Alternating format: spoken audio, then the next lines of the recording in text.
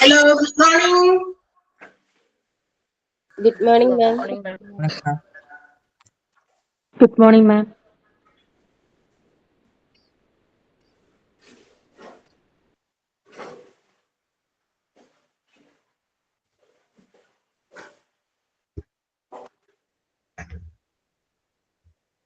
Ready ആണോ എല്ലാവരും? Yes, ma'am.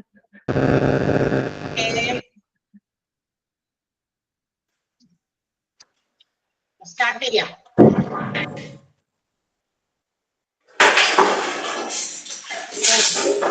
എന്തൊക്കെയോ തകർത്തല്ലോ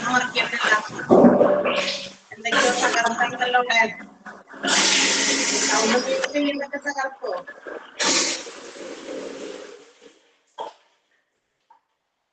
യെസ്.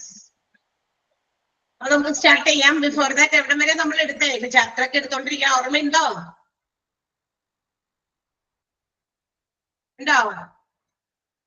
എന്താ പഠിച്ചുകൊണ്ടിരിക്കുന്നത്? ഫാർമസിയുടെ എവിടം വരെ നമ്മൾ എടുത്തു?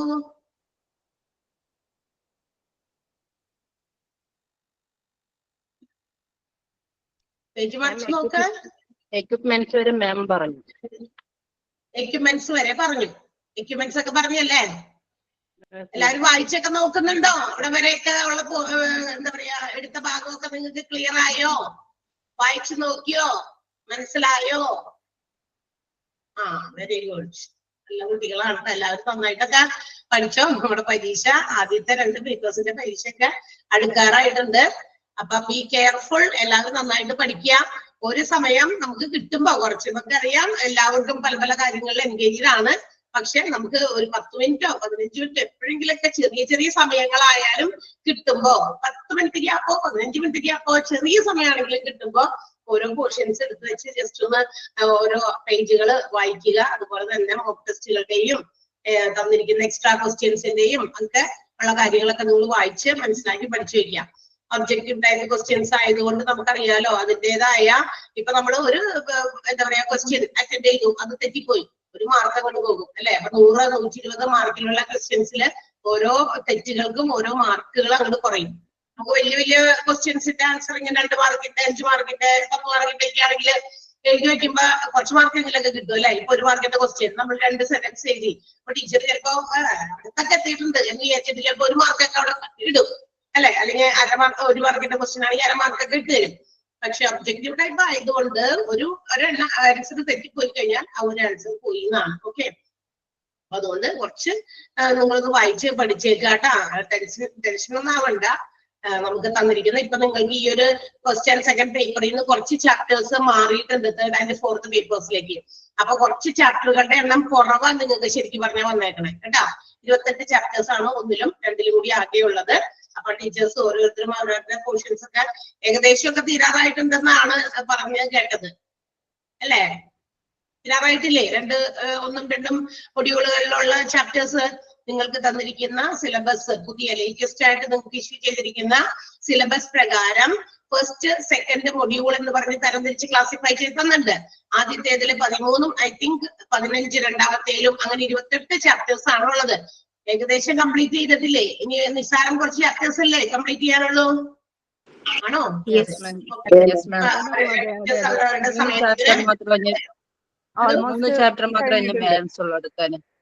ആകെ 3 ഉള്ള ആകെ 3 ഉള്ളൂ. ഇന്നലെ മുതൽ ആതിര മിസ് IC സ്റ്റാർട്ട് ചെയ്ത് മൊഡ്യൂൾ 1 2 ചാപ്റ്ററും മൊഡ്യൂൾ 2 1 ചാപ്റ്ററും മാത്രമേ ബാലൻസ് ഉള്ളൂ. ബാക്കിയുള്ളൂ. അപ്പൊ ഇതൊക്കെ ചാപ്റ്റർ എന്ന് ഓർമ്മയുണ്ടാവും. മൊഡ്യൂൾ 1 ഹോസ്പിറ്റൽ വാർഡും വെന്റിലേറ്റർ മാത്രം എടുക്കാനുണ്ട്. പിന്നെ മൊഡ്യൂൾ 2 മെഡിക്കൽ ടെർമിനോളജി മാത്രം എടുക്കാനുള്ളൂ. ഓക്കെ, അത് അവരുടെ സമയത്തിന് ഓരോ ടീച്ചേഴ്സ് എടുത്തോളും. മെഡിക്കൽ ടെർമിനോളജി സ്റ്റാർട്ട് ചെയ്തിട്ടുണ്ടോ? ഇല്ലല്ലേ? സ്റ്റാർട്ട് ചെയ്തിട്ടുണ്ടോ? ശരണ്യ മിസ്സിന്റെ ടോപ്പിക് അല്ലേ അല്ലേ? ഇന്റൻസീവ് കെയർ യൂണിറ്റ് ആണ് ഇന്നലെ സ്റ്റാർട്ട് ചെയ്തിരുന്നത്.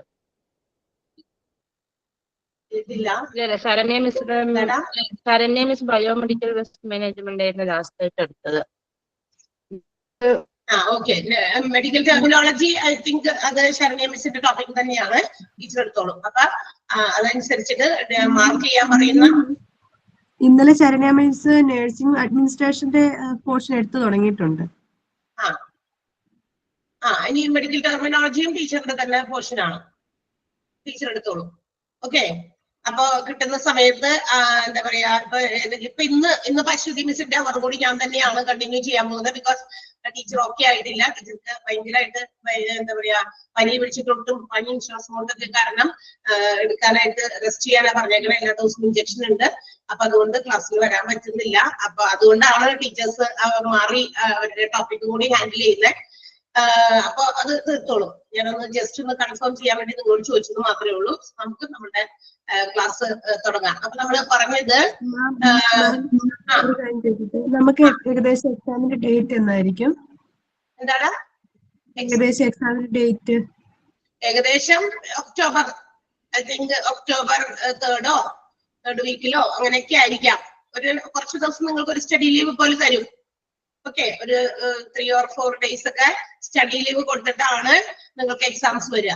ഒക്ടോബർ ആവുമ്പോഴേക്കും നമ്മളുടെ പോർഷൻസ് തീരും. First or second week around ആകുമ്പോഴേക്കും നമ്മുടെ തീരും ആ പോർഷൻസ്.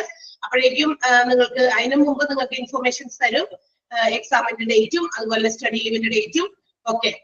എക്സാംസിനെ കുറിച്ചുള്ള ഇൻസ്ട്രക്ഷൻസ് നിങ്ങൾക്ക് തരുന്നതായിരിക്കും കേട്ടോ. Okay ma'am. നമുക്ക് 2 മൊഡ്യൂളും 2 ഡേ ആയിട്ടായിരിക്കും എക്സാം വരുന്നത്? അല്ല, ഇത് 1 and 2 ഒന്നെന്നാണ്, ഒരൊറ്റ എക്സാം ആണ്. അതായത് നിങ്ങളുടെ ഫൈനൽ എക്സാമിലേക്ക് 1, 2, 3, 4 അങ്ങനെയാണ് ആ പേപ്പേഴ്സ് അടക്കം. അതിന് വേണ്ടിയിട്ടുള്ള ഒരു പ്രാക്ടീസും നിങ്ങൾക്കൊരു എക്സ്പീരിയൻസും ആ എക്സാമിനോടുള്ള ഒരു പേടിയും ഒക്കെ മാറ്റാൻ വേണ്ടിയിട്ടുള്ള ഒരു എക്സാം ആണ്, നമ്മൾ നടത്തുന്ന എക്സാം ആണ്. ഓക്കെ. അപ്പൊ നമ്മളുടെ എക്സാമില് നിങ്ങൾക്ക് അത് എല്ലാ ബാച്ചസിലും, അതായത് എല്ലാവർക്കും ഫസ്റ്റ് ആൻഡ് സെക്കൻഡ് മൊഡ്യൂൾ വേറെ, 3rd and 4th പേപ്പർ വേറെ, അങ്ങനെയാണ് എക്സാംസ് വരുന്നത്. എക്സാംസിനെ കുറിച്ചുള്ള ഡീറ്റെയിൽസ് അത് നിങ്ങൾക്ക് ക്ലാസ്സിൽ ഒരു ക്ലാസ് ആയിട്ട് റെക്കോർഡ് ചെയ്ത് തന്നിട്ടുണ്ടല്ലോ അല്ലേ? ഇല്ലേ? ഫൈനൽ എക്സാമിന്റെ കാര്യം തന്നിട്ടുണ്ടായിരുന്നു. അപ്പൊ നമുക്കിപ്പം നമ്മൾ മോഡൽ എക്സാം ആയിട്ട് നടത്തുന്നുണ്ടല്ലോ ഫസ്റ്റ് ആൻഡ് സെക്കൻഡ് മൊഡ്യൂൾ. അപ്പൊ അതാണ് ഞാൻ ചോദിച്ചത്, രണ്ടും 2 പേപ്പർ ആയിട്ടാണോ നടത്തുന്നത് അതോ ഒരുമിച്ച് പേപ്പർ? ഓക്കെ. അപ്പൊ നമുക്ക് നമ്മളുടെ ടോപ്പിക്കിലേക്ക് വരാം. അപ്പൊ നിങ്ങള് ഹോസ്പിറ്റലിലെ ഫാർമസിയിൽ വരുന്ന എക്യുപ്മെന്റുകളാണ് നമ്മൾ കഴിഞ്ഞ ക്ലാസ്സിൽ പറഞ്ഞു നിർത്തിയത് അല്ലെ? അപ്പൊ എന്തൊക്കെ എക്യുപ്മെന്റുകൾ ഹോസ്പിറ്റലിന്റെ ഫാർമസിയിൽ ഉണ്ടായിരിക്കണ്ടേന്ന് നമ്മൾ പറഞ്ഞു അല്ലെ? ഒരു പ്രിസ്ക്രിപ്ഷൻ കേസ്, അതായത് ഡോക്ടർമാരെ പ്രിസ്ക്രൈബ് ചെയ്യുന്ന ആ ചാർട്ടൊക്കെ കൊണ്ടുവന്ന് വെക്കാനുള്ള ഒരു കേസ്, ഒരു ട്രേ ആകാം, അങ്ങനത്തെ എന്തെങ്കിലും സാധനങ്ങളൊക്കെ. പിന്നെ ഡ്രഗുകളും ഒക്കെ സൂക്ഷിക്കാൻ വേണ്ടിയിട്ടുള്ള കബേർഡുകൾ, അതായത് ഷെൽഫും അതുപോലെ ഡ്രോയറും ഒക്കെയുള്ള കബേർഡുകൾ വേണ്ടി വരും. അപ്പൊ കബേർഡുകൾ ഓൾറെഡി ഫർണിഷ്ഡ് ആയിരിക്കും. ഫാർമസിയിൽ അതിന് വേണ്ടിയിട്ടുള്ള എന്താ പറയാ സെറ്റ് ചെയ്തിട്ടുള്ള ഫർണിഷിംഗ് ആയിരിക്കും ഉണ്ടായിരിക്കുക. ഇങ്ങനെ റാക്സ് ആയിട്ട് തിരിച്ച്, ഡ്രോയേഴ്സ് ആയിട്ട് തിരിച്ച്, ഷെൽഫുകളാക്കി അങ്ങനെയൊക്കെ. പിന്നെ ഓരോ ഡ്രോയറിനകത്തും സെക്ഷണൽ ഡ്രോയറുകൾ ഉണ്ടായിരിക്കും അല്ലെ? ഞാനത് ഉദാഹരണമൊക്കെ പറഞ്ഞു തന്നു അതെങ്ങനെയൊക്കെയാണ് വരികയെന്ന്. പിന്നെ വർക്ക് ടേബിൾസ്, ഓരോ എന്താ പറയാ ആളുകൾക്കും അവർക്ക് അവരുടേതായ രീതിയിൽ എന്തെങ്കിലുമൊക്കെ ചെയ്യാനൊക്കെ വേണ്ടിയിട്ടുള്ള ഒരു എന്താ പറയാ മരുന്നുകൾ എടുത്തു കൊടുക്കാനോ അല്ലെങ്കിൽ മരുന്ന് റാക്കുകളിൽ നിന്നൊക്കെ എടുത്തു കൊണ്ടുവന്ന് ഇവിടെ വെച്ച് അതുമായിട്ട് ബന്ധപ്പെട്ട എന്തെങ്കിലുമൊക്കെ ജോലിയൊക്കെ ഉണ്ടാവുമല്ലോ, അതൊക്കെ ചിലപ്പോൾ ലേബൽ ചെയ്യാൻ അല്ലെങ്കിൽ കവറുകളിലൊക്കെ അതിന് വേണ്ടിയിട്ടുള്ള ഒരു ടേബിള്. അപ്പൊ അതിന് വേണ്ടിയിട്ടുള്ള ഒരു ടേബിളും അതിന് വേണ്ടിയിട്ട് കാര്യങ്ങളൊക്കെ ഉണ്ടായിരിക്കണം. സിങ്കും ഡ്രെയിൻ ബോർഡും ഉണ്ടായിരിക്കണം എന്ന് നമ്മൾ പറഞ്ഞു. കൈയൊക്കെ ഇടയ്ക്ക് വാഷ് ചെയ്യേണ്ടി വരും. മെഡിസിൻസ് എടുക്കുന്നത്, മെഡിസിൻസ് മാത്രമല്ല ഈ കവേർഡ് ആയിട്ടുള്ള ചില സ്റ്റോക്ക് സൊല്യൂഷൻസ്, അതുപോലെ തന്നെ പൗഡർ രീതിയിലുള്ളത്, ഓയിന്റ്മെന്റുകൾ, അതൊക്കെ ചിലപ്പോൾ നമ്മൾ എടുക്കുമ്പോൾ ഹാൻഡിൽ ചെയ്യുമ്പോൾ ചിലപ്പോഴൊക്കെ നമുക്കൊന്ന് ഹാൻഡ് വാഷ് ഒക്കെ ചെയ്യേണ്ടി വരും. അതുപോലെ ചില യൂട്ടൻസിൽസ്, ചില പാത്രങ്ങളൊക്കെ നമുക്ക് കഴുകി അത് വെള്ളമൊക്കെ തോർന്നു പോകാൻ വേണ്ടിയിട്ട് വെക്കാൻ വേണ്ടിയിട്ടുള്ള സാധനത്തിനാണ് നമ്മൾ ഡ്രെയിൻ ബോർഡ് വിളിക്കുക. അത് വേണ്ട, അതും ഒരു ഹോസ്പിറ്റലിന്റെ ഫാർമസിയിൽ വേണ്ടതാണ്. പിന്നെ cabinet for storing mortar and pestles, ഇടിക്കുന്ന ചതയ്ക്കുന്ന സാധനമില്ലേ, അതിന് വേണ്ടിയിട്ട് സെപ്പറേറ്റ് ഒരു കബേർഡ്. കാരണം അതൊക്കെ ചിലപ്പോൾ നമ്മൾ മറ്റു മരുന്നുകളുടെ ഇടയിൽ തള്ളിക്കേറ്റൊക്കെ വെച്ച് കഴിഞ്ഞാൽ മറിഞ്ഞൊക്കെ വീണ് അതിൽ നിന്നും ചില അപകടങ്ങൾ, ചിലപ്പോൾ കാലിലൊക്കെ വീണ് അതൊക്കെ ബുദ്ധിമുട്ടാണ്. അപ്പൊ അതൊക്കെ ഉണ്ടാകാതിരിക്കാൻ വേണ്ടിയിട്ട് അതിന് പ്രത്യേകം സ്ഥലം വേണം. കബേർഡ് ഫോർ ഗ്ലാസ് യൂട്ടൻസിൽസ് നമ്മൾ പറഞ്ഞു, പൊട്ടുന്ന അതായത് ചില്ല് പാത്രങ്ങളൊക്കെ പോലത്തെ അങ്ങനത്തെ ഫണൽസ്, ബീക്കറുകൾ, അങ്ങനെയൊക്കെ ഹോസ്പിറ്റലിലെ ഫാർമസിയിൽ ആവശ്യമുണ്ട്. അപ്പൊ അത്തരം സാധനങ്ങൾ കീപ്പ് ചെയ്യാനുള്ള മറ്റു പ്രത്യേകമായിട്ടുള്ള കബോർഡ് വേണം എന്ന് പറഞ്ഞു. പിന്നെ refrigerators, some drugs have to be kept in cool manner അല്ലെ? നമുക്കറിയാം ചില ഡ്രഗ്സ് ഒക്കെ നമുക്ക് കൂളിങ്ങിനായിട്ട്, അതായത് ഫ്രീസറിലോ അല്ലെങ്കിൽ റെഫ്രിജറേറ്റേഴ്സിലോ സൂക്ഷിക്കേണ്ടി വരും. അപ്പൊ അങ്ങനെയുള്ളതിന് ആ ഒരു ആവശ്യത്തിന് വേണ്ടിയിട്ടുള്ള കപ്പാസിറ്റി ഉള്ള, അതായത് നമ്മൾ വീടുകളിൽ ഉപയോഗിക്കുന്ന ആ ഒരു കപ്പാസിറ്റിയിലാണോ എന്നൊന്നും ചോദിച്ചു കഴിഞ്ഞാൽ നമുക്ക് പറയാൻ പറ്റില്ല. കാരണം മരുന്നുകൾക്ക് ഓരോ പ്രത്യേക കപ്പാസിറ്റി അവിടെ പറയുന്നുണ്ട്. നമ്മൾ അതിന്റെ താഴെ ഇനിയും അടുത്ത നോട്ട് ഉണ്ട് അതിനെ കുറിച്ച്. അപ്പൊ അതിന് വേണ്ടത്ര സഫീഷ്യന്റ് ആയിട്ടുള്ള കപ്പാസിറ്റി ഉള്ള റെഫ്രിജറേറ്റർ തന്നെയാണ് വേണ്ടത്, അല്ലെ? ഇപ്പൊ നമുക്കറിയാം, നമ്മുടെ സാധാരണ നമ്മുടെ വീടുകളിൽ ഉപയോഗിക്കുന്ന റെഫ്രിജറേറ്ററുകൾ ആയിരിക്കില്ല. നല്ല കോൾഡ് സ്റ്റോറേജ്, ഇപ്പൊ നമ്മളുടെ ചിക്കൻ അതുപോലെയുള്ള മറ്റ് ഫിഷ് ഐറ്റംസ് ഒക്കെ സ്റ്റോർ ചെയ്യാൻ വേണ്ടി വെക്കുന്ന ഫ്രീസിങ്, അതിന് കുറച്ചും കൂടി കൂടുതൽ ഫ്രീസിങ്ങും ഐസ് ഒക്കെ കൂടുതൽ വേണ്ടി വരും, അല്ലെ? അത് കുറച്ച് കൂടുതൽ സ്റ്റോർ ചെയ്ത് വെക്കാൻ, അത് പെട്ടെന്നൊക്കെ നശിച്ചു പോകുന്ന സാധനങ്ങളാണ്. അപ്പൊ അങ്ങനെയൊക്കെ ഉണ്ട്. അപ്പൊ കപ്പാസിറ്റി വേരിയേഷൻ ഉള്ള റെഫ്രിജറേറ്ററുകൾ ഉണ്ട്. അപ്പൊ നമ്മുടെ മരുന്നുകൾ സൂക്ഷിക്കാൻ വേണ്ടത്ര കപ്പാസിറ്റി ഉള്ള റെഫ്രിജറേറ്ററുകൾ അതും ഫാർമസിയിൽ അവൈലബിൾ ആയിരിക്കണം. പിന്നെ narcotics should be kept under lock, അതായത് എപ്പോഴും നാർക്കോട്ടിക്സ് സെപ്പറേറ്റ് ലോക്ക് ആയിട്ട് തന്നെ സൂക്ഷിക്കുക. എവിടെയെങ്കിലും ലോക്ക് ചെയ്ത് സ്റ്റോർ ചെയ്ത് വെക്കുക. എവിടെ വെച്ചിരുന്നായാലും നാർക്കോട്ടിക് ഐറ്റംസ് അതുപോലെ തന്നെ ഹാൻഡിൽ ചെയ്യുമ്പോൾ വളരെ പ്രത്യേകം ശ്രദ്ധിക്കേണ്ട കാര്യമാണ്. ബിക്കോസ് എന്താ പറയാ, മയക്ക് മരുന്നാണ്. അതായത് നമ്മുടെ അനസ്തേഷ്യ ഒക്കെ പ്രൊവൈഡ് ചെയ്യുമ്പോൾ കൊടുക്കേണ്ടി വരുന്ന മരുന്നാണ്. അപ്പൊ അത് കുറച്ച് ഡേഞ്ചറസ് ആണ്. വെറുതെ നമ്മൾ ആവശ്യമില്ലാതെയോ വലിച്ചു വാരിയോ ഒക്കെ ഇട്ട് കഴിഞ്ഞാൽ അതിൽ നിന്ന് അപകട സാധ്യതകളൊക്കെ ഉണ്ട്. എന്തെങ്കിലുമൊക്കെ പറ്റിക്കഴിഞ്ഞാലോ ലോക്ക്ഡ് ഡ്രോയേഴ്സ് അതിന് വേണ്ടി വേണം. ഓഫീസ് ഡെസ്ക് വിത്ത് ടെലിഫോൺ കമ്മ്യൂണിക്കേഷൻ, അല്ലെ? ടെലിഫോൺ കണക്ഷൻ, അതിലൊരു ഓഫീസ് പോലെയുള്ള ഒരു സ്ഥലം ടെലിഫോൺ ഇവിടെ അവൈലബിൾ ആയിരിക്കണം. കാരണം ഈ ഫാർമസിയിൽ എന്തെങ്കിലും കാര്യങ്ങൾ മറ്റു ഡിപ്പാർട്ട്മെന്റുകളുമായിട്ട് കമ്മ്യൂണിക്കേറ്റ് ചെയ്ത് ഫംഗ്ഷൻ ചെയ്യേണ്ട ചില കാര്യങ്ങളുണ്ടാവും. ചില ഡോക്ടേഴ്സിനെ കണക്ട് ചെയ്യേണ്ടി വരും, ചില നഴ്സസിനെ കണക്ട് ചെയ്യേണ്ടി വരും, അല്ലാതെ വീട്ടിലേക്കോ മറ്റു സ്ഥലങ്ങളിലേക്കോ വിളിക്കാനല്ല. അപ്പൊ ആ ഒരു സ്യൂട്ടബിൾ ആയിട്ടുള്ള രീതിയിൽ നമുക്കൊരു ഓഫീസ് കണക്ഷനും അതുപോലെ ഒരു ഓഫീസ് ഡെസ്കും ഒക്കെ ഹോസ്പിറ്റൽ ഫാർമസിക്കകത്ത് വേണം. ആഫ്റ്റർ ഓൾ എല്ലാത്തിനും പുറമെ ഹോസ്പിറ്റലിൽ മരുന്നുകൾ ഡിസ്പെൻസ് ചെയ്യാനുള്ള ഒരു വിൻഡോ, ഒരു സ്മോൾ ചിലപ്പോ ആർച്ച് ഷേപ്പ്, സെമി സർക്കിൾ ഷേപ്പിലായിരിക്കാം, ചിലപ്പോൾ ഒരു റെക്ടാങ്കിൾ അല്ലെങ്കിൽ സ്ക്വയർ ഷേപ്പിലുള്ള ആർച്ച്, അല്ലെ? ഒരു നമുക്ക് മരുന്നുകളൊക്കെ തരുന്ന ആ ഒരു സ്ഥലം ഔട്ട് പേഷ്യൻസിനൊക്കെ, ഇൻപേഷ്യൻസിനോ അല്ലെങ്കിൽ നഴ്സസിന്റെ ഇതിലേക്ക് പ്രൊവൈഡ് ചെയ്യാനോ എന്തായാലും ഒരു പ്രത്യേക ഒരു ഹോൾ ഉണ്ടായിരിക്കും. അതിൽ കൂടി ആയിരിക്കും മരുന്നുകളൊക്കെ നമുക്ക് തരുന്നത്. ഓക്കെ, അപ്പൊ ഇതൊക്കെ നമ്മൾ പറഞ്ഞു കഴിഞ്ഞു. അപ്പൊ പഠിച്ചു വെക്കണോട്ടെ, ഇതൊക്കെ ഇമ്പോർട്ടന്റ് ആണ്. അപ്പൊ നിങ്ങളൊന്ന് മാർക്ക് ചെയ്ത് പോകാം ഇപ്പൊ തന്നെ. അപ്പൊ ഇതിൽ ഈ ഭാഗത്തു നിന്നൊക്കെ എന്തൊക്കെ എക്യുപ്മെന്റുകൾ, which of the following equipments are required in a hospital pharmacy എന്ന ചോദ്യം വരും. ഇതിനകത്ത് നിന്ന് ചിലതൊക്കെ എടുത്തിടും, ഇതിനകത്ത് ഇല്ലാത്തത് വേണമെങ്കിൽ ചിലപ്പോൾ വരും. അല്ലെങ്കിൽ ഇത് എല്ലാനും തന്നിട്ട് ഓൾ എന്ന് പറയുന്ന ഓപ്ഷൻ ആയിട്ട് ചോദിക്കും. അപ്പൊ അതുകൊണ്ടൊന്ന് NB കിട്ടോ. നമുക്ക് ഇനി ഇതിന്റെ ലാസ്റ്റ് ക്വസ്റ്റ്യനും നമ്മൾ ഇനി എഴുതാൻ പോകില്ല. കാരണം ഈ ഒരു പ്രത്യേക കാര്യത്തിലൊക്കെ അധികം ക്വസ്റ്റ്യൻസ് നമുക്ക് തരാനില്ല ഫാർമസി എന്ന് പറയുന്ന ചാപ്റ്റേഴ്സിൽ. അപ്പൊ എവിടെയാണ് കൂടുതൽ കോൺസെൻട്രേറ്റ് ചെയ്ത് നിങ്ങൾ പഠിക്കേണ്ടത് അത് ഞാൻ പറയുമ്പോൾ നിങ്ങളൊന്ന് മാർക്ക് ചെയ്ത് പോയി നോക്കാം. ഓക്കെ, അപ്പൊ equipments in a hospital pharmacy എന്താണെന്ന് എല്ലാത്തിന്റെയും പേരുകള് മനസ്സിലാക്കി പഠിച്ചു വെക്കുക. അപ്പൊ നമുക്ക് തന്നിരിക്കുന്ന ഓപ്ഷൻസിൽ നിന്ന് നമുക്ക് അത് ബൈഹാർട്ട് ചെയ്ത് കഴിഞ്ഞാൽ നിങ്ങൾക്ക് അറിയാൻ പറ്റും, ഇന്ന ഒരു ഒബ്ജക്ട് അത് നമ്മുടെ ഹോസ്പിറ്റൽ ഫാർമസിയിൽ ആവശ്യമില്ലാത്തതാണ്, ഏതാണ് താഴെ പറയുന്നതിൽ ആവശ്യമില്ലാത്തത് അല്ലെങ്കിൽ ആവശ്യമുള്ളത് എന്ന് നമുക്ക് സെലക്ട് ചെയ്യാൻ പറ്റും. ക്ലിയർ? മനസ്സിലായോ പറഞ്ഞത്? ആ ഒരു ക്വസ്റ്റ്യൻ അത് ആ ഭാഗത്ത് നിന്ന് ക്വസ്റ്റ്യൻസ് ഉണ്ടാകും എന്ന് കാണിക്കാൻ കൂടി വേണ്ടിയിട്ടാണ് ഞാൻ ഒന്നുകൂടി കഴിഞ്ഞ ദിവസം പറഞ്ഞതാണെങ്കിൽ കൂടി ഒന്നുകൂടി റിപ്പീറ്റ് ചെയ്ത് പറഞ്ഞത്. ഡൗട്ട് ഒന്നും ഇല്ലല്ലോ ഈ ഭാഗത്ത്? Now let's see what is the staffing of pharmacist. ഇനി നമുക്ക് പറയാൻ പോകുന്നത് ഇപ്പൊ ഫാർമസി എന്താണ്, ഫാർമസിയിൽ എന്തൊക്കെ പ്രവർത്തനങ്ങളാണ് നടക്കുന്നതെന്ന് നമ്മൾ പറഞ്ഞു. എന്തൊക്കെയാണ് ഫാർമസിയുടെ ഒബ്ജക്റ്റീവ്സ്, എന്ത് ലക്ഷ്യങ്ങൾക്ക് വേണ്ടിയിട്ടാണ് ഫാർമസി എന്തൊക്കെ കാര്യങ്ങൾ ചെയ്യുന്നു എന്നുള്ളതൊക്കെ നമ്മൾ പറഞ്ഞു. കൂടാതെ ഫാർമസിയിൽ റെഗുലർ ആയിട്ട് ഉപയോഗിക്കേണ്ടി വരുന്ന അവരുടെ എക്യുപ്മെന്റുകൾ, അവരുടെ ഉപകരണങ്ങളെ കുറിച്ച് നമ്മൾ ഡിസ്കസ് ചെയ്തു. Now what about the staffing of pharmacist?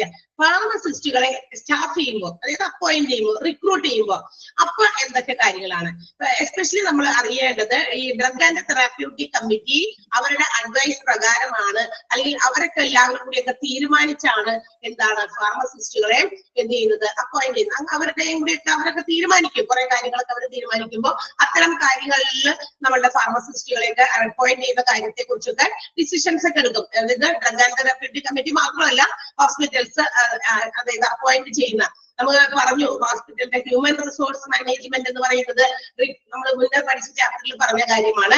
ഡിപ്പാർട്ട്മെന്റുകളിൽ human resource management അല്ലെങ്കിൽ ഹ്യൂമൻ റിസോഴ്സ് എന്ന് പറയുന്ന അഡ്മിനിസ്ട്രേറ്റീവ് ഡിപ്പാർട്ട്മെന്റിലെ ഒരു വിഭാഗം. അവരുടെ ഒരു പ്രത്യേകത, അവര് എന്താ പറയുക, എഫിഷ്യന്റ് ആയിട്ടുള്ള ക്വാളിഫൈഡ് ആയിട്ടുള്ള സ്റ്റാഫുകളെ അപ്പോയിന്റ് ചെയ്യുന്നതിൽ അവർക്ക് ഒരു പ്രധാനപ്പെട്ട പങ്കുണ്ട്. അവരും കൂടി ആ ഒരു കാര്യത്തില് ടേക്ക് പാർട്ട് ചെയ്യുന്നുണ്ട്, പാർട്ടിസിപ്പേറ്റ് ചെയ്യുന്നുണ്ട്. അപ്പൊ അവരോടൊപ്പം തന്നെ തെലങ്കാന തെറാപ്യൂട്ടിക് കമ്മിറ്റിയും അതോടൊപ്പം തന്നെ അങ്ങനെ അവരുടെ ഡിസിഷൻസിന്റെ അക്കോർഡൻസ് അവർ പറയുന്നത് ഒരു ഹോസ്പിറ്റലിന്റെ ഫാർമസിയിൽ എങ്ങനെയാണ് എന്താ പറയാ ഫാർമസിസ്റ്റുകളെ റിക്രൂട്ട് ചെയ്യേണ്ടത് അല്ലെങ്കിൽ സ്റ്റാഫ് ചെയ്യേണ്ടത്. It is based on the bed strength of the hospital. പ്രധാനമായിട്ടും ഹോസ്പിറ്റലിലെ ഫാർമസിയില് ഫാർമസിസ്റ്റുകളെ അപ്പോയിന്റ് ചെയ്യുമ്പോൾ ശ്രദ്ധിക്കേണ്ടത് ഒരു ഹോസ്പിറ്റലിന്റെ എന്താ പറയാ ബെഡ് സ്ട്രെങ്ത്തിന്റെ ബേസിസിലാണ്. ബെഡ് സ്ട്രെങ്ത് എന്ന് പറഞ്ഞാൽ എന്താ, അഡ്മിറ്റ് ചെയ്യപ്പെടുന്ന പേഷ്യൻസ് എത്രത്തോളം പേഷ്യൻസിനെ ഒരു ഹോസ്പിറ്റലിൽ അക്കോമഡേറ്റ് ചെയ്യാൻ പറ്റും, അതായത് അവർക്ക് എത്ര പേർക്ക് ബെഡ് കൊടുക്കാൻ പറ്റും. നമുക്കറിയാം ചില സീസൺസ് ഒക്കെ വരുമ്പോൾ ഒരുപാട് ആളുകൾ ഹോസ്പിറ്റലിൽ അഡ്മിറ്റ് ചെയ്യേണ്ടി വരും, പല പല അസുഖങ്ങളായിട്ട്. ചില സീസൺസിൽ, അത് ആ സീസണൽ ചേഞ്ചസ് കൊണ്ടുണ്ടാകുന്നതാണ്. ഓക്കെ, ചില സമയത്ത് ഒരു മനുഷ്യരും ഉണ്ടാവില്ല അഡ്മിറ്റ് ചെയ്യുക, എല്ലാ മുറികളും അല്ലെങ്കിൽ വാർഡുകളൊക്കെ ഇങ്ങനെ വേക്കന്റ് ആയിട്ട് എടുക്കും. കുറച്ച് 1-2 വളരെ വിരളമായ ആളുകൾ മാത്രമേ അഡ്മിറ്റ് ചെയ്യപ്പെടുന്നുള്ളൂ. അപ്പൊ അങ്ങനെ വരുന്ന സമയത്ത് എങ്ങനെ ഈ ഹോസ്പിറ്റലിന്റെ ഫാർമസിയിൽ എത്ര ഫാർമസിസ്റ്റുകൾ എന്താ പറയാ റിക്രൂട്ട് ചെയ്യണം എന്നത് ബേസ് ചെയ്യുന്നത് ഹോസ്പിറ്റലിന്റെ ബെഡ് സ്ട്രെങ്ത്തിന്റെ ബേസിസിലാണ്, അല്ലെങ്കിൽ അതിന് പ്രൊപ്പോർഷനേറ്റ് ആയിട്ടാണ്, അതിന് ആനുപാതികമായിട്ടാണ്. അതിന്റെ ഒരു ഡീറ്റെയിൽസ് ഒരു ബോക്സ് പോലെ നമുക്ക് പെട്ടെന്ന് ഗ്ലാൻസ് നമുക്ക് മനസ്സിലാക്കുന്ന രീതിയിൽ അവരവിടെ തന്നിട്ടുണ്ട്. അതും ഇമ്പോർട്ടന്റ് ആണ്. സോ നോട്ട് ചെയ്ത് വെക്കുക. ആ ഭാഗത്തുനിന്നും ക്വസ്റ്റ്യൻസ് ഉണ്ട്. എന്താ കാരണം നോക്കിയേ, അപ് ടു 50 ബെഡ്സ്, 50ഓളം ബെഡുള്ള ഒരു ഹോസ്പിറ്റലാണെങ്കിൽ ഹോസ്പിറ്റലിന്റെ സൈസ് അനുസരിച്ച് ബെഡ് സ്ട്രെങ്ത് മാറിക്കൊണ്ടിരിക്കും. വലിയ വലിയ ഹോസ്പിറ്റലുകളിൽ ഏറ്റവും എന്താ പറയുക മൾട്ടിനാഷണൽ ഹോസ്പിറ്റൽസ് ഒക്കെ വരെ ഉണ്ട്. ഇത് എല്ലാ സൗകര്യങ്ങളോടും കൂടിയിട്ടുള്ള ഹോസ്പിറ്റൽസ് ഒക്കെ ഉണ്ട് അല്ലെ. അപ്പൊ എന്താ പറയാ AC ആയിട്ടുള്ളതും വളരെ എന്താ പറയാ നമുക്കൊരു ലക്ഷൂറിയസ് ഒരു വലിയ റെസ്റ്റോറന്റില് ഒക്കെ ചെന്ന് പെട്ട പോലെ തോന്നും. വലിയ വലിയ ഹോട്ടൽസിലോ അല്ലെങ്കിൽ റെസ്റ്റോറൻറ്റ്സിലോ ഒക്കെ ചെന്ന് പെട്ട പോലെ തോന്നുന്ന രീതിയിലുള്ള ഹോസ്പിറ്റൽസും ഇന്നുണ്ട്, എല്ലാ സൗകര്യങ്ങളോടും കൂടിയുള്ളത്. അപ്പൊ അവിടെയൊക്കെ വലിയ കുറെ ബെഡ് എത്ര വേണമെങ്കിലും പേഷ്യൻസിനെ അക്കോമഡേറ്റ് ചെയ്യാൻ അഡ്മിറ്റ് ചെയ്യാൻ പറ്റുന്ന ഫെസിലിറ്റീസ് അല്ലെങ്കിൽ റൂംസോ വാർഡ്സോ ഒക്കെ ആയിട്ടൊക്കെ ഉണ്ട്. അപ്പൊ ബെഡ് സ്ട്രെങ്ത്തിന്റെ ബേസിസിലാണ് ഹോസ്പിറ്റൽസിലെ ഫാർമസിസ്റ്റുകളുടെ എണ്ണം നിജപ്പെടുത്തിയിരിക്കുന്നത്, ലിമിറ്റ് ചെയ്തിരിക്കുന്നത്. പറയുന്നത് ഇങ്ങനെയാണ്, അപ് ടു 50 ബെഡ്സ് ഒരു ഹോസ്പിറ്റലില് ഏകദേശം 50ഓളം വരെ ബെഡ് അവർക്ക് ഉള്ളൂ. അതായത് 50ഓളം പേരുകളെ മാത്രമേ മാക്സിമം അവർക്ക് അഡ്മിറ്റ് ചെയ്യാൻ പറ്റുള്ളൂ എങ്കിൽ അവിടെ there should be 3 pharmacists. 3 ഫാർമസിസ്റ്റുകളാണ് അത്തരം ഹോസ്പിറ്റലുകളിൽ വേണ്ടത്. 3 ഫാർമസിസ്റ്റ്. അതാണ് അവരുടെ റേഷ്യോ. അങ്ങനെയാണ് പറയുന്നത്. 50ഓളം ബെഡുകളുള്ള ഹോസ്പിറ്റൽസിലാണെങ്കിൽ 3 ഫാർമസിസ്റ്റ് എങ്കിലും ഉണ്ടായിരിക്കണം. Okay, and up to 100 beds, 100ഓളം ബെഡ് ആണെങ്കിലോ the number is 5 number of pharmacist ആണ് വേണ്ടത്. 100ഓളം ബെഡുകൾ, 100 വരെ, അതായത് 50ൽ കൂടുതൽ എന്നാൽ 100 വരെ, 100 മാക്സിമം ലിമിറ്റ് ആണ്. 100 വരെ ബെഡുള്ള ഒരു ഹോസ്പിറ്റൽ ആണെങ്കിൽ അവിടെ 5 ഫാർമസിസ്റ്റുകളാണ് റിക്വയർ ചെയ്യുന്നത്. അടുത്തത് പറയുന്നത് 200 ബെഡ്സ് ആണ്. 100ന് മേലെ 200 വരെയുള്ള എന്താ പറയാ ബെഡുകളാണ്. അത്രയും ബെഡുകളാണ് ഒരു ഹോസ്പിറ്റലിൽ ഏതെങ്കിലും ഹോസ്പിറ്റലുകളിലെങ്കിൽ അവിടെ വേണ്ടത് 8 ഫാർമസിസ്റ്റുകളാണ്. 8 ഫാർമസിസ്റ്റ്. കാരണം ആളുകളുടെ നമ്പർ ഓഫ് ഇൻപേഷ്യൻസിന്റെ അതായത് അഡ്മിറ്റ് ചെയ്യപ്പെട്ടിരിക്കുന്ന പേഷ്യൻസിന്റെ സ്ട്രെങ്ത് കൂടുന്നതനുസരിച്ച് it requires more number of pharmacist. കൂടുതൽ ഫാർമസിസ്റ്റുകളെ വേണം. കാരണം ഇൻപേഷ്യൻസ് ആയിട്ട് കിടക്കുന്നവർക്ക് നേരത്തിന് മരുന്നും കാര്യങ്ങളൊക്കെ അവിടെ എത്തിക്കണ്ടേ. അപ്പൊ ഇതൊക്കെ പ്രൊവൈഡ് ചെയ്യണമെങ്കിൽ ഒരുപാട് പേഷ്യൻസിന്റെ എണ്ണം കൂടി കിടക്കുകയാണെങ്കിൽ അത്രേ കണ്ട് ഫാർമസിസ്റ്റുകളും വേണം. കാരണം അതൊക്കെ എടുത്ത് കറക്റ്റ് ആയിട്ട് അതാത് സമയങ്ങളിൽ അവർക്ക് അവിടെ എത്തിച്ചു കൊടുക്കണം വേണ്ടേ. അപ്പൊ ഈ 1-2 ആള് മാത്രം പറ്റില്ല. അതുകൊണ്ടാണ് ആ ബെഡ് സ്ട്രെങ്ത്തിന്റെ അടിസ്ഥാനത്തിൽ ഹോസ്പിറ്റലിലെ ഫാർമസിസ്റ്റുകളുടെ നമ്പറിനെ ലിമിറ്റ് ചെയ്തിരുന്നത് ആ ഒരു പ്രത്യേക റേഷ്യോയില്. ക്ലിയർ? മനസ്സിലായല്ലോ? Up to 300 beds. ഇനി 200ന് മേലെ 300ഓളം ബെഡ് വരെയാണെങ്കിൽ ഇറ്റ് റിക്വയർസ് 10 ഫാർമസിസ്റ്റ്. ഹോസ്പിറ്റലുകളിൽ 10ഓളം ഫാർമസിസ്റ്റുകളെ ആവശ്യമുണ്ട് എന്നാണ് പറയാ. ഇനി അത് കഴിഞ്ഞ് 300ൽ കവിഞ്ഞ് 500ഓളം വരെ ബെഡുകളാണെങ്കിൽ അവിടെ 15ഓളം 15 ഫാർമസിസ്റ്റുകളെയാണ് ആവശ്യം വേണ്ടത്. ഓക്കെ, അപ്പൊ ഈ ഒരു റേഷ്യോയിലാണ്. അപ്പൊ 50 വരെയാണെങ്കിൽ 3 ഫാർമസിസ്റ്റുകൾ, 100 വരെയാണെങ്കിൽ 5 ഫാർമസിസ്റ്റുകൾ, 200 വരെയാണെങ്കിൽ 8 ഫാർമസിസ്റ്റുകൾ, 300ഓളം ബെഡ് ആണെങ്കിൽ 10 ഫാർമസിസ്റ്റുകൾ, above 300 up to 500 ആണെങ്കിൽ 15 ഫാർമസിസ്റ്റുകൾ. ക്ലിയർ ആയോ? മനസ്സിലായോ? ആ ഒരു കാര്യം അതാണ്. അപ്പൊ ആ പെട്ടി അങ്ങനെ തന്നെ പഠിക്കണം. തിരിച്ചു മറിച്ച് ചോദിക്കാം. ഇപ്പൊ up to 500 beds then dash number of pharmacists are required. 500ഓളം ബെഡ് ആണെങ്കിൽ dash number of pharmacist are required എന്ന ചോദ്യമായിരിക്കും. തിരിച്ചു മറിച്ചൊക്കെ തരും. 15, 10, 8, 3, 5, 7 ഒക്കെ തരും. അപ്പൊ ഏതാണോ കറക്റ്റ് ആയിട്ടുള്ള ആൻസർ നിങ്ങൾ അതിൽ നിന്ന് കണ്ടെത്തേണ്ടി വരും. അതുകൊണ്ട് ആ ബോക്സ് അങ്ങനെ തന്നെ മാർക്ക് ചെയ്ത് വെക്കുക. It's very important. മനസ്സിലായോ അത്? ഡൗട്ട് ഒന്നുമില്ലല്ലോ? പൊക്കോട്ടെ, അടുത്തതിലേക്ക് മാർക്ക് ചെയ്ത് വെക്കുക. യെസ്. ഓക്കെ, ലെറ്റ്സ് സീ നമ്മുടെ ഹോസ്പിറ്റലിന്റെ ഫാർമസിസ്റ്റുകൾ എങ്ങനെയാണ് റിക്രൂട്ട് ചെയ്യുന്നത്, അവരുടെ സ്റ്റാഫിങ്ങിനെ കുറിച്ച് നമ്മൾ പറഞ്ഞു. അപ്പൊ staffing is based on bed strength എന്നുള്ള കാര്യം മറക്കണ്ട. ഓരോ ഹോസ്പിറ്റലിലെയും ഫാർമസിസ്റ്റുകളെ സ്റ്റാഫ് ചെയ്യുന്നത്, റിക്രൂട്ട് ചെയ്യുന്നത് അവിടെയുള്ള ബെഡിന്റെ സ്ട്രെങ്ത് അനുസരിച്ചിട്ടാണ്. ബെഡ് സ്ട്രെങ്ത് എന്ന് ഉദ്ദേശിക്കുന്നത് ഇൻപേഷ്യൻസിനെ അക്കോമഡേറ്റ് ചെയ്യാൻ, അഡ്മിറ്റ് ചെയ്യാൻ പറ്റുന്ന അത്ര ബെഡുകൾ കേട്ടോ. അല്ലാണ്ട് വേറെ എവിടെയെങ്കിലും അവരുടെ ഹോസ്റ്റൽസ് ഒക്കെ ഉണ്ട്, നഴ്സുമാർ ഹോസ്റ്റലിൽ നിൽക്കുന്നവരുണ്ട്, അവരുടെ ബെഡ് എന്റെ എണ്ണമൊന്നും അല്ലാട്ടോ എടുക്കുന്നത്. ഹോസ്പിറ്റൽസിൽ അഡ്മിറ്റ് ചെയ്യുമ്പോൾ അവർക്ക് പ്രൊവൈഡ് ചെയ്യാൻ പറ്റുന്ന ബെഡുകളുടെ സ്ട്രെങ്ത് ആണ് ഉദ്ദേശിക്കുന്നത്. അതിന്റെ ബേസിസിലാണ് നമ്പർ ഓഫ് ഫാർമസിസ്റ്റുകളെ ലിമിറ്റ് ചെയ്തിരിക്കുന്നത് എന്നാണ് നമ്മൾ കണ്ടേ. ഇനി നമ്മൾ പഠിക്കാൻ പോകുന്നത് ഫാർമസിസ്റ്റുകളെ അപ്പോയിന്റ് ചെയ്തു ആൻഡ് അവർക്ക് ഒരു ഫ്ലോ ചാർട്ട് ഉണ്ട്. എന്ന് വെച്ചാൽ ഒരു ഹോസ്പിറ്റൽ ഫാർമസി നമ്മൾ നോക്കിക്കഴിഞ്ഞാൽ അവിടെ എല്ലാവരും ഒരുപോലെയല്ല, എല്ലാ ഫാർമസിസ്റ്റുകളും ഒരേ കാര്യമല്ല ചെയ്യുന്നത്. ആൻഡ് അവർ അവിടെ എന്തൊക്കെ കാര്യങ്ങൾ പെർഫോം ചെയ്യുന്നു ആ രീതിയിൽ ഹോസ്പിറ്റലിന്റെ ഫാർമസിയിലെ ഫാർമസിസ്റ്റുകളെ ഈ പറയുന്ന ഫ്ലോ ചാർട്ട് പ്രകാരമാണ് എന്ത് ചെയ്തിരിക്കുന്നത്, ഡിസൈൻ ചെയ്തിരിക്കുന്നത്. ഇതാണ് അവരുടെ ഒരു അധികാര ശ്രേണി, അല്ലെങ്കിൽ ഓരോരുത്തർക്കും അവരവർക്ക് ചെയ്യേണ്ട റെസ്പോൺസിബിലിറ്റീസിന്റെ അടിസ്ഥാനത്തിലാണ് ഇങ്ങനെ ഒരു ഫ്ലോ ചാർട്ട് മേക്ക് ചെയ്തിരിക്കുന്നത്. നോക്കാം, കണ്ടല്ലോ ഫ്ലോ ചാർട്ട് കണ്ടോ സ്ക്രീനില്? Flow chart for requirements of a hospital pharmacy. Hospital ഫാർമസിസ്റ്റുകളുടെ ഒരു ഫ്ലോ ചാർട്ട് ആണ് കൊടുത്തിരിക്കുന്നത്. അറ്റ് ദ ടോപ്പ് ഏറ്റവും മുകളിൽ എല്ലാത്തിനും ഒരു എന്ത് ഗ്രൂപ്പ് മനുഷ്യന്മാരുമായിട്ട് ഫോം ചെയ്താലും അവിടെ അതിനെ ലീഡ് ചെയ്യുന്ന ഒരാളുണ്ടായിരിക്കും. കൺട്രോൾ ചെയ്ത്, ലീഡ് ചെയ്ത്, മാനേജ് ചെയ്ത് മറ്റെല്ലാ കാര്യങ്ങളും എല്ലാവർക്കും പറഞ്ഞു കൊടുക്കാൻ പാകത്തിന് അത്തരം എല്ലാ കാര്യങ്ങളും അറിയാവുന്ന ഒരാളായിരിക്കണം അല്ലെ. അപ്പോ അതിന്റെ ഏറ്റവും ടോപ്പ് ലെവലില് director, that is the superintendent of pharmaceutical services or the chief pharmacist. ഏറ്റവും ചീഫായിട്ടുള്ള, ഏറ്റവും എന്താ പറയാ പൊക്കത്തിലുള്ള തലവൻ എന്നൊക്കെ പറയില്ലേ, അപ്പൊ ആ ഏറ്റവും മുകളിലുള്ള മുഖ്യമായ ഫാർമസിസ്റ്റ് ആയിരിക്കും ഏറ്റവും ടോപ്പില്. അതാണ് ആ ഹോസ്പിറ്റലിന്റെ ഫാർമസിയുടെ director. And he or she should hold M.Pharm degree. ആൾക്ക് ഉണ്ടായിരിക്കേണ്ട ക്വാളിഫിക്കേഷൻ ആണ് അദ്ദേഹത്തിന്റെ ബ്രാക്കറ്റിൽ എഴുതി വെച്ചിട്ട് M.Pharm അല്ലെ, D.Pharm, B.Pharm എന്നൊക്കെ കേട്ടിട്ടുണ്ടല്ലോ അല്ലെ. അതൊരു ക്വാളിഫിക്കേഷൻ ആണ്. ആ ക്വാളിഫൈഡ് ആയിട്ടുള്ള ആളായിരിക്കണം ചീഫ് ഫാർമസിസ്റ്റ്. അപ്പൊ B.Pharm മാത്രമുള്ളവരാണെങ്കിൽ ചീഫ് ഫാർമസിസ്റ്റ് ആയിട്ട് അപ്പോയിന്റ് ചെയ്യപ്പെട്ടില്ല.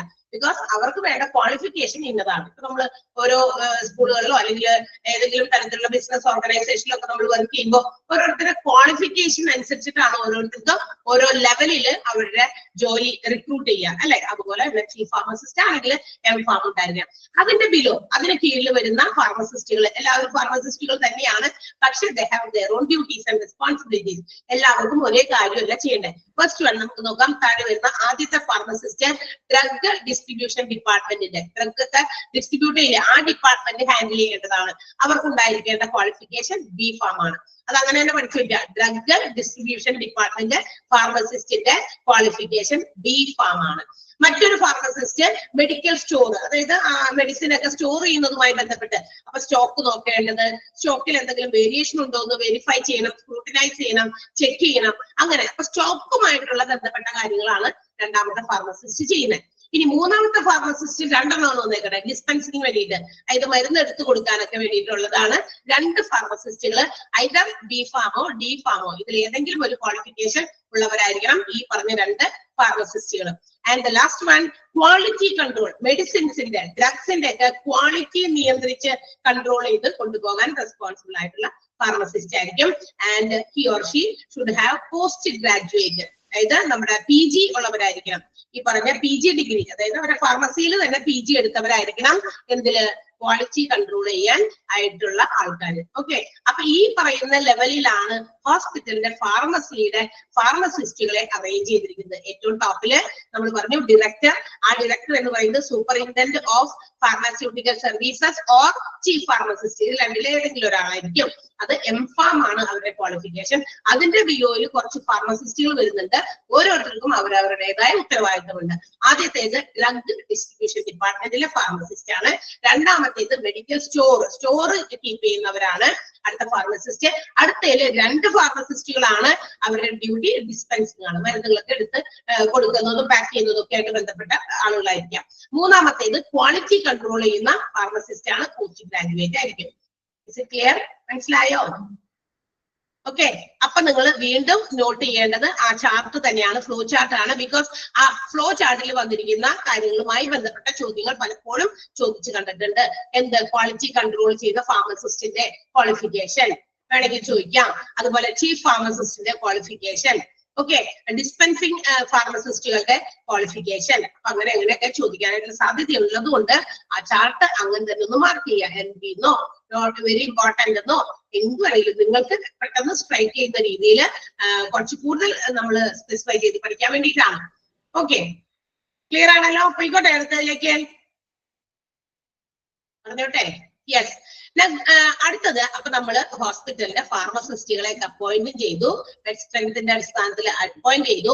ഓരോരുത്തർക്കും അവരവരുടെ ചുമതലകൾ എന്താണെന്നൊക്കെ നമ്മൾ ഫ്ലോ ചാർട്ടിലൂടെ മനസ്സിലാക്കി. ഇനി കുറച്ചു മുമ്പ് വരെ നമ്മൾ ഒരുപാട് പ്രാവശ്യം റിപ്പീറ്റ് ചെയ്ത് പറഞ്ഞ കാര്യമാണ് ഡ്രഗ് ആൻഡ് തെറാപ്യൂട്ടിക് കമ്മിറ്റി എന്നുള്ള കാര്യം. ഒരു കമ്മിറ്റിയുടെ കാര്യം പറഞ്ഞിരുന്നു അല്ലെ? കമ്മിറ്റി മീൻസ് നമുക്കറിയാം it may be more than 2 persons അല്ലെ? 2 or more than persons ഒക്കെ ആയിരിക്കും. ഒരു കമ്മിറ്റി എന്ന് പറയുമ്പോൾ ഏറ്റവും ചുരുങ്ങിയത് എന്താ പറയാ 2, 3, 4 ഒക്കെ ആൾക്കാരുണ്ടായിരിക്കും. അപ്പൊ ഓരോ കമ്മിറ്റിയും അതിന്റെ ഗ്രൂപ്പിന്റെ അടിസ്ഥാനത്തിൽ നമുക്കറിയാം. ഇപ്പൊ പെരുന്നാൾ കമ്മിറ്റി, ഉത്സവ കമ്മിറ്റി എന്നൊക്കെ പറഞ്ഞിട്ടൊക്കെ തെരഞ്ഞെടുക്കും. അപ്പൊ ആളുകൾ മൊത്തമുള്ള അല്ലെങ്കിൽ എന്ത് ഫംഗ്ഷൻ ആണ് നടക്കുന്നത് അതിന്റെ ബേസിസിലായിരിക്കും കമ്മിറ്റീസ്. അപ്പൊ ഓരോ ഹോസ്പിറ്റൽസിലും അവിടെ ജോലി ചെയ്യുന്ന എംപ്ലോയേഴ്സ് എല്ലാവരും സ്റ്റാഫുകളുടെ ഒക്കെ അടിസ്ഥാനത്തിൽ അവിടെയൊക്കെ ഇതുപോലെ ഒരു ഡ്രഗ് ആൻഡ് തെറാപ്യൂട്ടിക് കമ്മിറ്റി രൂപീകരിച്ചിട്ടുണ്ടായിരിക്കും. ഇനി ആ ഡ്രഗ് ആൻഡ് തെറാപ്യൂട്ടിക് കമ്മിറ്റിയെ സംബന്ധിക്കുന്ന ചില കാര്യങ്ങളാണ് നമ്മൾ പഠിക്കാൻ പോകുന്നത്. First of all let's see what is this committee. ആ കമ്മിറ്റി എങ്ങനെയാണ്, എന്താണ്, എങ്ങനെയാണ് ഇത് രൂപീകൃതമായിരിക്കുന്നത്? കമ്മിറ്റി എന്ന് പറയുമ്പോൾ കുറച്ച് അംഗങ്ങൾ വേണം. അപ്പൊ ആരൊക്കെയാണ് അതിനകത്തെ അംഗങ്ങൾ, മെമ്പേഴ്സ് ആരൊക്കെയാണെന്ന് നോക്കാം. First of all medical superintendent എന്ന് നമ്മൾ വിളിക്കും. മെഡിക്കൽ സൂപ്രണ്ട് ആണ്. അത് ഈ പറയുന്ന കമ്മിറ്റിയിലെ ആരായിരിക്കും? മെഡിക്കൽ സൂപ്രണ്ട് എന്ന് വെച്ചാൽ ഹോസ്പിറ്റലിന്റെ മെഡിക്കൽ സൂപ്രണ്ട് ആരാണോ, സൂപ്പറിൻറ്റൻഡന്റ് ആരാണോ, he or she will be the chairman. അത് ചെയർമാൻ ആയിരിക്കും, ആ ഒരു കമ്മിറ്റിയുടെ ചെയർമാൻ. ഒരു കമ്മിറ്റിക്ക് ചെയർമാന്, പ്രസിഡന്റ്, സെക്രട്ടറി എന്നൊക്കെ പറഞ്ഞിട്ടുണ്ടാവുമല്ലോ ബാക്കി അംഗങ്ങളും. അപ്പൊ അതിനകത്ത് ചെയർമാൻ ആണ്. ഇവിടെ ചെയർമാൻ മാത്രമേ ഉള്ളൂ, പ്രസിഡന്റ് ഒന്നുമില്ല. അപ്പൊ medical superintendent will be the chairman of drug and therapeutic committee. അപ്പൊ ചോദ്യം എങ്ങനെ വരാം? Dash is the chairman of drug and therapeutic committee. ഏതാണ്? മെഡിക്കൽ സൂപ്പറിൻറ്റൻഡന്റ് ആണ്. അപ്പോ വീണ്ടും ആ ഒരു ഭാഗവും നമുക്ക് വളരെ ഇമ്പോർട്ടന്റ് ആയിട്ടുള്ള ഭാഗമാണ്. അതുകൊണ്ട് അതും പ്രത്യേകം നോട്ട് ചെയ്യണം കേട്ടോ. All HODs, എല്ലാ HODകളും. HOD, what is the meant by HOD? എന്താണ് HOD എന്ന് പറഞ്ഞാൽ? Head of departments. ഓരോ ഡിപ്പാർട്ട്മെന്റുകൾക്കും ഓരോ ഹെഡ് ഉണ്ടായിരിക്കും. നമ്മൾ കോളേജുകളിലും ഒക്കെ സ്കൂളുകളിലൊക്കെ പഠിച്ചിട്ടുണ്ട്. ഇംഗ്ലീഷ് ഡിപ്പാർട്ട്മെന്റ്, ഇംഗ്ലീഷിൽ ഒരുപാട് ടീച്ചർമാരുണ്ടായിരിക്കും. LP ലെവൽ തുടങ്ങി ഹൈസ്കൂൾ വരെ ഒരുപാട് ടീച്ചേഴ്സ് ഉണ്ടായിരിക്കും. ഈ ടീച്ചേഴ്സിൽ എല്ലാ ഇംഗ്ലീഷും എല്ലാ ക്ലാസ്സിലും കയറി എല്ലാവരും എടുക്കുന്നില്ല. LP ലെവലിൽ ഒരു കുറച്ച് പേരെടുക്കും, UP ലെവലിൽ കുറച്ച് പേര് ഇംഗ്ലീഷ് എടുക്കും. അവർക്ക് ഹൈസ്കൂളിലേക്ക് കയറാൻ പറ്റില്ല. ഹൈസ്കൂളിൽ വേറെ ആയിരിക്കും, +1 +2 വേറെ ആയിരിക്കും. അപ്പൊ ഈ എല്ലാം പറയുന്ന ഇംഗ്ലീഷ് ഡിപ്പാർട്ട്മെന്റിലും വെച്ചിട്ട് അതിൽ നിന്ന് ഒരു ഹെഡിനെ തിരഞ്ഞെടുത്ത് വെച്ചിട്ടുണ്ടാവും. ഞാൻ ഒരു എക്സാമ്പിൾ മാത്രം പറഞ്ഞു മാത്രമേ ഉള്ളൂ. അതുപോലെ ഹോസ്പിറ്റൽസിലും ഓരോ ഡിപ്പാർട്ട്മെന്റ് ഉണ്ട്. കാർഡിയോളജി ഉണ്ട്, ഓർത്തോപെഡിക്സ് ഉണ്ട്, ഒഫ്താൽമോളജി ഉണ്ട്, പീഡിയാട്രിക്സ് ഉണ്ട്, ഗൈനക് ഉണ്ട്. ഒത്തിരി ഡിപ്പാർട്ട്മെന്റ്സ് ഉണ്ട്. ഈ ഓരോ ഡിപ്പാർട്ട്മെന്റിലും there may be more than 2 or 3 doctors. ഈ ഓരോ ഡിപ്പാർട്ട്മെന്റ് കൈകാര്യം ചെയ്യുന്ന 2, 3, 4 ഡോക്ടർമാരുണ്ടായിരിക്കും. കാരണം ഷിഫ്റ്റ് അനുസരിച്ച് ഇപ്പൊ കാലത്ത് തുടങ്ങി ഉച്ചയ്ക്ക് വരെ ഒരു ഡോക്ടർ ഇരിക്കും, ഉച്ചയ്ക്ക് ശേഷം വേറെ ഡോക്ടറാണ്. ഇല്ലേ? നമുക്ക് പരിചയമുള്ള ഇതൊക്കെ എക്സ്പീരിയൻസ് ഉള്ള കാര്യമില്ലേ? ഞാനത് എടുത്തു പറയേണ്ട കാര്യമൊന്നുമില്ല. അപ്പൊ ഒരുപാട് ഡോക്ടർമാരും ഒരേ ഡിപ്പാർട്ട്മെന്റ് ഹാൻഡിൽ ചെയ്യുന്നവരുണ്ടായിരിക്കും. കാലത്ത് തുടങ്ങി ഉച്ച വരെ ഇത്ര സമയം വരെ ഒരു ഡോക്ടർ അല്ലെങ്കിൽ ഇന്ന് ഒരു ഡോക്ടർ ആണെങ്കിൽ നാളെ അതേ ഡിപ്പാർട്ട്മെന്റിൽ ഇരിക്കുന്ന മറ്റൊരു ഡോക്ടർ ആയിരിക്കാം. അപ്പൊ ഇവരെല്ലാവരും ഒരു ഡിപ്പാർട്ട്മെന്റിനെയാണ് ഹാൻഡിൽ ചെയ്യുന്നത്. പക്ഷെ ഇവരിൽ നിന്ന് ഒരാളെ ഹെഡായിട്ട് മാറ്റി വെച്ചിട്ടുണ്ടായിരിക്കും. പല കാര്യങ്ങൾക്കും തീരുമാനങ്ങൾ എടുക്കാനും മറ്റു കാര്യങ്ങൾക്ക്, അല്ലെങ്കിൽ മെഡിസിൻസിനെ കുറിച്ചിട്ടുള്ള പുതിയ പുതിയ മെഡിസിൻസ് വരുമ്പോൾ അതിനെ കുറിച്ചിട്ട് ഡീറ്റെയിൽ ആയിട്ട് പഠിച്ച് പുതിയ മെഡിസിൻസിനെയൊക്കെ നമുക്ക് കൊണ്ടുവരാൻ വേണ്ടിയിട്ടൊക്കെ ആയിരിക്കും ഇതുപോലെ എന്തെങ്കിലും ഓരോ ഡിപ്പാർട്ട്മെന്റിലും ഹെഡിനെ തെരഞ്ഞെടുത്ത് വയ്ക്കുക. അപ്പൊ എല്ലാ ഡിപ്പാർട്ട്മെന്റിലെയും ഹെഡുകൾ HODs of all departments are the members of this drug and therapeutic committee. അപ്പൊ എല്ലാ ഡിപ്പാർട്ട്മെന്റിലെയും ആരാണ് HODകൾ എന്താണ് ഈ ഒരു ഡ്രഗ് ആൻഡ് തെറാപ്യൂട്ടിക് കമ്മിറ്റിയുടെ അംഗങ്ങളാണ്. അപ്പൊ തന്നെ കുറെ ആൾക്കാരായി അല്ലെ. എന്നാലോചിച്ച് നോക്കിയേ, നമ്മൾ വിചാരിക്കും ഡ്രഗ് ആൻഡ് തെറാപ്യൂട്ടിക് കമ്മിറ്റി ആരെ വെച്ചിട്ടാണ് ഉണ്ടാക്കിയിരിക്കുന്നതെന്ന്. മെഡിക്കൽ സൂപ്രണ്ട് ചെയർമാൻ ആയിരിക്കും. എല്ലാ ഡിപ്പാർട്ട്മെന്റിന്റെയും HODകൾ, കാർഡിയോളജി, ഒരുപാട് ഡിപ്പാർട്ട്മെന്റ് ഉണ്ടെങ്കിൽ ഒരു 10 ഡിപ്പാർട്ട്മെന്റ് ഒരു ഹോസ്പിറ്റലിൽ ഫംഗ്ഷൻ ചെയ്യുന്നുണ്ടെങ്കിൽ എല്ലാ ഡിപ്പാർട്ട്മെന്റിൽ നിന്നും ഓരോരുത്തരുണ്ടാവും. അപ്പൊ തന്നെ 10 മെമ്പർമാരായി. അവരെല്ലാവരും തന്നെ ഈ ഒരു ഡ്രഗ് ആൻഡ് തെറാപ്യൂട്ടിക് കമ്മിറ്റിയുടെ മെമ്പേഴ്സ് ആയിരിക്കും. മറ്റൊന്ന് നഴ്സിംഗ് സൂപ്പറിൻഡന്റ്, NS, നഴ്സിംഗ് സൂപ്രണ്ട് എന്ന് നമ്മൾ തൽക്കാലം മലയാളത്തിലൊക്കെ പറയുമ്പോൾ അല്ലെ. നഴ്സിംഗ് സൂപ്പറിൻഡന്റും ഈ ഒരു ഡ്രഗ് ആൻഡ് തെറാപ്യൂട്ടിക് കമ്മിറ്റിയുടെ മെമ്പർ ആയിരിക്കും. മറ്റൊന്നാണ് ചീഫ് ഫാർമസിസ്റ്റ്. നമ്മൾ ഈ പറഞ്ഞ ഫ്ലോ ചാർട്ടിനകത്തെ നമ്മൾ പറഞ്ഞില്ലേ ചീഫ് ഫാർമസിസ്റ്റ്. ഈ പുള്ളിക്കാരൻ അല്ലെങ്കിൽ ഈ പുള്ളിക്കാരി ആരാണോ അവരും നമ്മുടെ ഈ ഡ്രഗ് ആൻഡ് തെറാപ്യൂട്ടിക് കമ്മിറ്റിയുടെ അംഗമായിരിക്കും. മെമ്പർ അല്ല, വെറും മെമ്പർ അല്ല, മെമ്പർ സെക്രട്ടറി ആയിരിക്കും. വൈ, എന്തിനാണ് ഇങ്ങനെയുള്ള ആളുകൾ എല്ലാവരും കൂടി ചേർത്ത് ഇങ്ങനെ ഒരു ഡ്രഗ് ആൻഡ് തെറാപ്യൂട്ടിക് കമ്മിറ്റി ഉണ്ടാക്കിയിരിക്കുന്നത്? അതായത് നമ്മൾ മരുന്ന് കൊടുത്തിട്ടാണ് നമ്മൾ ചികിത്സ നടത്തുന്നത്. അപ്പൊ ഈ മരുന്നും അതുപോലെ ചികിത്സിക്കുന്നവരുമായിട്ട് ബന്ധപ്പെടുത്തി ഒരു കമ്മിറ്റി രൂപീകരിച്ചു വെച്ചാൽ പുതിയ പുതിയ തരത്തിലുള്ള രോഗങ്ങൾ വരുമ്പോൾ പുതിയ പുതിയ മരുന്നുകളെ നമ്മൾ അഡോപ്റ്റ് ചെയ്യേണ്ടി വരും. അപ്പൊ അതിന് തീരുമാനങ്ങൾ എടുക്കാൻ വെറുതെ ഒന്നും അറിയാൻ പാടാത്ത കുറെ ആൾക്കാരോട് കമ്മിറ്റി രൂപീകരിച്ചു വെച്ചാൽ സാധ്യമാകുമോ? ഇല്ല. അതുകൊണ്ടാണ് ഇവരെയൊക്കെ പാർട്ടിസിപ്പേറ്റ് ചെയ്യിപ്പിച്ച് ഒരു കമ്മിറ്റി ഹോസ്പിറ്റൽസിൽ രൂപീകരിച്ചു വെച്ചിരിക്കുന്നത്. അതുകൊണ്ട് തന്നെ ഡ്രഗ് ആൻഡ് തെറാപ്യൂട്ടിക് കമ്മിറ്റി എന്ന് പറയുന്ന അതിന്റെ ആ ഒരു സ്ട്രക്ചർ നമുക്ക് വളരെ ഇമ്പോർട്ടന്റ് ആണ്. അത് ഏത് വേണമെങ്കിലും നമുക്ക് ചോദ്യമായിട്ട് വരാം. അപ്പൊ ഇത് മാർക്ക് ചെയ്ത് വെച്ചേക്കാം. ക്ലിയർ ആയോ? പറഞ്ഞത് മനസ്സിലായോ? ക്ലിയർ അല്ലേ? പോയിക്കോട്ടെ അടുത്ത ഭാഗത്തേക്ക്. യെസ്, ആർക്കെങ്കിലും എന്തെങ്കിലും ഡൗട്ട് ഉണ്ടെങ്കിൽ ഇപ്പൊ ചോദിക്കണം. Yes, okay. Now let's see what are the functions of this drug and therapeutic committee. അപ്പൊ നമുക്ക് നോക്കാം ഈ ഡ്രഗ് ആൻഡ് തെറാപ്യൂട്ടിക് കമ്മിറ്റി എന്ന് പറഞ്ഞ കമ്മിറ്റി ഒക്കെ രൂപീകരിച്ച് വെച്ചിട്ട് എന്തെങ്കിലും വെറുതെ കൈയും കെട്ടി നോക്കിയിരിക്കുകയാണോ ലക്ഷ്യം? അല്ല, ഓരോരുത്തരും അവർക്കും എന്തൊക്കെയോ കാര്യങ്ങൾ ചെയ്യാനുണ്ട്. അപ്പൊ എന്തൊക്കെയാണ് ഇവർ ചെയ്യുന്നത് നോക്കാം. First of all they have to prepare the hospital formulary. ഹോസ്പിറ്റലിന്റെ ഡ്രഗ് ലിസ്റ്റ്. എന്താ ഫോർമുലറി എന്ന് പറഞ്ഞാൽ? Drug list. എന്തൊക്കെ മരുന്നുകൾ ഇന്ന ഹോസ്പിറ്റലിൽ, അതായത് ഇപ്പൊ ഞാൻ നടത്തുന്ന ഒരു ഹോസ്പിറ്റലിൽ എന്റെ ഹോസ്പിറ്റലിലേക്ക് എന്തൊക്കെ മരുന്നുകൾ കൊണ്ടുവന്ന് വെക്കണം. വെറുതെ തോന്നി മരുന്നൊന്നും കൊണ്ടുവന്ന് വെച്ചിട്ട് കാര്യമില്ല അല്ലെ. നമ്മുടെ ഹോസ്പിറ്റലിൽ ഏതൊക്കെ തരത്തിലുള്ള ഡിപ്പാർട്ട്മെന്റുകൾ ഫംഗ്ഷൻ ചെയ്യുന്നുണ്ടോ ആ ഓരോ ഡിപ്പാർട്ട്മെന്റുകളിലേക്കും ആവശ്യം വേണ്ടി വരാവുന്ന എന്തൊക്കെ മരുന്നുകളാണ് ഇതൊക്കെ അറിയാവുന്നത് അതുമായി ഡിപ്പാർട്ട്മെന്റുമായി ബന്ധപ്പെട്ട ഡോക്ടർമാർക്ക് അറിയുള്ളൂ. അപ്പൊ അവരോട് അതൊക്കെ ചോദിച്ച് മനസ്സിലാക്കി എന്ത് ചെയ്യണം, ഒരു ലിസ്റ്റ് ഇന്ന മരുന്നുകളൊക്കെയാണ് നമ്മുടെ ഹോസ്പിറ്റലിൽ യൂസ് ചെയ്യുന്നത്. വളരെ ഇമ്പോർട്ടന്റ് ആയിട്ടുള്ള കാര്യമാണ്. ഹോസ്പിറ്റലിന്റെ ഫാർമസിയില് ഹോസ്പിറ്റലിന്റെ ഡ്രഗ് ലിസ്റ്റ് ഉണ്ടായിരിക്കണം. അത് പ്രിപ്പയർ ചെയ്യാനായിട്ട് ഇവരുടെ ഹെൽപ്പ് വേണം. ആരുടെ? ഡ്രഗ് ആൻഡ് തെറാപ്യൂട്ടിക് കമ്മിറ്റിയുടെ ഹെൽപ്പ് വേണം. കാരണം ആ ഡ്രഗ് ആൻഡ് തെറാപ്യൂട്ടിക് കമ്മിറ്റിയുടെ അകത്ത് ആരുണ്ട്? എല്ലാ ഡിപ്പാർട്ട്മെന്റിലെയും HODകളുണ്ട്.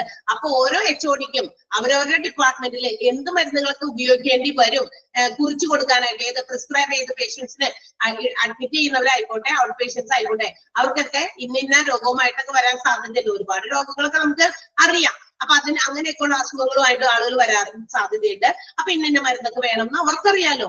അപ്പൊ അവരെല്ലാവരും കൂടി ചേർന്ന് ഒരു ലിസ്റ്റ് ഉണ്ടാക്കും. ആ ലിസ്റ്റിനെയാണ് അത് ഇവരുടെയും കൂടി ഒപ്പം ഇരുന്നിട്ടാണ് ഡ്രഗ് ആൻഡ് തെറാപ്യൂട്ടിക് കമ്മിറ്റി. അപ്പൊ ഇവരോടൊക്കെ ചോദിച്ചു മനസ്സിലാക്കിയിട്ടാണ് ആ ഒരു ഡ്രഗ് ലിസ്റ്റ് പ്രിപ്പയർ ചെയ്യുന്നത്. അപ്പൊ first and the most important function of drug and therapeutic committee is to prepare the drug formulary. ഹോസ്പിറ്റലിന്റെ ഡ്രഗ് ലിസ്റ്റ് തയ്യാറാക്കുക എന്നുള്ളതാണ് അവരുടെ ഏറ്റവും ആദ്യത്തെ ഫംഗ്ഷൻ. ഓക്കെ, ക്ലിയർ ആയല്ലോ? അടുത്തത് to select the manufacturer and supplier mode of procurement. അതായത് medicines. അപ്പൊ നമ്മൾ ഡ്രഗ് ലിസ്റ്റ് തയ്യാറാക്കി ഓരോന്നും ഇങ്ങനെ കണക്ട് ചെയ്ത് പഠിച്ചു കഴിഞ്ഞാൽ മനസ്സിലാക്കി വെക്കുക കേട്ടോ. അതായത് ഡ്രഗ് ലിസ്റ്റ് തയ്യാറാക്കി. ഇനി എന്ത് ചെയ്യണം? ഡ്രഗ് ലിസ്റ്റ് തയ്യാറാക്കി മരുന്ന് നമ്മൾ എന്ത് ചെയ്യണം? വാങ്ങണം. ഒന്നില്ലെങ്കിൽ വാങ്ങിക്കണം അല്ലെങ്കിൽ സ്വന്തമായിട്ട് ഉണ്ടാക്കണം. രണ്ടും നടക്കുന്നുണ്ട്. ഹോസ്പിറ്റൽ ഫാർമസിയില് സ്വന്തമായിട്ട് മെഡിസിൻസ് മാനുഫാക്ചർ ചെയ്യുന്നുണ്ട് അല്ലെ, റിസർച്ച് വർക്കൊക്കെ നടത്തി പുതിയ പുതിയ മരുന്നുകളൊക്കെ ഉത്പാദിപ്പിക്കുന്നുണ്ട്. ചിലപ്പോൾ കോമ്പൗണ്ട് ചെയ്യും, അതായത് ഒരു മെഡിസിൻ മറ്റൊരു മെഡിസിനുമായിട്ടൊക്കെ മിക്സ് ഒക്കെ ചെയ്ത് പുതിയ മെഡിസിൻസ് ഒക്കെ ഉണ്ടാക്കുന്നുണ്ട്. അപ്പൊ പലതും നടക്കുന്നുണ്ട്. അപ്പൊ നമ്മള് മരുന്നുകൾ സെലക്ട് ചെയ്യുമ്പോൾ ആരിൽ നിന്ന് വാങ്ങിക്കണം? സപ്ലയർ. നമുക്ക് മരുന്ന് സപ്ലൈ ചെയ്യാൻ പറ്റുന്ന ആൾക്കാർ ആരാണ്, അവരെ സെലക്ട് ചെയ്യുക. അതാണ് രണ്ടാമത്തെ ഫംഗ്ഷൻ. എവിടെ നിന്ന് വാങ്ങിക്കണം? ഇന്ന സ്ഥലത്ത് നിന്ന് വാങ്ങിക്കണോ, ഇന്ന കമ്പനിയുടെ മരുന്ന് വാങ്ങിക്കണോ, അത് അവർ ഡിസൈഡ് ചെയ്യണം. അപ്പൊ അതിന് വേണ്ടിയുള്ള സെലക്ഷൻസ് നടക്കണം. അതെങ്ങനെ കൊണ്ടുവരണം, ഇതെങ്ങനെ നമ്മളുടെ ഹോസ്പിറ്റൽസിലേക്ക് എത്തിക്കാം, ആ മോഡ് ഓഫ് പ്രൊക്യൂർമെന്റ് എങ്ങനെയാണ് നമ്മുടെ ഹോസ്പിറ്റൽസിലേക്ക് അത് കൊണ്ടുവരാൻ സാധിപ്പിക്കുക എന്നുള്ള കാര്യങ്ങളൊക്കെ സെലക്ട് ചെയ്യുക. മാനുഫാക്ചറർ സെലക്ട് ചെയ്യുക, അല്ലെങ്കിൽ പ്രൊഡ്യൂസർ ചെയ്ത് നമുക്ക് സപ്ലൈ ചെയ്യാൻ പറ്റുന്നവരെ സെലക്ട് ചെയ്യുക. അതെങ്ങനെ നമുക്ക് ലഭ്യമാക്കണം, ഏത് രീതിയിൽ പോയി കൊണ്ടുവരണോ, അല്ലെങ്കിൽ അവരോട് സപ്ലൈ ചെയ്യാൻ പറയണോ, ഏത് രീതിയിൽ as soon as possible fast ആയിട്ട് എത്തണമെന്നുണ്ടെങ്കിൽ ആ രീതിയിലേക്ക് എത്തിക്കാനായിട്ട് പറയുക. അങ്ങനെയുള്ള കാര്യങ്ങളൊക്കെ സെലക്ട് ചെയ്യുന്നത് ഡ്രഗ് ആൻഡ് തെറാപ്യൂട്ടിക് കമ്മിറ്റിയാണ്. ആൻഡ് ഇനി എന്താ ചെയ്യേണ്ടത്? they have to add on new drugs and have to delete old drugs. പുതിയ ഡ്രഗ്സ്. ഇപ്പൊ ചില മരുന്നുകള് എന്താ പറയാ, കുറെ നാൾ പണ്ട് പഴക്കമുള്ള മരുന്നുകൾ, പഴയ മരുന്നല്ല പഴക്കമുള്ളത്, പണ്ട് കാലത്ത് തുടങ്ങിയുള്ള മരുന്ന്, പക്ഷെ അതൊക്കെ എടുത്ത് കളഞ്ഞിട്ട് പുതിയത് അത് മാറ്റി ആ അസുഖത്തിന് ഇനി ഒരു പനി വന്നു, ഇപ്പൊ നമ്മള് പനി പാരസിറ്റമോള് അല്ലെങ്കിൽ ഡോളോ എന്നൊക്കെ പറഞ്ഞിട്ടൊക്കെ കൊടുക്കുന്നുണ്ട്, കഴിക്കുന്നുണ്ട് അല്ലെ. ഇതിന് മുമ്പ് കുറെ മുമ്പുകളൊക്കെ എന്താ പ്രോസിൻ എന്ന് പറഞ്ഞൊരു മരുന്ന്, വളരെ പണ്ടുള്ള മരുന്നാണ് പ്രോസിൻ. പെട്ടെന്ന് വയലിൽ വന്ന മരുന്ന CRCIN എന്ന് പറയുന്ന ഒരു മരുന്നായിരുന്നു. പണ്ട് കുറച്ച് നാളൊക്കെ ചെറുതായിരുന്നപ്പോ ആരെങ്കിലും കേട്ടുണ്ടോ അങ്ങനത്തെ മരുന്ന്? ഒരു ഗുളിക, ഒരു ടാബ്ലറ്റ് വട്ടത്തിലുള്ളത്? ഇല്ല, ഞാൻ മാത്രം കേട്ടിട്ടുള്ളതാണ്. അതിന് പെട്ടെന്ന് ഒരു വായി വന്നതാണ് അങ്ങനെ ഒരു മരുന്ന്. പനിക്കൊക്കെ കഴിക്കുന്നതായിരുന്നു എന്ന് തോന്നുന്നത്. ആണാ? കഴിച്ചിട്ടില്ല, കേട്ടിട്ടില്ല. ഓ മൈ ഗോഡ്, അപ്പൊ ഞാൻ മാത്രം കേട്ടിട്ടുള്ളൂ. ശരി, അങ്ങനെ ഒരു മരുന്ന് ഉണ്ടായിരുന്നു എന്ന് തോന്നുന്നുണ്ട്. പിന്നെ അതല്ലെങ്കിൽ വേണ്ട, ഈ വേംസ് ഒക്കെ വരുമ്പോ നമ്മള് കുട്ടികൾക്കൊക്കെ എന്താ പറയാ, വേംസ് എന്താ പറയാ വിരശല്യം ഒക്കെ വരുമ്പോ, കൊച്ചുകുട്ടികൾക്കൊക്കെ വരുമ്പോ കേട്ടത് ബാക്കി ഞാൻ രക്ഷപ്പെട്ട്. അപ്പൊ ഇല്ലേ അങ്ങനെയൊക്കെ മരുന്നൊക്കെ കൊടുത്തിട്ടുണ്ട്. പച്ചക്കളറുള്ള ഒരു ലിക്വിഡ് പോലത്തെ ഒരു മരുന്നൊക്കെയാണ് പണ്ടൊക്കെ. അങ്ങനത്തെ ഉള്ള വേംസിനൊക്കെ ശല്യം ചെയ്യുമ്പോൾ 6 മാസം കൂടുമ്പോൾ നിർബന്ധമായിട്ട് കുട്ടികൾക്ക് കൊടുത്തില്ല. ഇപ്പൊ കൊടുക്കൽ പോലും ഇല്ല. ആ കൊച്ചുകുട്ടികളായിരിക്കുന്ന സമയത്ത് നമ്മൾ കൊടുക്കും. 6 മാസം കൊടുക്കൊക്കെ കുട്ടികൾക്ക് ഒരു ചെറിയ ഡ്രോപ്സ് പോലത്തെ കൊടുക്കണമെന്ന് ഡോക്ടേഴ്സ് പറയും. പിന്നെ വലുതായിട്ട് കൊടുക്കാൻ പോലുമില്ല. വലുതായാലും കുട്ടികൾക്ക് കൊടുക്കുമായിരുന്നു. പക്ഷെ ഇപ്പൊ ആ മരുന്നൊന്നും കാണാനില്ല. അതൊക്കെ ഔട്ട്ഡേറ്റഡ് ആയി, അത് ഓൾഡ് ഡ്രഗ്സ് ആയി. അപ്പൊ അതിനൊക്കെ പകരം ഇന്ന് വേറെ രീതിയിലുള്ള മരുന്നുകൾ അതിന് പകരം റീപ്ലേസ് ചെയ്തിട്ടുണ്ട്. അപ്പൊ അങ്ങനെയുള്ള പഴയ മരുന്നുകൾ ഏതെങ്കിലും ഒക്കെ ഉണ്ടെങ്കിൽ, വേണ്ടാത്ത മരുന്നുകൾ അതൊന്നും വേണ്ട, അതിന് പകരം നമ്മൾ ഇത് ഉപയോഗിക്കുന്നുണ്ട്. സോ നമുക്ക് ആ ഒരു മരുന്ന് റീപ്ലേസ് ചെയ്തിട്ടുണ്ട്. അപ്പൊ അങ്ങനെയുള്ള ഓൾഡ് ഡ്രഗ്സിനെ എന്ത് ചെയ്യുന്നു? ഡിലീറ്റ് ചെയ്യുന്നു. ന്യൂ ഡ്രഗ്സ് അതിന് പകരം അവിടെ കൊണ്ടുവരുന്നു. അതൊക്കെ ചെയ്യുന്നത് ഇവരുടെ തീരുമാനപ്രകാരമാണ്. ആരുടെ? ഡ്രഗ് ആൻഡ് തെറാപ്യൂട്ടിക് കമ്മിറ്റിയുടെ തീരുമാനപ്രകാരമായിരിക്കും. ആൻഡ് പിന്നെന്താ ചെയ്യേണ്ടത്? ഈ OP-യിലേക്ക്, അതായത് ഹോസ്പിറ്റലിന്റെ OP വിഭാഗത്തിലേക്ക് വേണ്ട ഡ്രഗ്സ് ഒക്കെ ഹാവ് ടു ബി സപ്ലൈഡ്. ഈ ഡ്രഗ് ആൻഡ് തെറാപ്യൂട്ടിക് കമ്മിറ്റി അവരുണ്ടാക്കി വെച്ചിരിക്കുന്ന മരുന്നുകൾ, അവരുടെ ലിസ്റ്റ് ഉണ്ടല്ലോ, ആ ലിസ്റ്റ് പ്രകാരം OP-യിൽ എന്തെങ്കിലും ഡ്രഗ്സ് ആണോ പ്രൊവൈഡ് ചെയ്യേണ്ടത്, സപ്ലൈ ചെയ്യേണ്ടത്, അതും ഈ ഒരു ഇവരുടെ ഫംഗ്ഷൻ ആണ്. ആരുടെ? ഡ്രഗ് ആൻഡ് തെറാപ്യൂട്ടിക് കമ്മിറ്റിയുടെ ഫംഗ്ഷൻ ആണ്. ഏതൊക്കെ മരുന്നുകൾ OP വിഭാഗത്തിലുള്ള ആളുകൾക്ക് കൊടുക്കണം എന്നുള്ളതൊക്കെ ഡിസൈഡ് ചെയ്ത് അത് കൊണ്ടുവന്ന് സപ്ലൈ ചെയ്യേണ്ടതും ഇവർ തന്നെയാണ്. And they have to frame policies regarding pharmacy and their monitoring. അതായത് ഹോസ്പിറ്റലില് എന്തൊക്കെ പോളിസീസ് എന്ന് വെച്ചാൽ ഓരോ പ്രത്യേക സ്ഥലത്തും ഓരോ പ്രത്യേക രീതിയിലുള്ള നിയമങ്ങളും രീതികളൊക്കെ ഉണ്ടായിരിക്കും. അപ്പൊ ഹോസ്പിറ്റലിന്റെ ഫാർമസിയുടെ രീതികൾ എന്തൊക്കെയാണ് അതൊക്കെ ഡിസൈൻ ചെയ്യാം, ഫ്രെയിം ചെയ്യാം. ഇന്ന കാര്യങ്ങളൊക്കെയാണ് ഫാർമസിയിൽ ചെയ്യേണ്ടത്. അപ്പൊ ഫാർമസിസ്റ്റുകൾ അറിഞ്ഞിരിക്കേണ്ടതായിട്ടുള്ള കുറെ കാര്യങ്ങളുണ്ട്. അതൊക്കെ ഡിസൈൻ ചെയ്യാം, ഫ്രെയിം ചെയ്യാം. ആ പോയിന്റുകളൊക്കെ നോട്ട് ചെയ്ത് വെക്കുക. ഇനി അത് ഇടയ്ക്കിടയ്ക്ക് മോണിറ്റർ ചെയ്യാം, ഇവരൊക്കെ ഫോളോ ചെയ്യുന്നുണ്ടോ എന്നും കൂടി. ഇന്ന നിയമങ്ങളൊക്കെ ഉണ്ടാക്കി വെച്ചു. ഫാർമസിയിൽ ഇന്ന കാര്യങ്ങളൊക്കെയാണ്, ഇന്ന സമയത്ത് അത് ഓപ്പൺ ചെയ്യണം, ഇന്ന സമയത്ത് അത് ക്ലോസ് ചെയ്യണം, ഇന്ന മരുന്നുകൾ ഇന്ന സ്ഥലങ്ങളിൽ വെക്കണം, അല്ലെങ്കിൽ ഇന്ന റെക്കോർഡുകളൊക്കെ നിങ്ങൾ കീപ്പ് ചെയ്യണം എന്ന് കുറെ ഇൻസ്ട്രക്ഷൻസും കാര്യങ്ങളൊക്കെ ഉണ്ടാവും. ഇതൊക്കെ ഇങ്ങനെ എഴുതി തയ്യാറാക്കി വെക്കാം. എന്നിട്ട് ഇതെല്ലാം തന്നെ ഇവർ കറക്റ്റ് ആയിട്ട് ഫോളോ ചെയ്യുന്നുണ്ടോ എന്നും കൂടി നമ്മൾ നോക്കണം. മോണിറ്റർ ചെയ്യാന്ന് പറഞ്ഞാൽ എന്താ? നമ്മൾ ഇടയ്ക്കിടയ്ക്ക് പോയിട്ട് അവരെ ചെക്ക് ചെയ്യണം, ഇതെല്ലാം ഇവര് ചെയ്യുന്നുണ്ടോ എന്നുകൂടി. അല്ലാണ്ട് ഡ്യൂട്ടി അലോട്ട് ചെയ്ത് കൊടുത്തു അവരത് ചെയ്തോളും എന്നുള്ള വിശ്വാസത്തിൽ മാത്രം നമ്മൾ നോക്കിയിരിക്കാൻ പറ്റില്ല. വട്ടവർ അവരെന്തൊക്കെയാ ചെയ്യുന്നത്, ഇടയ്ക്ക് എല്ലാ ദിവസവും പോയിട്ട് അവരുടെ പിന്നാലെ നടക്കേണ്ട, അവർ ചെയ്തോളും. പക്ഷെ ഇടയ്ക്കെങ്കിലും നമ്മൾ അവരെ ചെക്ക് ചെയ്യുന്നുണ്ട്, അല്ലെ, നമ്മൾ അവരെ മോണിറ്റർ ചെയ്യുന്നുണ്ട് എന്നുള്ള ഒരു ബോധ്യം അവരിൽ വരുത്തണം. നമ്മൾ അങ്ങനെ ചെയ്യുമ്പോൾ എല്ലാത്തിലും എന്താ പറയാ അവര് കൃത്യനിഷ്ഠമായിട്ടൊക്കെ കാര്യങ്ങൾ ചെയ്യും. നമ്മൾ കുട്ടികളെയൊക്കെ അങ്ങനെ നമ്മൾ ചെയ്യാറുണ്ട്. പഠിക്കാൻ പറഞ്ഞിട്ട് അവിടെ പോയിരുന്ന് പഠിച്ചോ, മുറിയിൽ അടച്ചിരുന്ന കുട്ടികൾ പഠിക്കാണ്. ഇടയ്ക്ക് നമ്മൾ പോയിട്ട് വാതിലൊക്കെ തുറന്ന് ഇങ്ങനെ കുളിഞ്ഞെങ്കിലും നോക്കും പഠിക്കുക തന്നെയാണോ അല്ലെങ്കിൽ വേറെ എന്തെങ്കിലും കാര്യം ചെയ്യാണോ എന്ന് നമ്മൾ നോക്കില്ലേ. അതുപോലെ എന്ത് കാര്യവും ആരിൽ ഏൽപ്പിച്ചാലും നമ്മൾ അത് അവർ പെർഫെക്റ്റ് ആയിട്ട് ചെയ്യും എന്നുള്ള വിശ്വാസം നമുക്കുണ്ട്. പക്ഷേ എങ്കിലും ഇടയ്ക്ക് അതൊന്ന് മോണിറ്റർ ചെയ്യുന്നത് അവരുടെ ആ ഒരു ചെയ്യാനുള്ള ആ ഒരു കാര്യക്ഷമത, എഫിഷ്യൻസി ഒക്കെ വർദ്ധിപ്പിക്കുകയും അവരത് പെർഫെക്റ്റ് ആയിട്ട് ചെയ്ത് തീർക്കാൻ കൂടി നോക്കും. ഓക്കെ, അപ്പൊ അതാണ് ഹോസ്പിറ്റലിന്റെ പോളിസീസ് ഫ്രെയിം ചെയ്യുക. ആൻഡ് ഇടയ്ക്കിടയ്ക്ക് it has to be monitor ചെയ്യുക. അതും ഇവരുടെ ഡ്യൂട്ടിയാണ്. Drug and therapeutic committee list ഉണ്ടാക്കി വെച്ചു, മരുന്നുകൾ കൊണ്ടുവന്ന് വെച്ചു, അവർക്ക് വേണ്ടിയിട്ടുള്ള പോളിസീസ് ഫ്രെയിം ചെയ്തു. അതൊക്കെ ഇടയ്ക്കിടയ്ക്ക് മോണിറ്ററും ചെയ്യണം.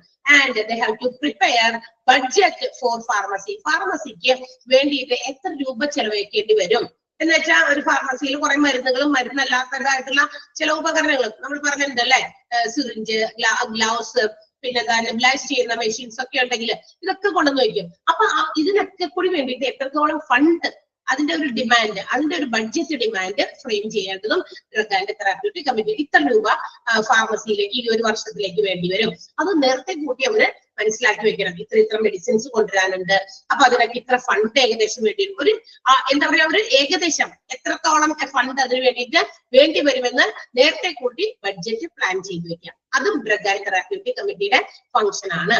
Then they have to develop drug information system. നമ്മുടെ ഡ്രഗ്സിനെ കുറിച്ചിട്ടുള്ള സകലമായ ഡീറ്റെയിൽസും നമ്മുടെ ഇന്നത്തെ ടെക്നോളജി ഉപയോഗിച്ച്, IT ആൻഡ് കമ്മ്യൂണിക്കേഷൻ ഉപയോഗിച്ച് ഇതെല്ലാം നമ്മുടെ കമ്പ്യൂട്ടറിൽ ഇൻഫോർമേഷൻ സിസ്റ്റം ആയിട്ട് സേവ് ചെയ്ത് വെക്കാം.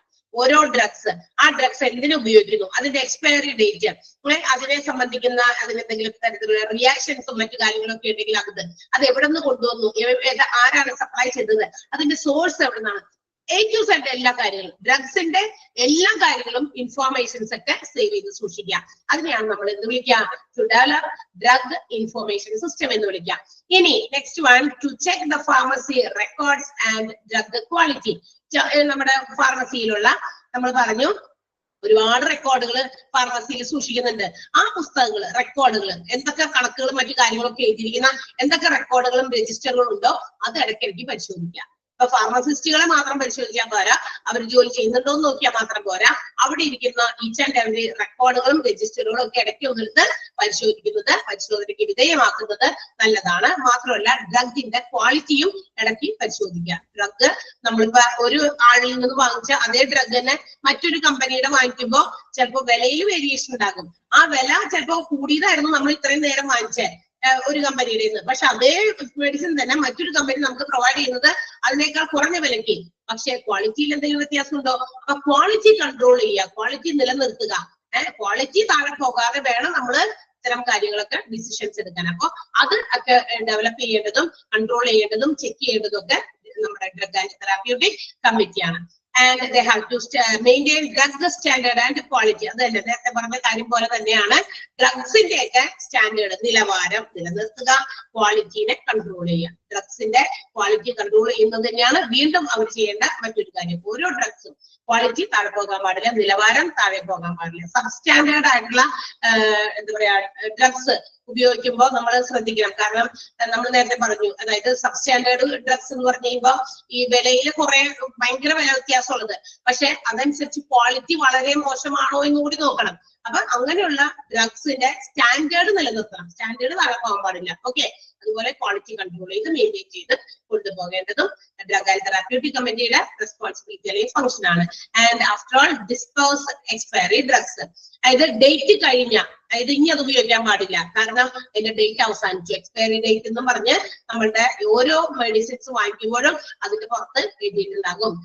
ബോട്ടിലുള്ള മെഡിസിൻസ് ആയിക്കോട്ടെ, ക്യാപ്സൂളുകൾ ആയിക്കോട്ടെ, ടാബ്ലറ്റുകൾ ആയിക്കോട്ടെ, നമ്മൾ വാങ്ങിക്കുമ്പോ ഒന്ന് ശ്രദ്ധിക്കണം നല്ലതാ. അതിനകത്ത് ആ ഡേറ്റ് പറഞ്ഞിട്ടുണ്ടാവും, എക്സ്പയറി 2025 വരെ, 2024 വരെ. അപ്പൊ വിതിൻ ദാറ്റ് പർട്ടിക്കുലർ ടൈം, ആ ഒരു സമയത്തിനുള്ളിൽ ഇറ്റ് ഷുഡ് ബി യൂസ്ഡ്, അല്ലെങ്കിൽ അതെടുത്ത് കളയേണ്ടി വരും. അങ്ങനെയുള്ളത് കളയണം. കളയുമ്പോൾ വെറുതെ വലിച്ചെറിഞ്ഞ് കളയുകയല്ല, അത് ഹോസ്പിറ്റൽസിന്റെ റൂൾസ് അനുസരിച്ച് മാത്രമാണ് ഡിസ്പോസ് ചെയ്യേണ്ടത്. സ്പില്ലേജ് വേസ്റ്റുകളെ കുറിച്ചിട്ടൊക്കെ നിങ്ങൾ പഠിച്ചതാണ്. അപ്പൊ ഹോസ്പിറ്റൽസിൽ ഇതുപോലെ എക്സ്പയറി ഡേറ്റ് കഴിഞ്ഞ ഡ്രഗ്സ് ഒക്കെ ഉണ്ടെങ്കിൽ അത് എങ്ങനെയാണോ ഡിസ്പോസ് ചെയ്യേണ്ടത്, നിയമപരമായിട്ടുള്ള കാര്യങ്ങൾ അവർക്കുണ്ട്. അത് ആ രീതിയിൽ ആ ഒരു നിയമത്തിലൂടെ മാത്രം എന്ത് ചെയ്യുക, ഡിസ്പോസ് ചെയ്യാം. അപ്പൊ ഇതൊക്കെ ഡ്രഗ് ആൻഡ് തെറാപ്യൂട്ടിക് കമ്മിറ്റി എടുക്കേണ്ട ചില ഫങ്ഷൻസ് ആണ്. അവർ ചെയ്യേണ്ടതായിട്ട് അവരിലൂടെ കടന്നു പോകേണ്ട ചില പ്രവർത്തികളാണ് ഫാർമസി റിലേറ്റഡ് ആയിട്ട്. ക്ലിയർ ആയോ? ഹോസ്പിറ്റലിന്റെ ഫോർമുലറി, ഹോസ്പിറ്റലിന്റെ ഡ്രഗ് ലിസ്റ്റ് തയ്യാറാക്കുക. ഡ്രഗ് ലിസ്റ്റ് തയ്യാറാക്കി കഴിഞ്ഞാൽ മെഡിസിൻസ്, ഡ്രഗ്സ് മാനുഫാക്ചർ ചെയ്യുന്നതോ സപ്ലൈ ചെയ്യുന്നതോ മോഡ് ഓഫ് പ്രൊക്യൂർമെന്റ് ആരാണെന്ന് സെലക്ട് ചെയ്യുക. അത് കഴിഞ്ഞ് കഴിഞ്ഞാൽ ന്യൂ ഡ്രഗ്സുകളെ ആഡ് ചെയ്യുക, പഴയ ഡ്രഗ്സ്, ഓൾഡ് ഡ്രഗ്സിനെ ഡിലീറ്റ് ചെയ്യുക. ഡ്രഗ്സ് OPD ഡിപ്പാർട്ട്മെന്റിൽ സപ്ലൈ ചെയ്യുക.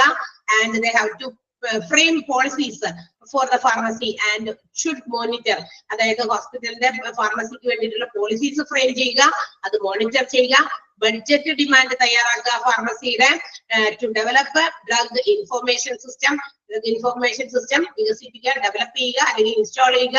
മാത്രമല്ല they have to check the pharmacy records, ഫാർമസിയുടെ റെക്കോർഡുകൾ ചെക്ക് ചെയ്യുക. അതുപോലെ ഡ്രഗിന്റെ ക്വാളിറ്റി ചെക്ക് ചെയ്യുക.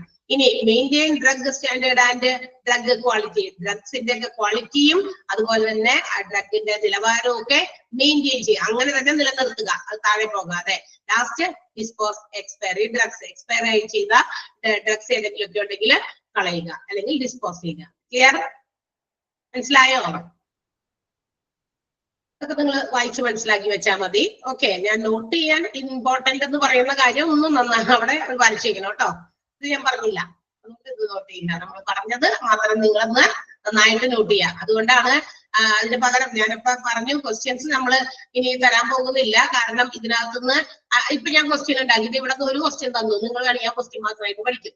ഇപ്പൊ ഞാൻ ചോദിക്കാണ്, dash number of pharmacist required up to the bed strength 300 എന്ന് ചോദിച്ചു കഴിഞ്ഞാൽ നിങ്ങൾ വേണമെങ്കിൽ ആ ഒരു പോയിന്റ് മാത്രം പഠിക്കും. അല്ലെങ്കിൽ ആ ഒരു 300 ബെഡോളം വരുമ്പോ എത്ര ഫാർമസിസ്റ്റ് വേണമെന്നാണ് ടീച്ചർ ക്വസ്റ്റ്യൻ തന്നെ. അപ്പൊ അത് മാത്രം പഠിച്ചാൽ അങ്ങനെയല്ല, ആ പെട്ടി മുഴുവൻ പഠിക്കണം. അതുകൊണ്ടാണ് അത് മുഴുവനും അങ്ങനെ തന്നെ പഠിക്കാൻ പറഞ്ഞേ. അതുപോലെ തന്നെ എക്യുപ്മെന്റുകളുടെ കാര്യം ഞാൻ അങ്ങനെ തന്നെ പറഞ്ഞു. ഫാർമസിസ്റ്റിന്റെ ആ ഒരു ഫ്ലോ ചാർട്ട്, ആ താഴെ വരുന്നവരുടെ ഒക്കെ ക്വാളിഫിക്കേഷൻസ് ഒക്കെ ഇമ്പോർട്ടന്റ് ആണ്, അതും അങ്ങനെ തന്നെ പഠിക്കാൻ പറഞ്ഞു. അങ്ങനെ തന്നെ പഠിക്കാന്ന് പറഞ്ഞാൽ അതിങ്ങനെ ഓരോന്നിന്ന് ചോദ്യം വന്നാൽ നിങ്ങൾ തന്നെ സ്വന്തമായിട്ട് മനസ്സിലുണ്ടാക്കി നോക്ക്, ആ ചോദ്യമായിരിക്കുമോ ഈ ചോദ്യമായിരിക്കുമോ എന്ന് അങ്ങനെ വരും. പിന്നെ ഡ്രഗ് ആൻഡ് തെറാപ്യൂട്ടിക് കമ്മിറ്റിയിലെ മെമ്പർമാര്, ചെയർമാൻ, മെമ്പർ സെക്രട്ടറി ആരൊക്കെയാണ്, അവരാരൊക്കെയാണ്, ഇവരെന്തൊക്കെയാണ് എന്നുള്ളത് അങ്ങോട്ടും ഇങ്ങോട്ടും തിരിച്ചും മറിച്ചും ക്വസ്റ്റ്യൻസ് വരാറുണ്ട്. അതുകൊണ്ടാണ്. ഓക്കെ, പിന്നെ അത്രയും കാര്യം. ഫങ്ഷൻസ് ജസ്റ്റ് ഒന്ന് വായിച്ചാൽ മതി. ഓക്കെ, അടുത്ത പറഞ്ഞോട്ടെ.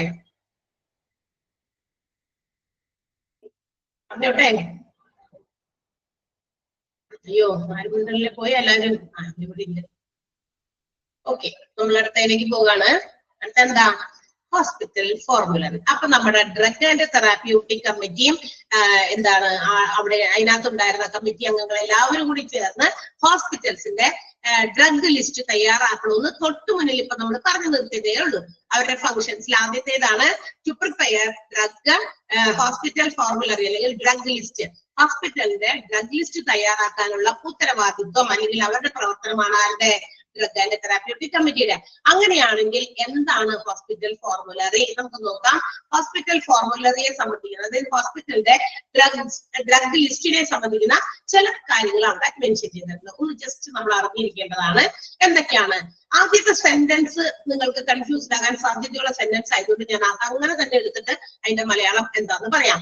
No hospital formulary can perhaps stock every medications that its concerned physician or doctors may want to prescribe for the patients who are hospitalized. എന്ന് വെച്ചാൽ എന്താണ്?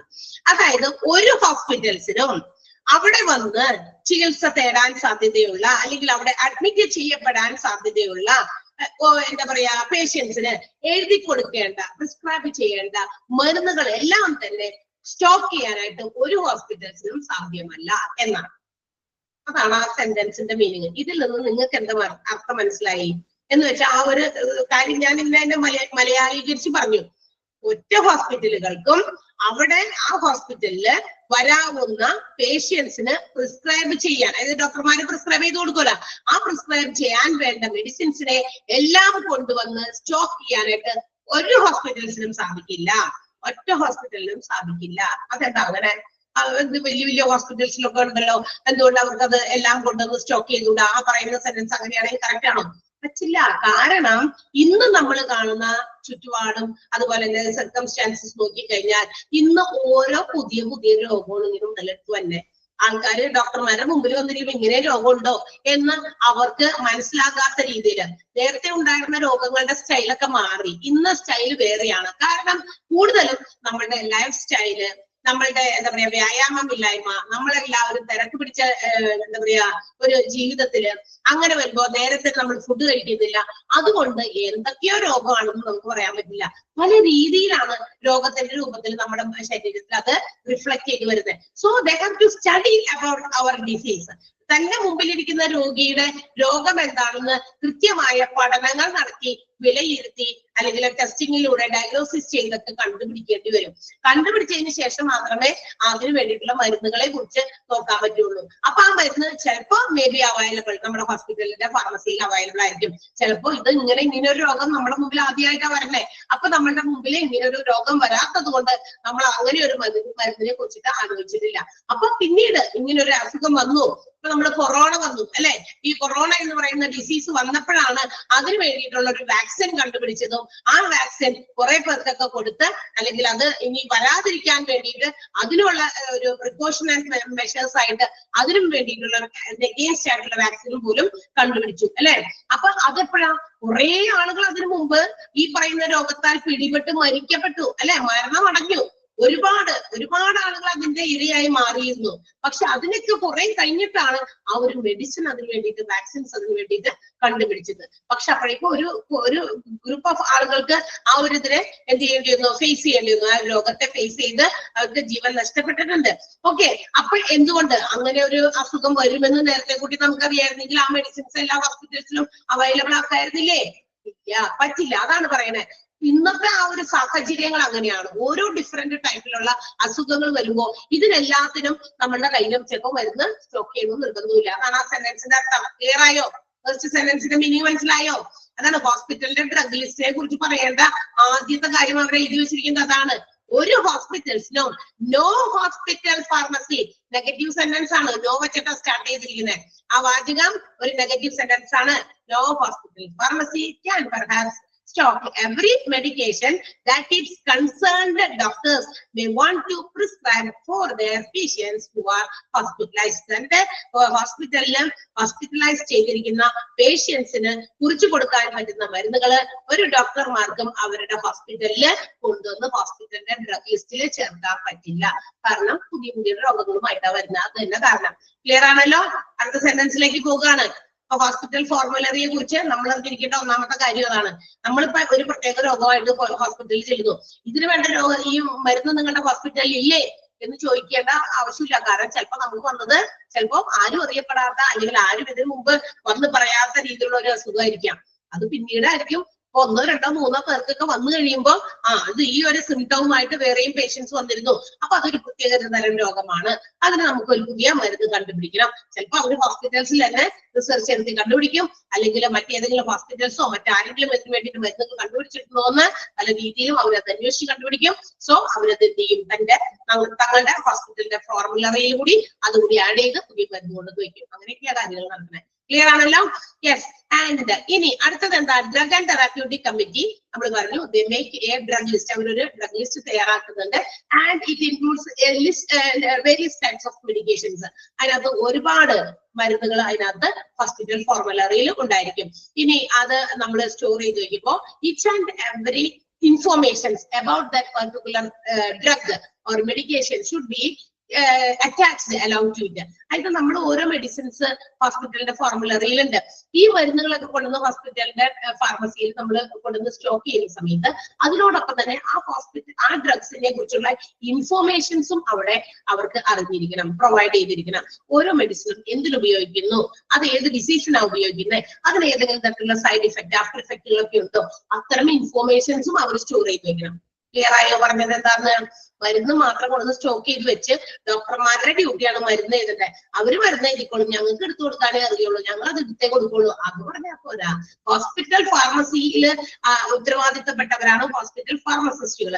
They should know about each and every drugs, what it is used for, if it have any side effects, toxicity, hostile effects. ഓരോ മരുന്നുകളെ കുറിച്ച് അറിയണം. അതിന് ഏതെങ്കിലും തരത്തിലുള്ള എന്തെങ്കിലും ഹോസ്റ്റൈൽ ഇഫക്ട്, അതായത് മറ്റേതെങ്കിലും തരത്തിലുള്ള ആഫ്റ്റർ എഫക്റ്റുകളൊക്കെ ഉണ്ടാകാൻ സാധ്യതയുണ്ടോ, എന്തെങ്കിലും പ്രതിമരുന്നുകളുണ്ടോ, അങ്ങനെയുള്ള ആഫ്റ്റർ എഫക്ട് ഉണ്ടായി കഴിഞ്ഞാൽ അതിനെന്ത് മരുന്ന് കൊടുക്കാം, അങ്ങനെയുള്ള ചില കാര്യങ്ങളൊക്കെ ഡ്രഗ്സിനെ കുറിച്ചിട്ട് ആരറിയണം? ഹോസ്പിറ്റലിന്റെ ഫാർമസിയിൽ എല്ലാവരും അറിഞ്ഞിരിക്കണം. And the committee should have to collect information about the hospital formulary. അതായത് ഹോസ്പിറ്റലിന്റെ ആ ഡ്രഗ് ലിസ്റ്റിന്റെ ചില ഇൻഫർമേഷൻസ്, ഡ്രഗ് ലിസ്റ്റിലുള്ള മരുന്നുകളെ കാര്യങ്ങളെ കുറിച്ചൊക്കെ ഇടയ്ക്കിടയ്ക്ക് നമ്മുടെ ഡ്രഗ് ആൻഡ് തെറാപ്യൂട്ടിക് കമ്മിറ്റി അതിനെ കുറിച്ചിട്ടുള്ള കാര്യങ്ങൾ ഫാർമസിക്കാരോട് ചോദിച്ച് മനസ്സിലാക്കണം. And have to make some changes if necessary. ആ ഡ്രഗ് ലിസ്റ്റിൽ എന്തെങ്കിലും മാറ്റങ്ങളൊക്കെ വരുത്താനുണ്ടെങ്കിൽ ആവശ്യമുള്ളപ്പോൾ അത്തരം മാറ്റങ്ങളും വരുത്തണം. ഡ്രഗ് ആൻഡ് തെറാപ്യൂട്ടിക് കമ്മിറ്റി ഒക്കെ കൂടി തീരുമാനിച്ച് കുറെ മരുന്നുകളുടെ ലിസ്റ്റ് ഒക്കെ ഉണ്ടാക്കി വെച്ചിട്ടുണ്ട്. അത് വെച്ചിട്ടുള്ള മരുന്നുകളൊക്കെ ഹോസ്പിറ്റൽ ഫാർമസിയിൽ ഉണ്ടായിരിക്കും.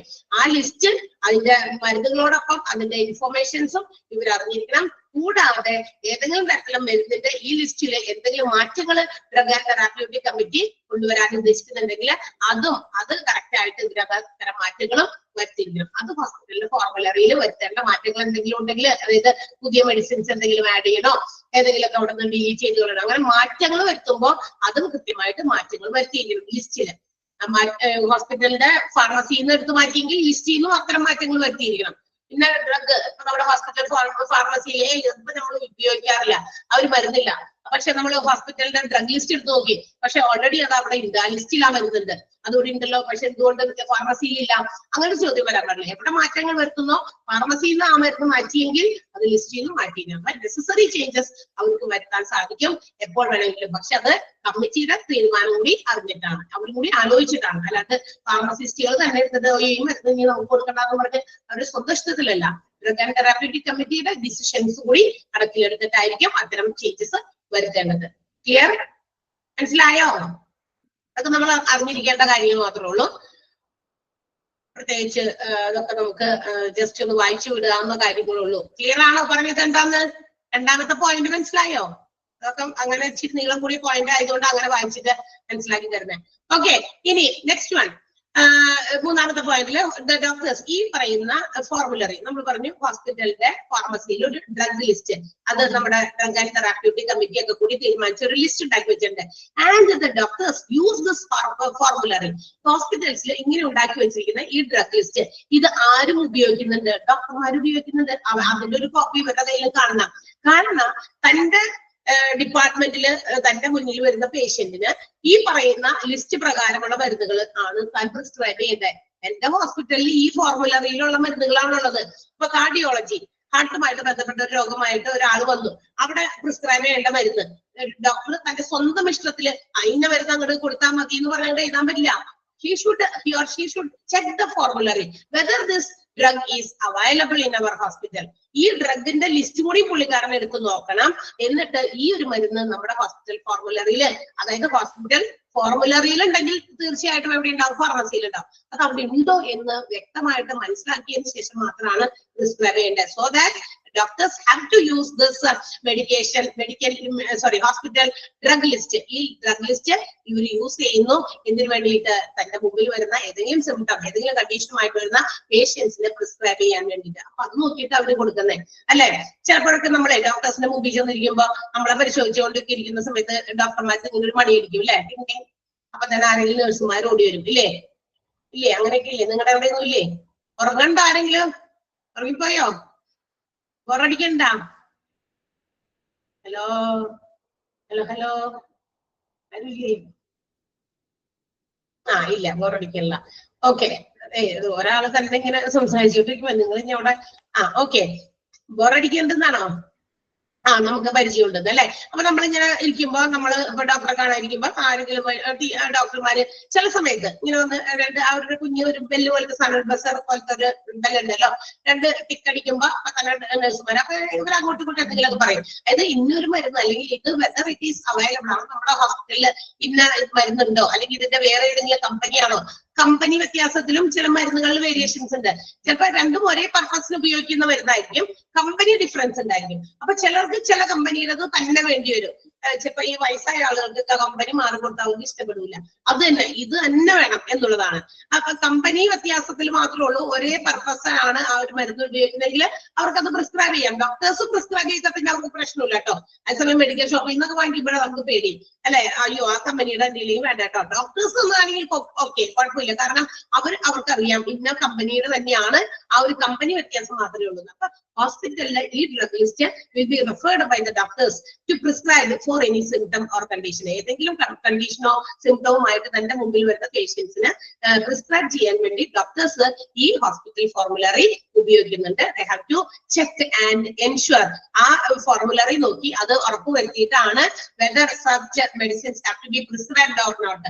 ഇന്ന മെഡിസിൻ പ്രിസ്ക്രൈബ് ചെയ്യാൻ പറ്റുമോ ഇല്ലേ, ഇതിൽ ലിസ്റ്റിലുണ്ടോ ഇല്ലേ എന്നൊക്കെ. ഇനി മാത്രമല്ല ഇത് ഇനി കൊടുത്തു കഴിയുമ്പോ ചിലപ്പോ ഉണ്ടല്ലോ ചില മെഡിസിൻസിന്റെ കൂടെ ചില മെഡിസിൻസ് കൊടുക്കാൻ പറ്റില്ല. ചില ആന്റിബയോട്ടിക്സ് ചിലതിന്റെ കൂടെ നമ്മൾ ഇങ്ങനെ കഴിക്കുമ്പോ ചിലതിന്റെ കൂടെ ചൊപ്പുറത്ത് കഴിക്കുകയല്ല, ഒരെണ്ണം കഴിച്ചു അപ്പൊ തന്നെ അടുത്ത് ഇപ്പൊ ഒരു എന്തെങ്കിലും അസുഖം വരുമ്പോ എന്താ പറയാ ഒരു പ്രാവശ്യം തന്നെ അറ്റ് എ ടൈം തന്നെ 3-4 ഗുളിക മരുന്നൊക്കെ കഴിക്കാനുള്ളത് ഉണ്ടാവും. അപ്പൊ ചില മരുന്ന് ചിലതിന്റെ കൂടെ അങ്ങനെ എന്താ പറയാ പോവില്ല, മീൻസ് കഴിച്ചു കഴിയുമ്പോഴേ അതുമായിട്ട് റിയാക്ട് ചെയ്ത് നമ്മളിലേക്ക് ആ ഒരു റിയാക്ഷൻ എഫക്ട് ചെയ്യും. ആ മരുന്നിന്റെ ഒരു പെരിലസ് അതായത് ഒരു ഡേഞ്ചറസ് സിറ്റുവേഷൻ ചിലപ്പോൾ ഉണ്ടാക്കും. ചിലപ്പോ എന്താ പറയാ വല്ല അലർജി ഒക്കെ ആയിട്ട് പുറത്തേക്ക് കാണിക്കും. അപ്പൊ അങ്ങനെ എന്താ പറയാ കോമ്പീറ്റ് ചെയ്ത് പോകാൻ പറ്റാത്ത ചില മരുന്നുകൾ ഉണ്ടെങ്കിൽ അങ്ങനെ അവർക്ക് നോക്കാനും ഈ പറഞ്ഞ ഡ്രഗ് ലിസ്റ്റ് ഉപയോഗിക്കാം. ഇന്ന മരുന്നാണ്, അപ്പൊ അതിന്റെ കൂടെ ഞാൻ ഉദ്ദേശിച്ച മരുന്ന് ഈ ഒരു മരുന്ന് ചിലപ്പോൾ ഉപയോഗിക്കാൻ പറ്റില്ല. അപ്പൊ അങ്ങനെയാണെങ്കിൽ അതിന് പകരം ഉപയോഗിക്കുന്ന മരുന്ന് ഉണ്ടാവുമോ ഈ ലിസ്റ്റില് എന്ന് നോക്കും, ചെക്ക് ചെയ്ത് നോക്കും. അങ്ങനെയാണെങ്കിൽ ആ ഒരു മരുന്ന് അവർക്ക് അതിൽ നിന്ന് എടുത്ത് പ്രിസ്ക്രൈബ് ചെയ്യാൻ പറ്റും. അപ്പൊ ആ ഒരു കാര്യത്തിനും വേണ്ടിയിട്ട് they can use the drug list. ഹോസ്പിറ്റലിന്റെ ഡ്രഗ് ലിസ്റ്റ് അല്ലെങ്കിൽ ഹോസ്പിറ്റൽ ഫോർമുലറി ഡോക്ടേഴ്സ് ഉപയോഗിക്കുന്നു. വെരിഫിക്കേഷന് വേണ്ടി മരുന്ന് ഇന്നത് പ്രിസ്ക്രൈബ് ചെയ്യാൻ പറ്റുമോ, whether it may cause any perilous situation, അതായത് വല്ല ഡേഞ്ചറസ് സിറ്റുവേഷൻ അത് കഴിക്കുന്നത് കൊണ്ട് ആ ഒരു എന്താ പറയാ പേഷ്യന്റിന് ഉണ്ടാകുമോ, അതൊക്കെ നോക്കി അതനുസരിച്ച് പ്രിസ്ക്രൈബ് ചെയ്യാനായിട്ട് ഡോക്ടേഴ്സിനെ ഹെൽപ്പ് ചെയ്യുന്നുണ്ട്. ഓക്കെ, ഡോക്ടർ ഈ ഹോസ്പിറ്റലിന്റെ ഫോർമുലറി. അപ്പൊ ഹോസ്പിറ്റലിന്റെ ഡ്രഗ് ലിസ്റ്റുകളെ സംബന്ധിക്കുന്ന ചില പ്രധാനപ്പെട്ട വിവരങ്ങൾ നമ്മൾ അറിഞ്ഞിരിക്കേണ്ട കാര്യങ്ങളാണ്. വെറുതെ ഒന്നുമല്ല. അപ്പൊ നമ്മളിങ്ങനെ ഹോസ്പിറ്റലിൽ രോഗിയായിട്ട് ചെല്ലുമ്പോൾ നമ്മൾ വിചാരിക്കും എത്ര നിസ്സാരമാണെന്ന്, പക്ഷെ അത്ര എളുപ്പമുള്ള കാര്യമൊന്നുമല്ല. ഇതിനൊക്കെ കുറച്ച് കാര്യങ്ങളൊക്കെ അതിന്റെ പിന്നിലൊക്കെ ഉണ്ട്. വാക്സിനിൽ ഒരുപാട് കാര്യങ്ങൾ ഇവർ ചെയ്യുന്നുണ്ട്. ഇപ്പൊ ഫാർമസി ആയിക്കോട്ടെ, ഡോക്ടേഴ്സ് ആയിക്കോട്ടെ അല്ലെ, അവർക്ക് നമ്മൾ വിചാരിക്കും എത്ര ഫീസാ അവർ വാങ്ങിക്കുന്നതെന്ന് നമ്മള് ചിന്തിക്കുന്നുണ്ടാവും. പക്ഷെ അവരുടെ തല നന്നായിട്ട് വർക്ക് ചെയ്യുന്നുണ്ട്, ബ്രെയിനൊക്കെ നന്നായിട്ട് കോൺസെൻട്രേറ്റ് ചെയ്ത് വർക്ക് ചെയ്തിട്ടാണ് അവർ നമ്മളിൽ നിന്ന് ആ ഫീസ് വാങ്ങിക്കുന്നതെന്നും നമ്മൾ ആലോചിക്കണം. കാരണം ഒരു എന്തെങ്കിലും ഒരു ചെറിയ നിസ്സാരം ഒരു കെയർലെസ് എന്താണ് ഒരാളുടെ ജീവൻ തന്നെ ചിലപ്പോൾ ഇല്ലാതാക്കിയേക്കാം. അപ്പൊ അത്തരം കാര്യങ്ങളൊക്കെ വളരെ ശ്രദ്ധിച്ച് ചെയ്യേണ്ട കാര്യം, മറ്റേതും ബിസിനസ് പോലെയുമല്ല.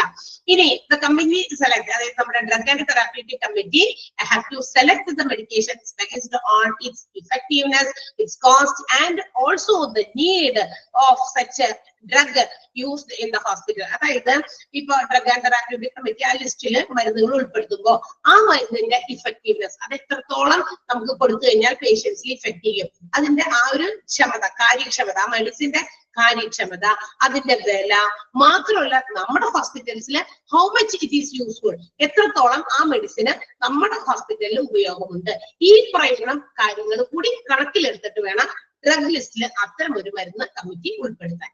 ഓക്കെ, അപ്പൊ ഡ്രഗ് ലിസ്റ്റിൽ ഉൾപ്പെടുത്തേണ്ട മരുന്നുകൾ തോന്നിയത് അങ്ങോട്ട് വാരിക്കോരി എഴുതി വെച്ചാൽ പോരാ, എത്രത്തോളം ഇഫക്റ്റീവ് ആയിട്ട് ആ ഒരു മെഡിസിൻ വർക്ക് ചെയ്യും, അതിന്റെ വില എത്ര, അത് എത്രത്തോളം നമ്മുടെ ഹോസ്പിറ്റലിന് ആവശ്യമാണ്. നമ്മുടെ ഹോസ്പിറ്റലിൽ ഇപ്പൊ ഏതെങ്കിലും ഒരു എന്താ പറയാ, ഇപ്പൊ ഞാൻ പറയാം ഒഫ്താൽമോളജി, കണ്ണിന്റെ സ്പെഷ്യലൈസ്ഡ് ആയിട്ടുള്ള ഒരു ഡിപ്പാർട്ട്മെന്റ് ഇല്ലാത്ത ഒരു ഹോസ്പിറ്റലാണ്. അങ്ങനെയാണെങ്കിൽ ആ ഒഫ്താൽമോളജി ഡിപ്പാർട്ട്മെന്റിൽ എഴുതേണ്ട മരുന്നുകൾ നമ്മുടെ ലിസ്റ്റിൽ ഉൾപ്പെടുത്തണോ പറഞ്ഞാൽ നിങ്ങൾ ഉൾപ്പെടുത്തണോ? ഒഫ്താൽമോളജി എന്ന് പറയുമ്പോൾ ഒരു ഡിപ്പാർട്ട്മെന്റ് ആ ഹോസ്പിറ്റലിൽ ഫംഗ്ഷൻ ചെയ്യുന്നില്ല. ഇപ്പൊ ഒരു ABC എന്ന് പറയുന്ന ഒരു ഹോസ്പിറ്റല്, ആ ഹോസ്പിറ്റലിൽ ഒഫ്താൽമോളജി എന്ന് പറയുന്ന ഒരു ഡിപ്പാർട്ട്മെന്റ് ഇല്ല. കണ്ണിന്റെ കാഴ്ചയുമായി ബന്ധപ്പെട്ട ഒരു ചികിത്സയും അവിടെ നടക്കുന്നില്ല. എന്നാൽ ആ കണ്ണിന്റെ കാഴ്ചയും കണ്ണുമായിട്ട് ബന്ധപ്പെട്ട ഒരു ഡിപ്പാർട്ട്മെന്റ് ഇല്ലാതെ അവിടെ ആ വിഭാഗത്തിലേക്ക് കുറിക്കേണ്ട മരുന്ന് കൊണ്ടൊന്ന് വെക്കേണ്ട വല്ല ആവശ്യമുണ്ടോ? ഡ്രഗ് ലിസ്റ്റിൽ അങ്ങനെ ഒരു മരുന്ന് ഉൾപ്പെടുത്തണോ? വേണ്ട. അപ്പൊ എത്രത്തോളം ആ മരുന്ന് നമ്മുടെ ഹോസ്പിറ്റലിൽ യൂസ്ഫുൾ ആകുന്നു എന്നും കൂടി കണക്കിലെടുത്താം. അപ്പൊ ഏതൊക്കെയാ മരുന്നിന്റെ effectiveness, cost and how much it is needed in that particular hospital. ആ ഹോസ്പിറ്റലിൽ ആ മരുന്നിന് എത്രത്തോളം പ്രാധാന്യമുണ്ട് എന്നൊക്കെ മനസ്സിലാക്കി വേണം ഹോസ്പിറ്റൽ ഫോർമുലറിയിൽ ആ ഡ്രഗിന്റെ പേര് ഉൾപ്പെടുത്താൻ. ക്ലിയർ ആയോ? ഇതൊക്കെയാണ് ഒരു ഹോസ്പിറ്റലിന്റെ ഡ്രഗ് ലിസ്റ്റുമായിട്ട് ബന്ധപ്പെട്ട് നമ്മൾ അറിഞ്ഞിരിക്കേണ്ട കാര്യം. അപ്പൊ ഡ്രഗ് ലിസ്റ്റിനകത്ത് ആദ്യത്തെ പറഞ്ഞ കാര്യം, ഒരു ഹോസ്പിറ്റൽസും no hospital pharmacy can stock its medicines, എല്ലാ തരത്തിലുള്ള മെഡിക്കേഷൻസും ഒരു ഹോസ്പിറ്റൽസിനും അവരുടെ ഡോക്ടേഴ്സിന് പ്രിസ്ക്രൈബ് ചെയ്യാവുന്ന രീതിയിൽ കൊണ്ടുവന്ന് സ്റ്റോക്ക് ചെയ്യാൻ പറ്റില്ല എന്നുള്ളതാണ് നമ്മൾ ആദ്യം പറഞ്ഞ കാര്യം. രണ്ടാമത് എന്താ പറഞ്ഞത്? Drug and therapeutic committee make a list of medications. Drug and therapeutic committee ഒരു ലിസ്റ്റ് ഓഫ് മെഡിക്കേഷൻസ് തയ്യാറാക്കുന്നു. And also along with that they have to keep all the informations regarding that drugs. ആ ഡ്രഗ്സുമായിട്ട് നിലനിൽക്കുന്ന എല്ലാ തരത്തിലുള്ള ഇൻഫോർമേഷൻസും അതിനോടൊപ്പം തന്നെ അവര് സ്റ്റോർ ചെയ്ത് വെക്കുന്നു. ആൻഡ് ഹോസ്പിറ്റൽ ഫോർമുലറിയിൽ whatever changes it is have to be made, necessarily it have to be made by the committee. ഹോസ്പിറ്റലിന്റെ ഫോർമുലറിയിൽ എന്തൊക്കെ മാറ്റങ്ങൾ വരുത്തണോ അത് നമ്മുടെ ഡ്രഗ് ആൻഡ് തെറാപ്യൂട്ടിക് കമ്മിറ്റി അത്തരം മാറ്റങ്ങൾക്ക് വിധേയമാക്കുന്നു. എന്തൊക്കെ ആഡ് ഓൺ ചെയ്യണം, അല്ലെങ്കിൽ മാറ്റാനുണ്ടോ, ഇങ്ങനെയുള്ള കാര്യങ്ങളൊക്കെ എന്ത് ചെയ്യണമെങ്കിലും കമ്മിറ്റിയുടെ തീരുമാനപ്രകാരം മാത്രമായിരിക്കും. And doctors use the hospital formulary to prescribe medications for a patient those who are coming with any symptom or condition. എന്തെങ്കിലും തരത്തിലുള്ള രോഗമോ മറ്റു കാര്യങ്ങളോ ഒക്കെ ആയിട്ട് തന്റെ മുമ്പിൽ വരുന്ന പേഷ്യൻസിന് പ്രിസ്ക്രൈബ് ചെയ്യാനുള്ള മരുന്നുകൾക്ക് വേണ്ടിയിട്ട് ഡോക്ടേഴ്സ് ഈ ഹോസ്പിറ്റൽ ഫോർമുലറി ഉപയോഗിക്കുന്നു. And also they have to check and make sure, അതായത് ഹോസ്പിറ്റലിന്റെ ഫോർമുലറി ചെക്ക് ചെയ്യുന്നു, അതില് നോക്കി വിലയിരുത്തുന്നു, അല്ലെങ്കിൽ മേക്ക് ഷുവർ ചെയ്യുന്നു, ബോധ്യപ്പെടുന്നു എന്ത്, that they can prescribe some medicines which will not cause any perilous interactions. അതായത് താൻ കുറിക്കുന്ന മരുന്നുകൾ മറ്റേതെങ്കിലും മരുന്നുകളുമായിട്ട് ഇന്ററാക്ട് ചെയ്ത് മറ്റേതെങ്കിലും ഡേഞ്ചറസ് സിറ്റുവേഷൻസിൽ പോകില്ല എന്നുകൂടി ഉറപ്പുവരുത്തിയിട്ടാണ് ഈ ഫോർമുലറി ഉപയോഗിച്ച് ഡോക്ടേഴ്സ് മരുന്ന് പ്രിസ്ക്രൈബ് ചെയ്യുന്നത് എന്നുകൂടി ഹോസ്പിറ്റൽ ഫോർമുലറിയെ കുറിച്ച് നമ്മൾ അറിയണം. പിന്നെ കമ്മിറ്റീസ് മെഡിസിൻസ് ഹോസ്പിറ്റൽ ഫോർമുലറിയിൽ ഉൾപ്പെടുത്തുമ്പോൾ they have to find whether how effective is the medicine, എത്രത്തോളം ഇഫക്റ്റീവ് ആണ് ആ ഓരോ മരുന്നുകളും അല്ലെങ്കിൽ ഡ്രഗ്സും, അതുപോലെ തന്നെ എത്രയാണ് അതിന്റെ cost and how much it is needed in our hospital, നമ്മുടെ ഹോസ്പിറ്റൽസിൽ അത് എത്രത്തോളം ഉപയോഗപ്രദമാകും എന്നുള്ള കാര്യങ്ങളൊക്കെ അറിഞ്ഞ് ചിന്തിച്ച് കാര്യങ്ങളൊക്കെയാണ് എന്ത് ചെയ്യുന്നത്, ഹോസ്പിറ്റൽ ഫോർമുലറിയിൽ ഉൾപ്പെടുത്തുന്നത്, ഇൻക്ലൂഡ് ചെയ്യുന്നത്. ക്ലിയർ ആയോ? ഹോസ്പിറ്റൽ ഫോർമുലറി എന്ന് പറഞ്ഞ ഭാഗം ക്ലിയർ ആയോ? ഓക്കെ, അവിടെ വരെ ഒരു പ്രശ്നമില്ലല്ലോ? ഇത്രയും വരെ നമ്മളിന്ന് ഇവിടെ തുടങ്ങിയ അടുത്ത എക്യുപ്മെന്റുകൾ തുടങ്ങി തീർന്നിട്ടില്ല കേട്ടോ, ഞാൻ തന്നെ എടുക്കുകയാണ്. പക്ഷെ ഒരു 5 minutes നമുക്കൊന്ന് ബ്രേക്ക് ചെയ്യാം. പോകരുതാരും. പോയിട്ട് ഇത്തിരി വെള്ളമൊക്കെ കുടിച്ച് ഒന്ന് എഴുന്നേറ്റ് 2 ചാട്ടോ അല്ലെങ്കിൽ ഒന്ന് വെറുതെ അവിടെ വരെയൊക്കെ ഒന്ന് പോയിട്ടൊക്കെ വേഗം തിരിച്ചു വരാം കേട്ടാ. 5 minutes.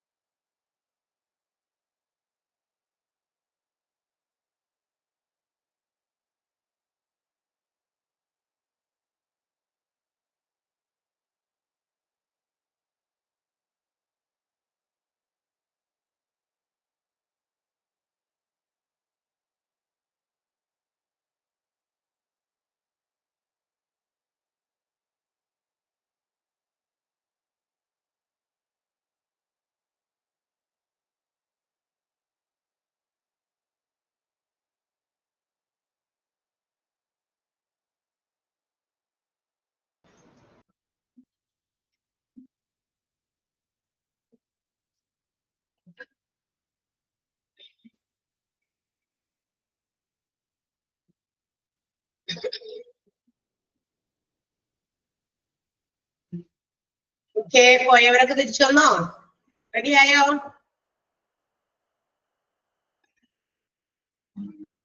ഓക്കെ.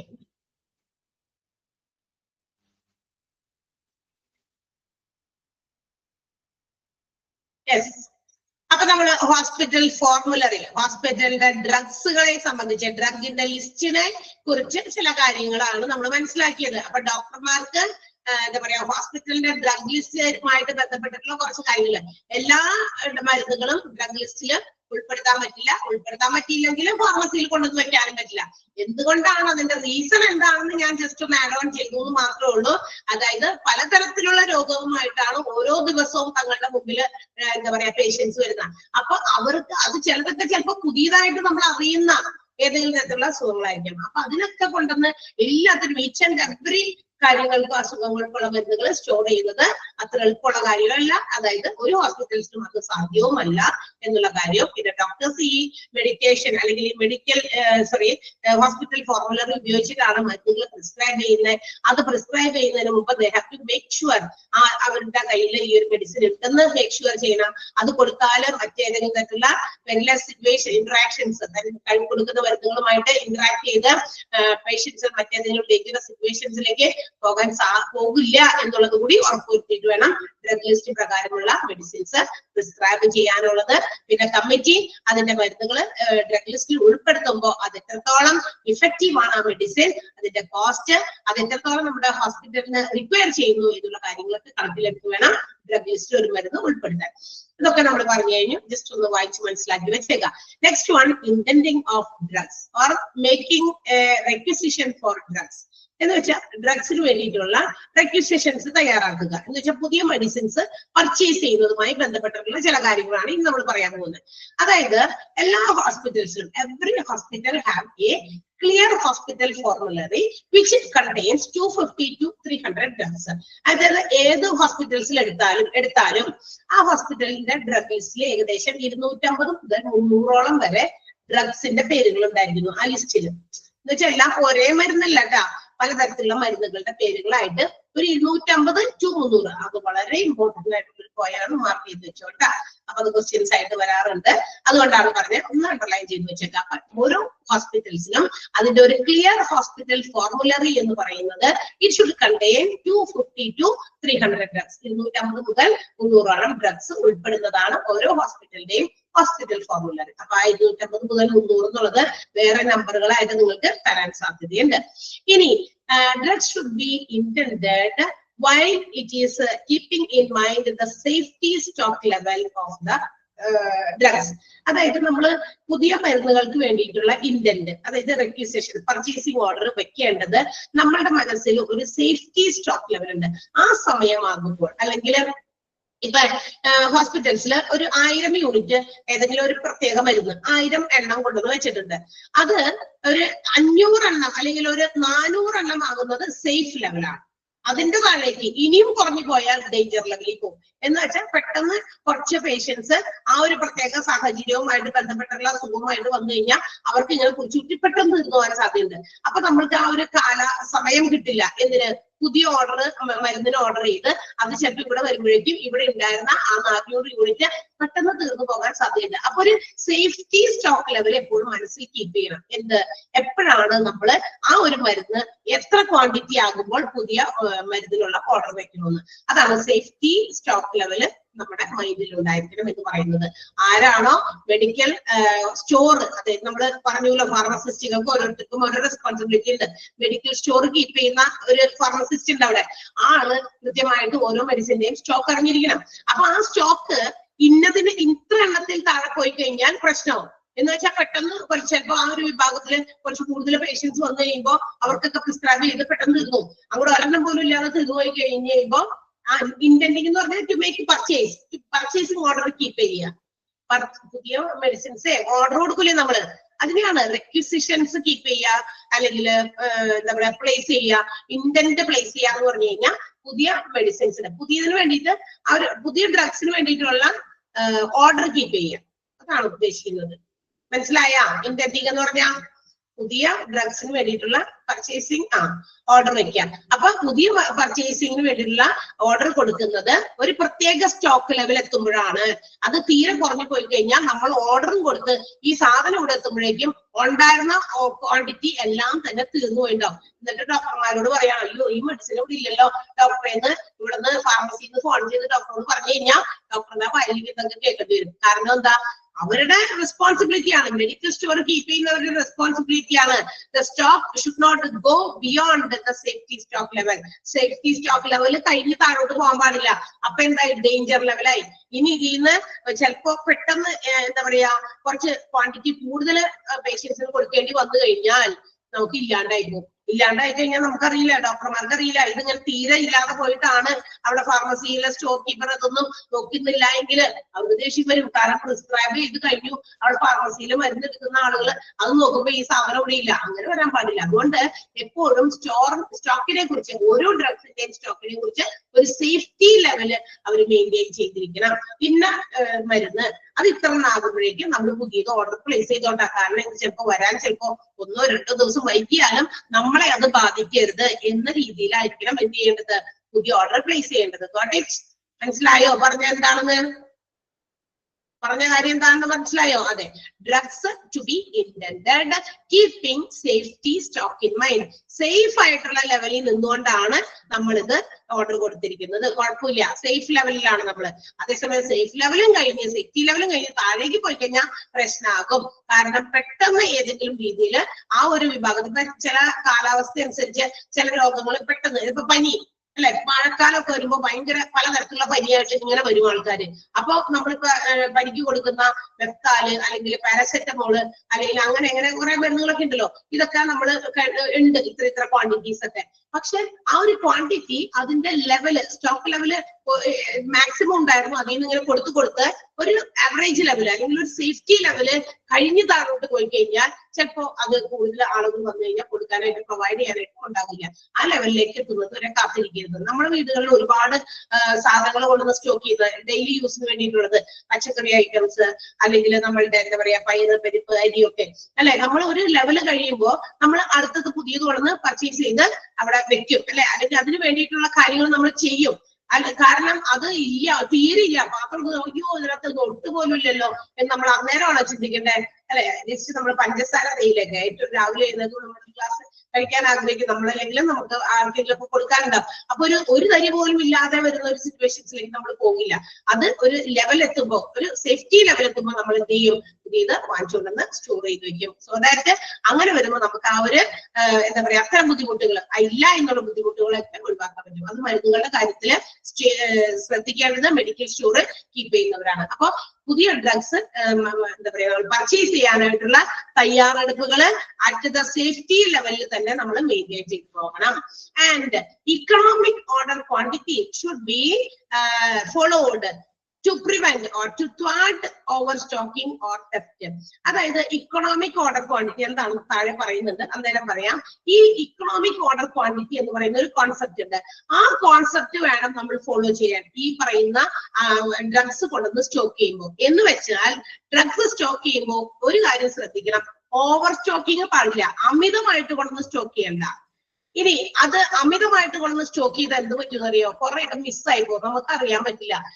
കുറെ ഇരിക്കുകയാണല്ലോ, അപ്പൊ ആരെങ്കിലും മരിക്കൊണ്ടു. അതായത് മരുന്നുകളാണ് ശരിയാണ്, എന്തിനാ കൊണ്ടുപോയിട്ട്, പക്ഷെ അതും ആവശ്യമുള്ളവരൊക്കെ ഉണ്ടാകും. ഇപ്പൊ തെഫ്റ്റ്, അതായത് കളവ് പോകല്, ഓവർ സ്റ്റോക്കിങ് എന്നിവയൊക്കെ ഒഴിവാക്കാൻ ഇക്കണോമിക് ഓർഡർ ക്വാണ്ടിറ്റി വേണം ഡ്രഗ്സിനെ സംബന്ധിച്ച് ഫോളോ ചെയ്യാൻ. ഇക്കണോമിക് ഓർഡർ ക്വാണ്ടിറ്റി എന്താണെന്ന് അന്നേരം പറയാട്ടാ. അപ്പൊ ഏത് ക്വാണ്ടിറ്റി ഫോളോ ചെയ്യണം അതും ഒരു സെന്റൻസ് ആണ്, ഒന്ന് മാർക്ക് ചെയ്ത് വെച്ചോട്ടാ. അതിലെ ആ 3ാമത്തെ പോയിന്റ് ഒന്ന് അണ്ടർലൈൻ ചെയ്ത് വെച്ചു. അതുമായിട്ട് ബന്ധപ്പെട്ട ക്വസ്റ്റ്യൻസ് വരാറുണ്ട്. Dash should be followed to thwart over stocking or theft. തെഫ്റ്റും ഓവർ സ്റ്റോക്കിംഗ് ഒക്കെ പ്രിവെന്റ് ചെയ്യാൻ, ത്വാർട്ട് എന്ന് പറഞ്ഞാൽ പ്രിവെന്റ് എന്നാണ് അർത്ഥം, തടയാൻ. ഓവർ സ്റ്റോക്കിങ്ങും തെഫ്റ്റും തടയാൻ വേണ്ടിയിട്ട് ഡാഷ് ഷുഡ് ബി ഫോളോഡ്. എന്താണ് ഫോളോ ചെയ്യേണ്ടത്? Economic order quantity which may be also abbreviated as EOQ. അതിനെ നമുക്ക് ഇങ്ങനെ അബ്രീവിയേറ്റ് ചെയ്യാം കേട്ടോ, EOQ. ഇക്കണോമിക്സ് ഒക്കെ പഠിച്ചിരിക്കുന്ന ആളുകളൊക്കെ ഇതൊക്കെ ചിലപ്പോൾ അറിയായിരിക്കും അല്ലെ? ഇക്കണോമിക്സ് പഠിച്ചവർ ആരെങ്കിലും ഉണ്ടോ? ബികോം ഉണ്ടോ? ആരുമില്ല? എല്ലാവരും സയൻസ് പഠിച്ചവരാണോ? പഠിച്ചിട്ടുണ്ടല്ലോ ഇവിടെ ആരൊക്കെയോ നമ്മൾ പരിചയപ്പെട്ടതൊക്കെ കുറച്ചു പേരോ പറഞ്ഞിട്ടുണ്ടല്ലോ. കണ്ടോ? അപ്പൊ അവര് കേട്ടിട്ടുണ്ടാവും അല്ലെ, ഈ EOQ എന്ന് പറയുന്ന സംഭവം കേട്ടിട്ടുണ്ടല്ലോ, ഇക്കണോമിക് ഓർഡർ ക്വാണ്ടിറ്റി. ക്വാണ്ടിറ്റി അതായത് നമ്മള് മെറ്റീരിയൽസ് ഒക്കെ കൊണ്ടുവന്ന് സ്റ്റോക്ക് ചെയ്യുമ്പോൾ ഫോളോ ചെയ്യേണ്ട ഒരു സംഭവമാണ് EOQ എന്ന് പറയുന്നത്. എന്താന്ന് പറഞ്ഞുതരാം, അറിയാൻ മതി. ഇനി order level it should B, നമ്മൾ ഓരോ ലെവലും സേഫ്റ്റി ലെവൽ ഉണ്ട്, ക്രിട്ടിക്കൽ ലെവൽ അല്ലെങ്കിൽ ഡേഞ്ചർ ലെവൽ, അതൊക്കെ ഇവർ കേട്ടിട്ടുണ്ടാവും. ഈ എക്കണോമിക്സ് പഠിച്ചവർക്ക് കേട്ടിട്ടുണ്ടായിരിക്കും, അതായത് കൊമേഴ്സ് പഠിച്ചവർക്ക് കേട്ടിട്ടുണ്ടായിരിക്കും. അതായത് ക്രിട്ടിക്കൽ ലെവൽ അല്ലെങ്കിൽ ഡേഞ്ചർ ലെവല് റീച്ച് ചെയ്യുന്നതിന് മുമ്പ് തന്നെ ആസ് സൂൺ ആസ് പോസിബിൾ എന്ത് ചെയ്യണം, ഓർഡർ ഷുഡ് ബി പ്ലേസ്ഡ്. പുതിയ മെഡിസിൻസിന് വേണ്ടിയിട്ടുള്ള ഓർഡർ നമ്മൾ ക്രിട്ടിക്കൽ ലെവൽ എത്തുന്ന സമയത്ത് തന്നെയെങ്കിലും എന്തായിരിക്കണം, നമ്മൾ പ്ലേസ് ചെയ്തിട്ടുണ്ടായിരിക്കണം. പുതിയ മെഡിസിൻസ് ക്രിട്ടിക്കൽ ലെവൽ എന്ന് പറഞ്ഞാൽ എന്താ, ഇനി അങ്ങോട്ട് താഴെ പോയി കഴിഞ്ഞാൽ ഇല്ല, അവിടെ മെഡിസിൻ ഇല്ല. അതുകൊണ്ട് ആ ക്രിട്ടിക്കൽ ലെവല് എത്തുമ്പോഴേക്കും നമ്മൾ എന്ത് ചെയ്തിരിക്കണം, പുതിയ മെഡിസിൻസിന് ഉള്ള ഓർഡർ പ്ലേസ് ചെയ്തിരിക്കണം. ക്രിട്ടിക്കൽ ലെവൽ എന്ന് പറഞ്ഞാൽ ഡേഞ്ചർ ലെവല് എന്ന് വെച്ചാൽ ഇനി അങ്ങോട്ടേക്ക് പോയി കഴിഞ്ഞു കഴിഞ്ഞാൽ മെഡിസിൻ ഇല്ല, തീർന്നുപോയി. അപ്പൊ ആ ലെവലിലേക്ക് ഓടിക്കൊണ്ടിരിക്കുന്നത്. അപ്പോഴേക്കും എങ്കിലും എന്ത് ചെയ്തിരിക്കണം, നമ്മൾ പുതിയ മെഡിസിൻസിനുള്ള ഡ്രഗ്സിനുള്ള പർച്ചേസിംഗ് ഓർഡർ കീപ്പ് ചെയ്തിട്ട്. അതാണ് ഇന്റൻഡിങ് ഓഫ് ഡ്രഗ്സ് എന്ന ഹെഡിങ് കൊടുത്തേക്കണേ. ഡ്രഗ്സ് പുതിയത് വാങ്ങിക്കേണ്ടതുമായി ബന്ധപ്പെട്ടിട്ട് അല്ലെങ്കിൽ പുതിയ ഡ്രഗ്സ് പർച്ചേസ് ചെയ്യുന്നതുമായി ബന്ധപ്പെട്ടിട്ടുള്ള കാര്യങ്ങളാണ് ഈ പറഞ്ഞിരിക്കുന്നത് എല്ലാം തന്നെ. ഓക്കെ, ഇനി അങ്ങനെ നമ്മൾ ക്രിട്ടിക്കൽ ലെവൽ എത്തുന്നതിന് മുമ്പ് ബിഫോർ ഇറ്റ് ഈസ് റീച്ച്ഡ്, ഏത് ക്രിട്ടിക്കൽ ലെവൽ റീച്ച് ചെയ്യുന്നതിന് മുമ്പ് as soon as possible we have to keep for the order, അല്ലെ, പുതിയ ഓർഡർ ഇഷ്യൂ ചെയ്തിരിക്കണം. ഇനി in case of some drugs which are to be imported from any other place ample time should be given.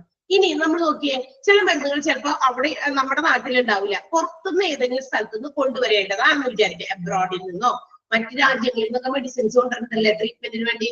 അറിയോ നിങ്ങൾക്ക് അങ്ങനത്തെ കാര്യങ്ങളൊക്കെ? അയ്യോ നമ്മുടെ നാട്ടിൽ ഈ രാജ്യത്ത് ഇല്ല, അമേരിക്കയിൽ നിന്ന് കൊണ്ടുവരണം ആ മെഡിസിൻ, അല്ലെങ്കിൽ ആ ഒരു ടെക്നോളജി അമേരിക്കയിൽ നിന്ന് വന്നിട്ട് വേണം അതിനുള്ള ചികിത്സ കൊടുക്കാൻ. ആളെ അങ്ങോട്ടേക്ക് കൊണ്ടുപോകാനായിട്ട് പറ്റില്ല, അതിന് പകരം ആ മെഡിസിനോ അല്ലെങ്കിൽ ആ ഒരു ടെക്നോളജിയോ കൊണ്ടുവന്നാലേ നമുക്ക് ആ ഒരു ട്രീറ്റ്മെന്റ് കൊടുക്കാൻ പറ്റുള്ളൂ എന്നൊക്കെ നമ്മൾ പറഞ്ഞെങ്കിലും ചിലർക്ക് എക്സ്പീരിയൻസ് ഉണ്ടായിരിക്കും, അങ്ങനെ ആർക്കൊക്കെ വേണ്ടിയിലൊക്കെ പറഞ്ഞതോ അല്ലെങ്കിൽ നമ്മൾ എവിടെയെങ്കിലും കേട്ടിട്ടോ ഉണ്ടായിരിക്കും.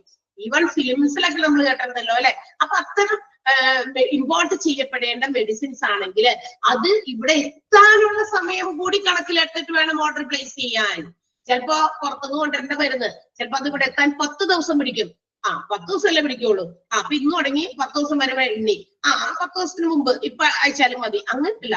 അത് ഇവിടെ എത്താൻ 10 ദിവസം പിടിക്കും. ഇൻ ട്രാൻസിറ്റില് എന്തെങ്കിലും തരത്തിൽ എന്തെങ്കിലും എന്താ പറയാ ഡിഫക്റ്റുകളൊക്കെ വന്നു പോയി കഴിഞ്ഞാൽ, എന്തെങ്കിലും ഡിസ്റ്റർബൻസ് വന്നു, ഓൺ ദ വേയില് എന്തെങ്കിലും കാര്യങ്ങൾ സംഭവിച്ചു, അതൊക്കെ നമ്മൾ മനസ്സിലാക്കണം. അങ്ങനെ വരുമ്പോ ഇവിടെ രോഗിയായിട്ട് കിടക്കുന്ന ആൾക്ക് ഇത് കൊണ്ടുവന്നിട്ട് വേണം ചികിത്സിക്കാനായിട്ട്. പക്ഷെ അതിനിടയിൽ എന്തെങ്കിലും സംഭവിച്ചു പോയി കഴിഞ്ഞു കഴിഞ്ഞാൽ എന്ത് പറ്റും, ഈ മരുന്ന് ഇവിടെ ആൾക്ക് കൃത്യത്തിന് എത്താനും പറ്റില്ല. അതുവരെ നമ്മൾ പിടിച്ചു നിർത്തിയിരുന്ന ജീവൻ ചിലപ്പോ ആ ഒരു സമയം കൊണ്ട് ചിലപ്പോൾ കിട്ടാതെ വന്ന് എന്തെങ്കിലും സംഭവിക്കുകയും ചെയ്യാം. അപ്പൊ അതുകൊണ്ട് ഇമ്പോർട്ട് ചെയ്യേണ്ട മരുന്നുകൾക്ക് അത് ഇവിടെ എത്താനുള്ള ടൈം കൂടി കൺസിഡർ ചെയ്തിട്ട് വേണം we have to place the order place ചെയ്യാൻ. ക്ലിയർ ആയോ? ആ പോയിന്റ് എന്താണ്? In case of drugs to be imported ample time should be given. ആവശ്യത്തിന് സമയം പ്രൊവൈഡ് ചെയ്യണം. പുതിയ മരുന്നുകൾ പുറം രാജ്യങ്ങളിൽ നിന്ന് ഇമ്പോർട്ട് ചെയ്യേണ്ടതാണ്. ഇമ്പോർട്ട് ചെയ്യാന്ന് പറഞ്ഞാൽ എന്താ? ഇറക്കുമതി ചെയ്യാം. ക്ലിയർ ആയോ? എന്താണ് പോയിന്റ്? മനസ്സിലായോ? Okay, then receipt of drugs. ഇനി നമ്മൾ മരുന്നുകൾ ഓർഡർ പ്ലേസ് ചെയ്തു, പുതിയ മരുന്നുകൾ ഓർഡർ ചെയ്തപ്പോൾ അത് കൊണ്ടുവന്നു. അത് കൊണ്ടുവന്നു കഴിഞ്ഞാൽ എന്ത് ചെയ്യണം? നമ്മൾ റിസീവ് ചെയ്യണം, വാങ്ങിക്കണം. ഫാർമസിയിൽ ആരാണോ അതിന്റെ റെസ്പോൺസിബിൾ ആയിട്ടുള്ള ആൾക്കാര് മരുന്നുകൾ വാങ്ങിക്കുക, അതൊക്കെ റിസീവ് ചെയ്യുക. കൊണ്ടുവന്ന മരുന്നുകൾ ഓർഡർ അനുസരിച്ച് റിസീവ് ചെയ്യുക. ഇനി റിസീവ് ചെയ്ത് അവിടെ എവിടെയെങ്കിലും മൂലൊക്കെ കൊണ്ടുവന്ന് വെച്ചാൽ മതിയോ? അല്ല. ആഫ്റ്റർ റിസീവിംഗ് ദ ഡ്രഗ്സ്, ഈ മരുന്നുകളെല്ലാം തന്നെ റിസീവ് ചെയ്തതിന് ശേഷം ഇറ്റ് ഷുഡ് ബി ചെക്ക്ഡ്. ആ മരുന്നുകളൊക്കെ ഒത്തു നോക്കുക. നമ്മൾ ഓർഡർ കൊടുത്ത മരുന്നുകളൊക്കെ തന്നെയാണോ കൊണ്ടുവന്നേക്കണേ, ഓരോന്നിന്റെ പേര് വെച്ച് നോക്കുക. It should B weighed. ചിലപ്പോൾ അതിന്റെ തൂക്കമൊക്കെ നോക്കേണ്ടി വരും, വെയിറ്റ് നോക്കേണ്ടി വരും. ബാച്ച് നമ്പർ ശ്രദ്ധിക്കണം. ക്വാണ്ടിറ്റി എത്ര എണ്ണമാണോ ഓർഡർ പ്ലേസ് ചെയ്ത് അത്രയും തന്നെ ക്വാണ്ടിറ്റി കൊണ്ടുവന്നിട്ടുണ്ടോ നോക്കണം. ആൻഡ് ഓരോ മെഡിസിൻസിന്റെയും എക്സ്പയറി ഡേറ്റ് മസ്റ്റ് ആണ്. ഈ എക്സ്പയറി തീരാൻ പോയേക്കണം മരുന്ന് ഒരു ലോഡ് ഇങ്ങോട്ട് കൊണ്ടുവന്ന് വെച്ചിട്ട് കാര്യമുണ്ട്. കാരണം അത് ഈ സമയത്തിനുള്ളിൽ നമുക്ക് ഏകദേശം ഒരു ഇത്ര സമയത്തിന് തീർക്കാൻ പറ്റുള്ളൂ. അത്തരം മരുന്നുകൾ വെറുതെ അധികം എക്സ്പയറി ഡേറ്റ് ഇല്ലാത്ത കുറെ മരുന്ന് നമുക്ക് കൊണ്ടുവന്നു കഴിഞ്ഞാൽ ഇത് പറ്റില്ല. ഇത്രയും ക്വാണ്ടിറ്റീസ് ഞങ്ങൾക്ക് ഈ ഒരു സമയത്തിന് ഞങ്ങൾക്ക് എക്സ്പയറി ഡേറ്റ് തീരുന്നതിന് മുമ്പ് തീർക്കാൻ പറ്റില്ല. അതുകൊണ്ട് അതൊക്കെ ചെക്ക് ചെയ്യണം. അപ്പോ റിസീവ് ചെയ്യുന്ന മെഡിസിൻസിന്റെ ഒക്കെ എല്ലാ കാര്യങ്ങളും A to Z എല്ലാ കാര്യങ്ങളും അതിന്റെ റിസീവ് ചെയ്യുക, അതിന്റെ വെയിറ്റ് നോക്കുക, അതിന്റെ ബാച്ച് നമ്പർ നോക്കുക, അതിന്റെ ക്വാണ്ടിറ്റി നോക്കുക, എക്സ്പയറി ഡേറ്റ് നോക്കുക, എല്ലാം ചെക്ക് ചെയ്തിട്ട് മാത്രമേ എവിടെയെങ്കിലും സ്റ്റോർ ചെയ്യാൻ പാടുള്ളൂ. അല്ലാതെ കിട്ടിയ പാടെ എവിടെയെങ്കിലും സ്റ്റോക്ക് ചെയ്യരുത്. And random samples of each sample should be send four quality test. ഇനി കൊണ്ടുവരുന്ന മരുന്നുകൾ നമുക്ക് ഏതെങ്കിലും തരത്തില് ടെസ്റ്റ് ചെയ്യണമല്ലോ. ക്വാളിറ്റി ചെക്കിങ് വളരെ ഇമ്പോർട്ടന്റ് ആണ് മെഡിസിൻസിന്റെ. അപ്പൊ ക്വാളിറ്റി ചെക്ക് ചെയ്യാൻ വേണ്ടിയിട്ട് ലാബ് ടെസ്റ്റിലേക്ക് ചില റാൻഡം ആയിട്ട് അവിടെ നിന്ന് കുറച്ച് സാമ്പിൾസ് എടുത്തിട്ട് ലാബിൽ കൊടുത്ത് അത് ടെസ്റ്റ് ചെയ്യിപ്പിക്കുക. ടെസ്റ്റ് ചെയ്ത് മാത്രമേ മെഡിസിൻസ് സൂക്ഷിക്കാൻ പാടുള്ളൂ. കമ്പനി വ്യത്യാസത്തില് നമ്മൾ നേരത്തെ ഉപയോഗിക്കാത്ത മരുന്നാണ്, പക്ഷെ അതിന്റെ ക്വാളിറ്റി അപ്പൊ അതുകൊണ്ട് നമുക്ക് അറിയില്ല. അതുകൊണ്ടൊന്ന് ടെസ്റ്റ് ചെയ്യിപ്പിക്കാം. അപ്പൊ ലാബിൽ കൊടുത്ത് ടെസ്റ്റ് ചെയ്ത് മാത്രം അത് സ്റ്റോർ ചെയ്യാം. അതും ചെയ്യേണ്ടതാണ് പുതിയ ഡ്രഗ്സ് വന്നു കഴിഞ്ഞാൽ. And in case of any doubt in regarding substandard drugs it should be used only after lab test. ഇനി സബ്സ്റ്റാൻഡേർഡ് ആയിട്ടുള്ള വല്ല മരുന്നുകൾ നമ്മൾ ഓർഡർ കൊടുത്തിട്ടുണ്ടെങ്കിൽ, സബ്സ്റ്റാൻഡേർഡ് എന്ന് പറഞ്ഞാൽ എന്താ, തീരെ നിലവാരം കുറഞ്ഞത്, എന്നുവെച്ചാൽ ക്വാളിറ്റി ഭയങ്കര കുറവായിട്ടുള്ളത്. ക്വാളിറ്റി കുറയുന്നത് വളരെ തീരെ കുറവുള്ള മരുന്നുകൾ കൊണ്ടുവന്ന് വെക്കുന്നതിന് വേണ്ടിയിട്ടാണെന്നറിയാമോ? അത് അധികം പൈസയൊന്നും പ്രൊവൈഡ് ചെയ്യാൻ ഇല്ലാത്ത ആളുകൾക്കൊക്കെ കൊടുക്കാൻ വേണ്ടിയിട്ടോ, അല്ലെങ്കിൽ എന്താ പറയാ സെയിം ഇഫക്റ്റ് തന്നെയാണ്, പക്ഷെ എന്താണ് മരുന്നിന്റെ വാല്യൂ ഇച്ചിരി വളരെയധികം കുറച്ചു അങ്ങനെ വാങ്ങിക്കുന്ന ഹോസ്പിറ്റൽസും ഉണ്ട്. അങ്ങനെയുള്ള ചില മരുന്നുകളൊക്കെ ആണെങ്കിൽ തീർച്ചയായിട്ടും അത്തരം മരുന്നുകൾ തീർച്ചയായിട്ടും സ്ട്രിക്റ്റ് ആയിട്ടും ലാബ് ടെസ്റ്റുകൾ നടത്തി മാത്രമാണ് പേഷ്യൻസിന് പ്രിസ്ക്രൈബ് ചെയ്യാൻ പാടുള്ളൂ. അത് വളരെ ശ്രദ്ധിക്കേണ്ട കാര്യമാണ്. ഓക്കെ, അപ്പൊ സബ്സ്റ്റാൻഡേർഡ് ഡ്രഗ്സിന്റെ കാര്യത്തില് എന്താ പറയാ കമ്പൽസറിലി ലാബ് ടെസ്റ്റുകൾ നടത്തി മാത്രം ക്യാൻ ബി യൂസ്ഡ് ഉപയോഗിക്കാൻ പാടുള്ളൂ എന്നാണ്. ഓക്കെ, അപ്പൊ ഇതൊക്കെയാണ് പുതിയ ഡ്രഗ്സ് പുതിയതായിട്ട് നമ്മൾ ഇന്റന്റ് ചെയ്യുമ്പോൾ, അതായത് പുതിയതായിട്ട് പർച്ചേസ് ചെയ്യുമ്പോൾ നമ്മൾ ശ്രദ്ധിക്കേണ്ട കുറച്ച് കാര്യങ്ങൾ. ഹോസ്പിറ്റലിന്റെ ഡ്രഗ് ലിസ്റ്റിൽ ഏകദേശം 250 മുതൽ 300ഓളം ഡ്രഗ്സ് വരെ ഉണ്ടായിരിക്കും. ആ പോയിന്റ് മാർക്ക് ചെയ്യാം. മൂന്നാമത്തെ point, economic order quantity should be followed to thwart with over stocking and theft. ആ പോയിന്റ് മാർക്ക് ചെയ്യാം. മാർക്ക് ചെയ്തോ? യെസ്. അപ്പൊ നമ്മൾ പറഞ്ഞു ഈ ഓവർ സ്റ്റോക്കിങ്ങും തെഫ്റ്റും, കളവ് പോകുന്നത്, വെറുതെ ആവശ്യമില്ലാത്ത ഓവറായിട്ട് സ്റ്റോക്ക് ചെയ്യുന്നത്, ഇതൊക്കെ തടയാൻ വേണ്ടിയിട്ട് നമ്മൾ ഇക്കണോമിക് ഓർഡർ ക്വാണ്ടിറ്റി ഫോളോ ചെയ്യണം എന്ന് പറഞ്ഞു. And what you mean by economic order quantity അല്ലെങ്കിൽ EOQ എന്ന് പറഞ്ഞാൽ എന്താണ്? It is the number of quantity or number of units that a company may add on to its existing inventory to minimize holding cost, inventory cost, shortage cost, etc. etc. അതായത് നമ്മുടെ കയ്യിലിരിക്കുന്ന സ്റ്റോക്കിനോടൊപ്പം ഏതൊരു company, ഇപ്പൊ ഈ ഹോസ്പിറ്റൽസിനെ സംബന്ധിക്കുന്ന മാത്രമല്ല EOQ എന്ന് പറഞ്ഞാൽ എല്ലാ ബിസിനസ് സംരംഭങ്ങളെ സംബന്ധിക്കുന്ന കാര്യമാണ്. ബിസിനസ്സുകാർ ഒരുപാട് സാധനങ്ങൾ കൊണ്ടുവന്ന് ഇങ്ങനെ സ്റ്റോർ ചെയ്ത് വെക്കും അല്ലെ. ആ സ്റ്റോർ ചെയ്ത് വെക്കുന്ന സമയത്ത് ചില കാര്യങ്ങൾ കൂടി കണക്കിലെടുത്തിട്ട് ചില ചെലവുകളെ കുറയ്ക്കാൻ വേണ്ടിയിട്ടാണ് ഇതുപോലെ കൊണ്ടുവന്ന് കൂടുതൽ യൂണിറ്റ് കൊണ്ടുവന്ന് സ്റ്റോക്ക് ചെയ്യുന്നത്. പക്ഷെ തങ്ങളുടെ നിലവിലുള്ള സ്റ്റോക്കിനോടൊപ്പം ഇതുപോലെയുള്ള അധികം യൂണിറ്റുകൾ നമ്മളിങ്ങനെ ആഡ് ഓൺ ചെയ്യുന്ന സമയത്ത് അത് എന്തുകൂടി കണക്കിലെടുത്തിട്ടാകണം? നമ്മുടെ ഹോൾഡിംഗ് കോസ്റ്റ്, നമുക്ക് ഇവിടെ ഹോൾഡ് ചെയ്യാനുള്ള അതിനുള്ള ഫെസിലിറ്റി ഉണ്ടോ, സ്റ്റോക്ക് ചെയ്യാനുള്ള ഫെസിലിറ്റി ഉണ്ടോ, ആ ചെലവ്. ഇനി അത് എന്താ പറയാ നമ്മളുടെ സ്റ്റോറേജ് കോസ്റ്റ്, ഷോർട്ടേജ് കോസ്റ്റ്, പിന്നെ ഓർഡർ കോസ്റ്റ്, നമ്മൾ പുതിയതായിട്ട് ഓർഡർ ചെയ്യുമ്പോൾ ഉണ്ടാകുന്ന ചെലവുകൾ, അങ്ങനെ പല ചെലവുകളും കുറയ്ക്കാൻ വേണ്ടിയിട്ടാണ് ഇത്തരം പുതിയ നിലവിലുള്ള ഇൻവെന്ററിയോടൊപ്പം സ്റ്റോക്കിനോടൊപ്പം നമ്മൾ വീണ്ടും കൊണ്ടുവന്ന് ആഡ് ചെയ്ത് വെക്കുന്നത്. അപ്പൊ ചില ചെലവ് ചുരുക്കൽ പരിപാടിയാണ് EOQ എന്ന് പറയുന്നത്. ഇപ്പൊ ഞാൻ ഒരു ഉദാഹരണം പറയാം. 1000 യൂണിറ്റ് ആണ് നമ്മളുടെ ഹോസ്പിറ്റലിലേക്ക് ഏതെങ്കിലും ഒരു പർട്ടിക്കുലർ ഡ്രഗ് വേണ്ടത്. അപ്പൊ ഞാൻ എന്ത് ചെയ്തു, ഒരു 200 ഡ്രഗ്, ആ ഒരു പർട്ടിക്കുലർ മെഡിസിൻ 200 എണ്ണം ഉണ്ട്. ഞാൻ ഒരു 800 എണ്ണം കൂടി കൊണ്ടുവന്ന് സ്റ്റോക്ക് ചെയ്യാൻ ഉദ്ദേശിച്ചു. ആ 800 എണ്ണം സ്റ്റോക്ക് ചെയ്യാൻ ഉദ്ദേശിച്ചപ്പോ എനിക്ക് തോന്നി ഈ സാധനം നമ്മൾ വീണ്ടും എന്താ പറയുക അടുത്ത മാസം ഒന്നുകൂടി ഓർഡർ ചെയ്യണം.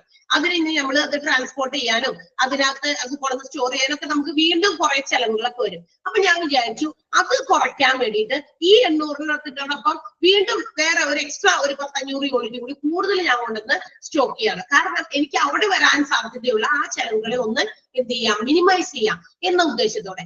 അങ്ങനെ നമ്മൾ എക്സ്ട്രാ യൂണിറ്റ് എന്താണോ ആഡ് ചെയ്യുന്നത് അതിനെയാണ് നമ്മൾ ഇക്കണോമിക് ഓർഡർ ക്വാണ്ടിറ്റി. ഇക്കണോമിക് എന്ന് പറഞ്ഞാൽ നമുക്കൊരു ബെനഫിറ്റ്, അതുകൊണ്ടുണ്ടാവുന്ന ഒരു നേട്ടം, ഇത് എക്സ്ട്രാ യൂണിറ്റ് നമ്മൾ ആഡ് ചെയ്യുമ്പോൾ ആ സാധനത്തിന്റെ വിലയിനേക്കാൾ അപേക്ഷിച്ച് നമുക്ക് ഒരു എക്സ്ട്രാ നേട്ടം അവിടെ ഉണ്ടാകുന്നുണ്ട്. ബിക്കോസ് നമുക്ക് ഷോർട്ടേജ് കോസ്റ്റ്, ഓർഡർ കോസ്റ്റ് ഇതൊക്കെ മിനിമൈസ് ചെയ്യാൻ പറ്റും. അപ്പൊ നമുക്കൊരു ബെനിഫിറ്റ് ആണ് ശരിക്കും ഉണ്ടാകുന്നത്. അതിനെയാണ് ഇക്കണോമിക് ഓർഡർ ക്വാണ്ടിറ്റി എന്ന് പറയുന്നത്. അതും ഇമ്പോർട്ടന്റ് ആണ്. അടിയിൽ വരച്ചിട്ട് പിടിച്ചോ. Dash is the number of units that a company should add to its existing inventory to minimize inventory cost, holding cost, order cost, etc. Okay, അപ്പൊ അതൊന്ന് ഓർത്തേക്കുക. അല്ലെങ്കിൽ economic order quantity is the number of units that the company may add to its inventory to minimize dash cost എന്ന് പറഞ്ഞ് ചോദിക്കാം. Dash കോസ്റ്റുകൾ minimise ചെയ്യാനാണ്. അപ്പൊ ചിലപ്പോൾ ഇതെല്ലാത്തിന്റെ പേര് തരാം, അതിൽ ചിലപ്പോൾ ഒരെണ്ണത്തിന് മാത്രം പേര് തന്നിട്ട് വേറെ എന്തെങ്കിലും ആഡ് ഒക്കെ ചെയ്യാം. അങ്ങനെയും ക്വസ്റ്റ്യൻസ് വരും. അതുകൊണ്ട് അത് മൊത്തം അങ്ങോട്ട് ബ്രാക്കറ്റിലോ അല്ലെങ്കിൽ അടയാളപ്പെടുത്തിയോ വെച്ചേക്കാം.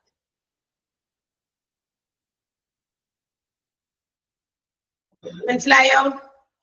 Intending of drugs.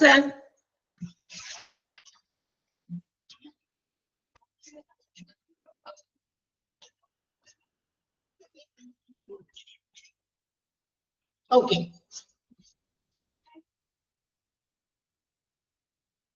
ഇനി അടുത്തത് നമ്മൾ പഠിക്കാൻ പോകുന്നത് റെക്കോർഡ്സ് ആൻഡ് രജിസ്റ്റേഴ്സ്.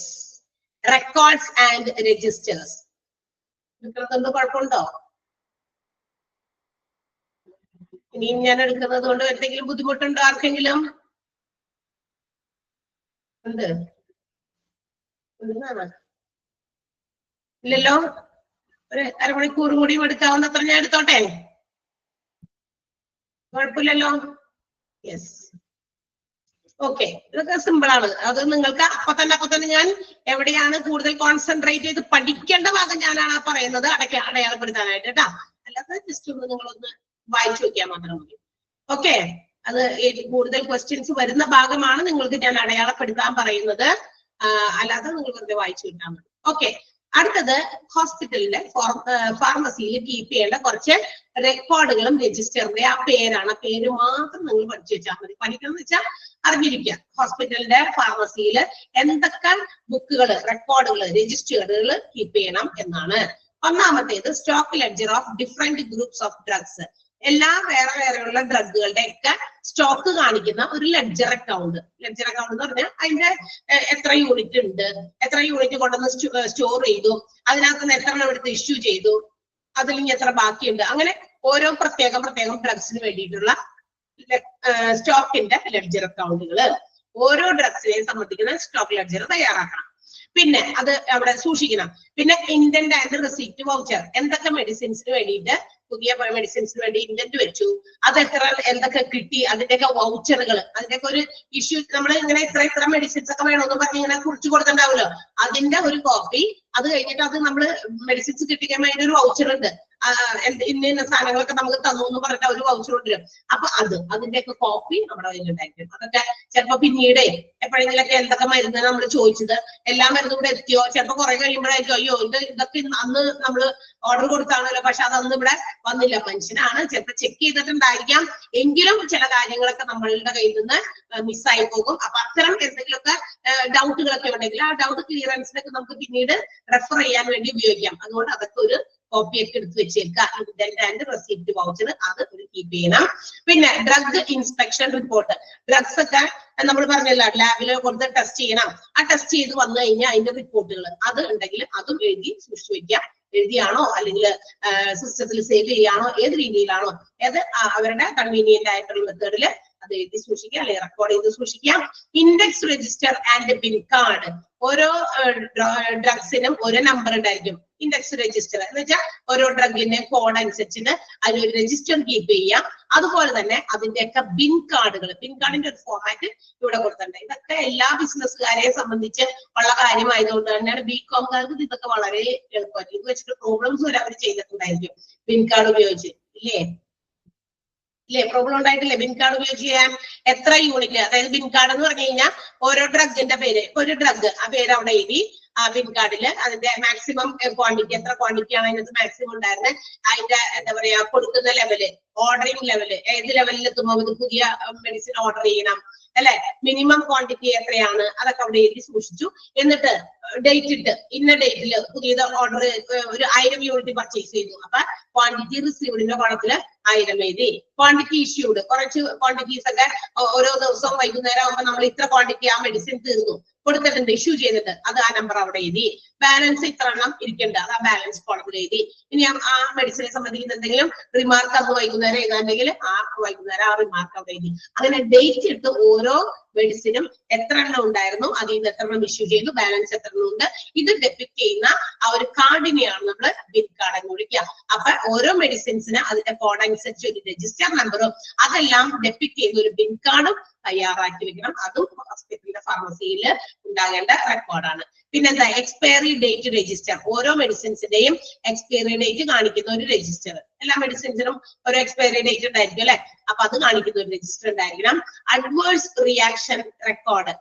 ഏതെങ്കിലും മരുന്നുകൾ, അതിന് എന്തെങ്കിലും മരുന്നുകൾ കഴിക്കുമ്പോൾ ഉണ്ടാകുന്ന ഇന്ററാക്ഷൻസ്, എഫക്ട്, സൈഡ് ഇഫക്റ്റ് ഉണ്ടാകുന്ന മരുന്നുകളുണ്ടല്ലോ, അതിനെ സംബന്ധിക്കുന്ന, ഇപ്പൊ ഏതെങ്കിലും മരുന്ന് കൊടുത്തു, ആ മരുന്നിന് എന്തെങ്കിലും റിയാക്ഷൻ ഉണ്ട്, അതപ്പം തന്നെ റെക്കോർഡ് ചെയ്ത് വെക്കണം. ആ മരുന്നിന്റെ പേരടക്കം ഇങ്ങനെ റെക്കോർഡ് ചെയ്ത് വെച്ചാൽ അത് എളുപ്പമായിരിക്കും. കാരണം പിന്നീട് അതുമായിട്ട് ബന്ധപ്പെട്ട് അവർക്ക് എങ്ങനെയെങ്കിലൊക്കെ നല്ല തീരുമാനങ്ങളൊക്കെ മാറ്റാൻ പറ്റുമല്ലോ, അതുകൊണ്ട്. അപ്പൊ അഡ്വേഴ്സ് റിയാക്ഷൻ റെക്കോർഡ് ഉണ്ടായിരിക്കണം.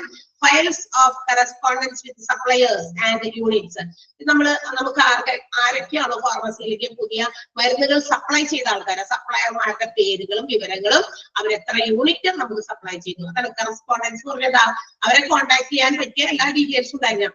ഇന്ന സപ്ലയറിന്റെ പേര്, ആളെ കോൺടാക്ട് ചെയ്യാനുള്ള ഒരു കോൺടാക്ട് നമ്പറോ മറ്റു കാര്യങ്ങളോ ഡീറ്റെയിൽസോ, എവിടെയുള്ള ആളാണ്, അത്തരം എല്ലാ ഇൻഫർമേഷൻസും, എത്ര യൂണിറ്റ് നമുക്ക് സപ്ലൈ ചെയ്തു, അതും റെക്കോർഡ് ചെയ്ത് വെക്കണം. പിന്നെന്താ, ledger account for remittance of vouchers. നമുക്ക് മരുന്നുകൾ സപ്ലൈ ചെയ്തവർക്ക് പൈസ കൊടുത്തിട്ടുണ്ടാവും, അത് റെമിറ്റ് ചെയ്തതിന്റെ ഒരു പ്രൂഫ്, അതും ഇവരുടെ കയ്യിലുണ്ടായിരിക്കണം. അതിന്റെയൊക്കെ അക്കൗണ്ട് കീപ്പ് ചെയ്യുക. എത്ര ആൾക്കാർ സപ്ലയർമാർ പൈസ നമുക്ക് എന്താ പറയാ മെഡിസിൻസ് സപ്ലൈ ചെയ്തു, അതിൽ എത്ര രൂപയൊക്കെ കൊടുത്തു, അങ്ങനെയുള്ള കാര്യങ്ങളൊക്കെ എഴുതി വെക്കണം. പിന്നെ denunciation record of non consumables and consumables. നമ്മൾ ഉപയോഗിക്കുന്ന മരുന്നുകൾ, അല്ലെങ്കിൽ അത് കഴിക്കുന്നതോ അല്ലെങ്കിൽ പുറത്ത് ഉപയോഗിക്കുന്നതുമായിട്ടുള്ള മരുന്നുകളൊക്കെ അതിനെ കുറിച്ചുള്ള ഡീറ്റെയിൽസ്, അതിനൊക്കെ എന്തെങ്കിലും തരത്തിലുള്ള ആരോപണങ്ങളൊക്കെ വന്നിട്ടുണ്ടെങ്കിൽ, ഇപ്പൊ ഏതെങ്കിലും മെഡിസിൻസിനെ കുറിച്ച് എന്തെങ്കിലും ആരെങ്കിലും എന്തെങ്കിലും കമന്റുകളൊക്കെ പറഞ്ഞിട്ടുണ്ടെങ്കിൽ അങ്ങനെയുള്ള കാര്യങ്ങളൊക്കെ വേറെ എഴുതി സൂക്ഷിച്ചു വെക്കുക. ഇന്ന മരുന്നിനെ കുറിച്ചിട്ട് അങ്ങനെയുള്ള ആരോപണങ്ങളൊക്കെ ഉണ്ടെങ്കിൽ അതൊക്കെ എഴുതി വെക്കണം. കാരണം ആഫ്റ്റർ പിന്നീട് അവർക്ക് അതെടുത്ത് അത്തരം കാര്യങ്ങളൊക്കെ എടുത്ത് പരിശോധിക്കുമ്പോൾ അത് എന്തുകൊണ്ടാണ്, അങ്ങനെയാണ്, അതിനെന്തെങ്കിലും തരത്തിലുള്ള സൊല്യൂഷൻസ് ഉണ്ടോ എന്നുള്ള കാര്യങ്ങൾക്കൊക്കെ വേണ്ടിയിട്ടാണ്. അപ്പൊ റെക്കോർഡുകളിൽ അത് പെട്ടതാണ് denunciation of consumables and non consumables. പിന്നെ ഇയർലി സ്റ്റോക്ക് കൺഫർമേഷൻ റെക്കോർഡ്. ഓരോ വർഷവും വർഷാവസാനം അല്ലെങ്കിൽ എപ്പോഴാണോ അവർ ഓരോന്നിന്റെയൊക്കെ സ്റ്റോക്ക്, ഓരോ ഡ്രഗ്സിന്റെയും സ്റ്റോക്ക് നോക്കുക, ആ സ്റ്റോക്ക് ഒക്കെ കറക്റ്റ് ആണോ എന്ന് കൺഫേം ചെയ്യുക. ശരിക്കും എത്ര യൂണിറ്റ് ഉണ്ടായിരുന്നു, ബാക്കി കറക്റ്റ് തന്നെയാണോ, സ്റ്റോക്ക് ഒക്കെ ടാലി ആയി പോകുന്നുണ്ടോ എന്നുള്ളതൊക്കെ നോക്കുക. ഹോസ്പിറ്റലിന്റെ ഡ്രഗ് ലിസ്റ്റും ഹോസ്പിറ്റൽ ഫാർമസിയിൽ ഉണ്ടായിരിക്കണം. ഡ്രഗുകൾ ഏതൊക്കെയാണ് അതിനെ സംബന്ധിക്കുന്ന ലിസ്റ്റ് അതുണ്ടായിരിക്കണം. പിന്നെ ആന്റിബയോട്ടിക് പോളിസി. എന്തെങ്കിലുമൊക്കെ തരത്തിലുള്ള ആന്റിബയോട്ടിക്സ് ഒക്കെ കൊടുത്തു കഴിയുമ്പോൾ അതിന് ഏതെങ്കിലും തരത്തിലുള്ള റിയാക്ഷൻസ് ഉണ്ടായാൽ what treatment should be provide, എന്ത് തരത്തിലുള്ള ട്രീറ്റ്മെന്റ് അവർക്ക് പ്രൊവൈഡ് ചെയ്യണം, അതൊക്കെ അവർക്ക് നേരത്തെ അതിനെ സംബന്ധിക്കുന്ന പോളിസീസ് ഉണ്ടായിരിക്കും. അത് അവര് നേരത്തെ കൂട്ടി മനസ്സിലാക്കി എഴുതി വെച്ചിട്ടുണ്ടായിരിക്കും. ആ രീതിയിലാണ് അതിന് ചികിത്സ കൊടുക്കേണ്ടത്. ചില മരുന്നുകൾ റിയാക്ഷൻസ് ഉണ്ടാകും, എല്ലാവർക്കും ഒരുപോലെ ആയിരിക്കില്ല, ചിലരിൽ ചില റിയാക്ഷൻസ് വരുത്തും. അങ്ങനെ വരുമ്പോൾ what treatment should be provide, എന്ത് ട്രീറ്റ്മെന്റ് കൊടുക്കണം അല്ലെങ്കിൽ എന്ത് മരുന്ന് കൊടുക്കണം, അതിനെ സംബന്ധിക്കുന്ന വിവരങ്ങൾ അതും ഇവരുടെ രജിസ്റ്റേഴ്സിൽ കീപ്പ് ചെയ്യണം. രജിസ്റ്റേഴ്സ് ആൻഡ് റെക്കോർഡ്സിൽ കീപ്പ് ചെയ്യേണ്ട സംഭവമാണ്. അപ്പൊ റെക്കോർഡുകളും രജിസ്റ്ററുകളും ആണ് ഇതൊക്കെ ഹോസ്പിറ്റൽ ഫാർമസിയിൽ വെക്കേണ്ടത്. ജസ്റ്റ് ഒന്ന് വായിച്ച് മനസ്സിലാക്കി വെക്കാം. ഓക്കെ, ബിൻ കാർഡ് എന്താണെന്ന് നമ്മൾ പറഞ്ഞു കഴിഞ്ഞു. ഇത് ബിൻ കാർഡ് നമ്മുടെ കയ്യിലിരിക്കുന്ന ഓരോ ഡ്രഗുകളും എത്ര യൂണിറ്റ് ഉണ്ടായിരുന്നു, അതിൽ നിന്ന് എത്ര യൂണിറ്റ് ഇഷ്യൂ ചെയ്തു, ഇനി ബാക്കി എത്രയുണ്ട് എന്ന് കാണിക്കുന്ന കാർഡാണ്. ഓക്കെ, ക്ലിയർ ആയോ അത്രയും വരെ?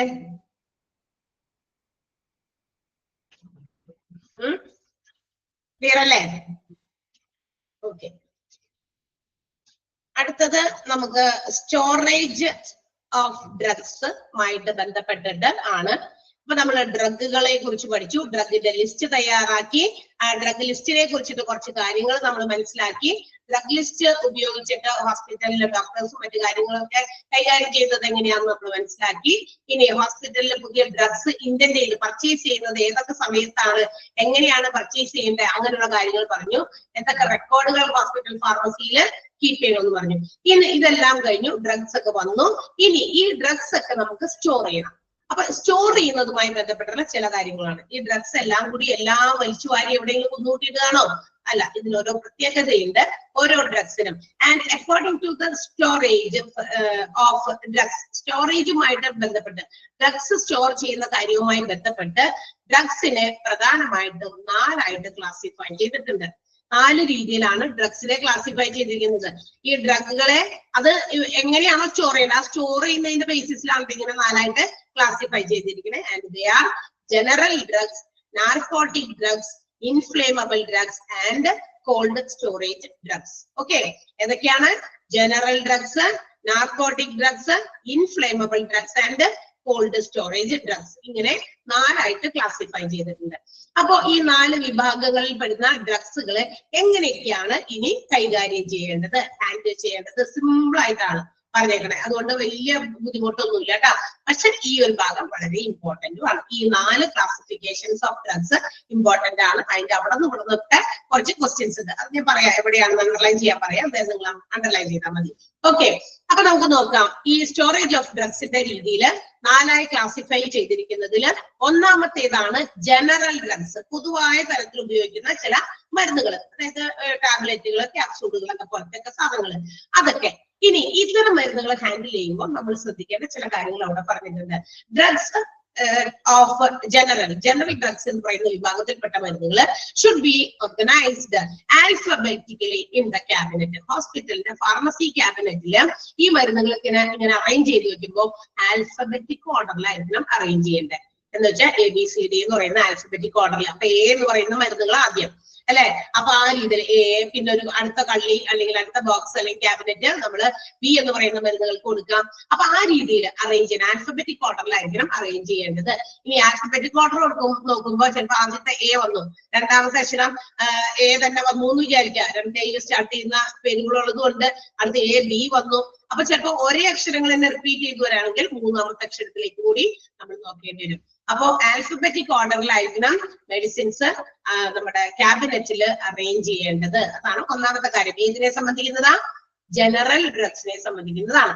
രണ്ടാമത്തേത് പിൻ കാർഡ് ഡെപ്പിക്റ്റിംഗ് സ്റ്റോക്ക് പൊസിഷൻ. ഓരോ ഡ്രഗ്സിനും എന്താണ് പ്രത്യേകം പിൻ കാർഡ് ഉണ്ട്, നമ്മൾ തൊട്ട് മുകളിൽ പറഞ്ഞതാ. ഓരോ ഡ്രഗ്സിനും, അത് ജനറൽ ഡ്രഗ്സിന്റെ കാര്യത്തിലാകുമ്പോൾ പ്രത്യേകിച്ചും ഓരോ ജനറൽ ഡ്രഗ് വിഭാഗത്തിൽപ്പെട്ടതിനൊക്കെ ഓരോ പിൻ കാർഡ് ഉണ്ടായിരുന്നു. എത്ര യൂണിറ്റ് ഉണ്ടായിരുന്നു, എത്ര ഇഷ്യൂ ചെയ്തു, ബാക്കി എത്ര ഉണ്ട്, എന്നാലേ പെട്ടെന്ന് സ്റ്റോക്കിൽ അവർ മനസ്സിലാക്കാൻ പറ്റുള്ളൂ. പെട്ടെന്ന് ഒറ്റ നോട്ടത്തിൽ നമ്മൾ ഇനി ബാക്കി എത്ര ഉണ്ടെന്ന് അറിയാൻ പറ്റുമേ. ചില ഹോസ്പിറ്റൽ മെഡിക്കൽ ഷോപ്പുകളിൽ നമ്മൾ ചെല്ലുമ്പോൾ, മെഡിക്കൽ ഷോപ്സിലാണ് അത് കൂടുതൽ. ഒരു മെഡിസിൻ നമ്മൾ ഇന്നത് വേണമെന്ന് പറഞ്ഞ് സ്ട്രിപ്പ് എന്തെങ്കിലും കൊടുക്കുമ്പോൾ അവർ ഓടിപ്പോയിട്ട് സിസ്റ്റത്തിൽ ആ കീബോർഡിൽ ഇങ്ങനെ ടൈപ്പ് ചെയ്യണം, അല്ലെ? എന്തെന്ന് അവർ നോക്കണേ. അപ്പൊ ആ മരുന്നിന് ഒരു കോഡ് ഉണ്ട്. ആ കോഡ് വെച്ച് അടിച്ചു കൊടുക്കുമ്പോ ആ എന്താ പറയാ മരുന്ന് അവിടെ സ്റ്റോക്കിൽ ഉണ്ടോ എന്ന് നമുക്ക് അവർക്കറിയാൻ പറ്റും. എന്താ കാരണം?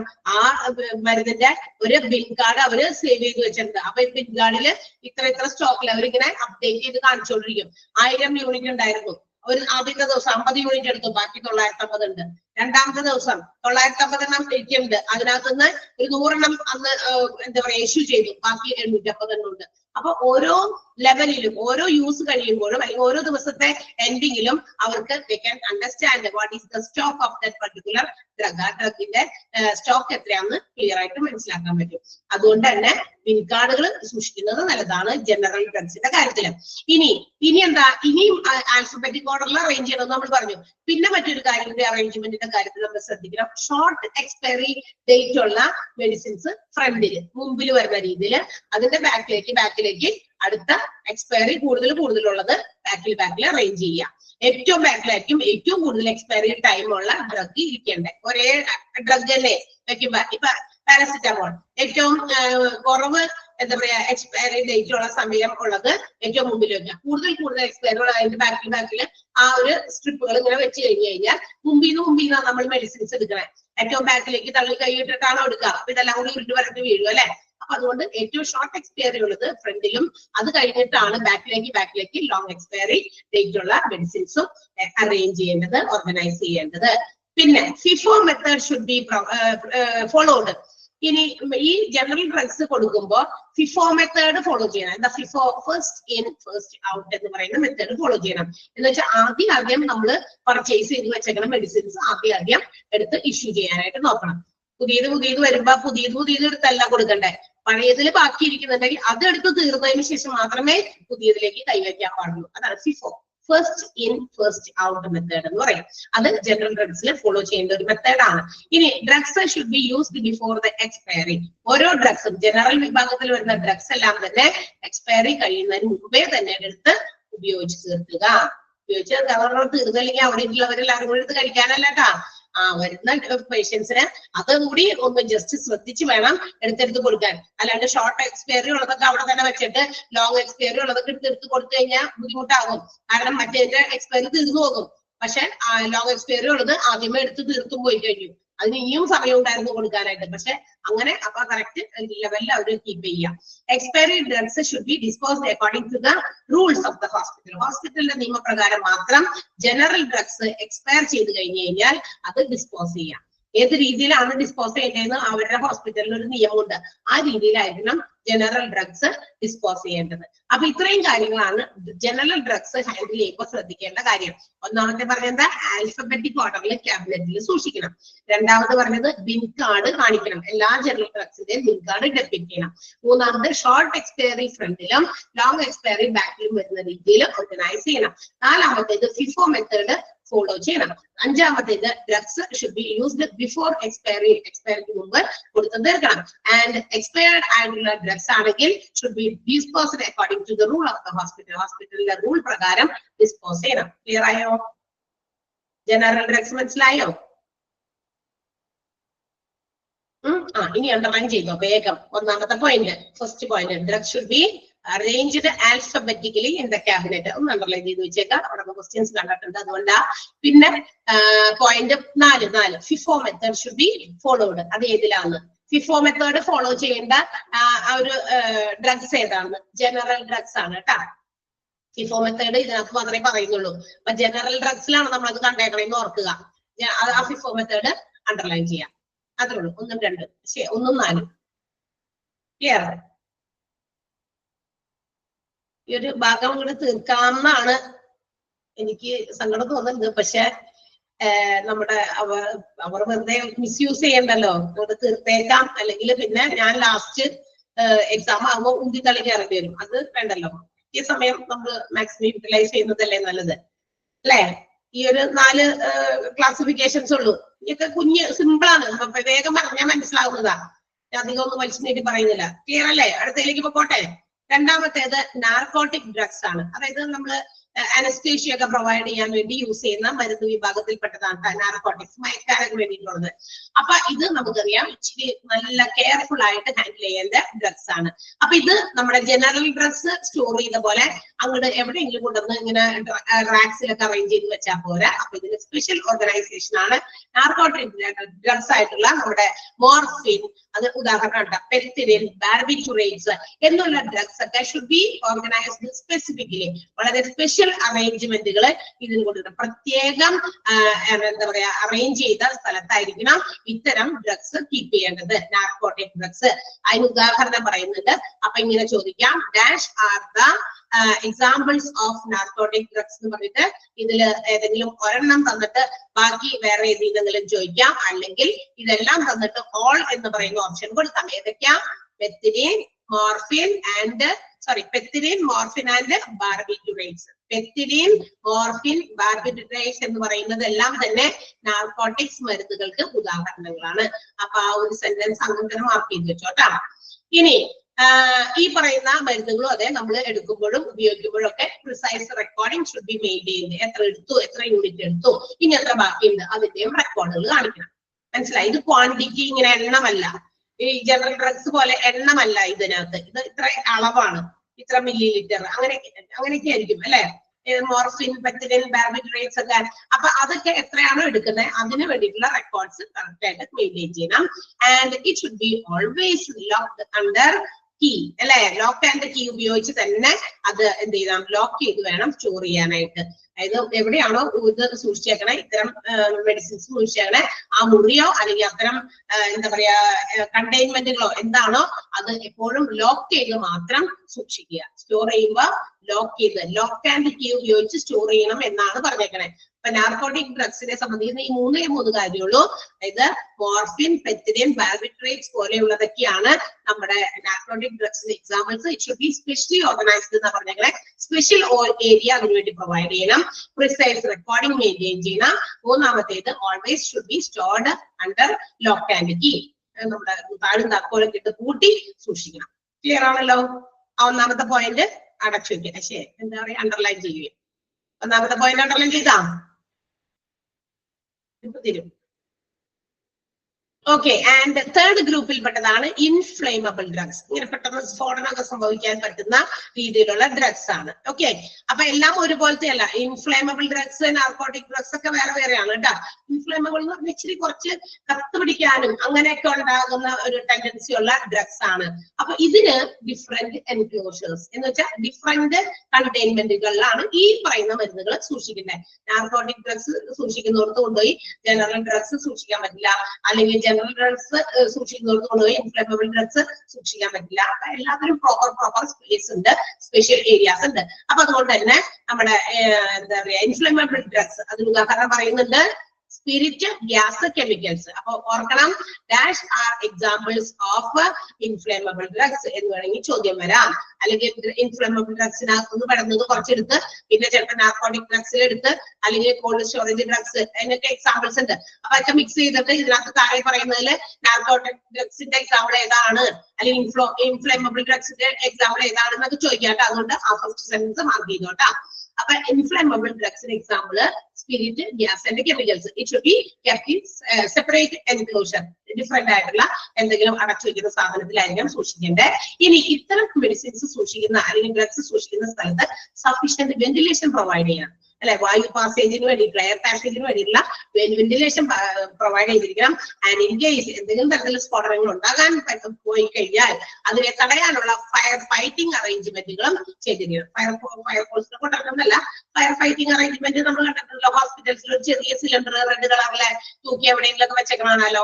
പെട്ടെന്ന് എന്തെങ്കിലും ഇതുപോലുള്ള കെമിക്കൽസ് ഒക്കെ തമ്മിൽ ഇന്ററാക്ട് ചെയ്ത് സ്ഫോടനമൊക്കെ ഉണ്ടാകാൻ സാധ്യതയില്ല. അപ്പൊ അതിനെയൊക്കെ പെട്ടെന്ന് എക്സ്റ്റിങ്ക്യൂഷ് ചെയ്യാൻ, എന്താ പറയാ, പെട്ടെന്ന് അണയ്ക്കാൻ, കെടുത്താൻ വേണ്ടിയിട്ട് ഈ പറയുന്ന സാധനം നമുക്ക് ഉപയോഗിക്കാം. ഓക്കെ.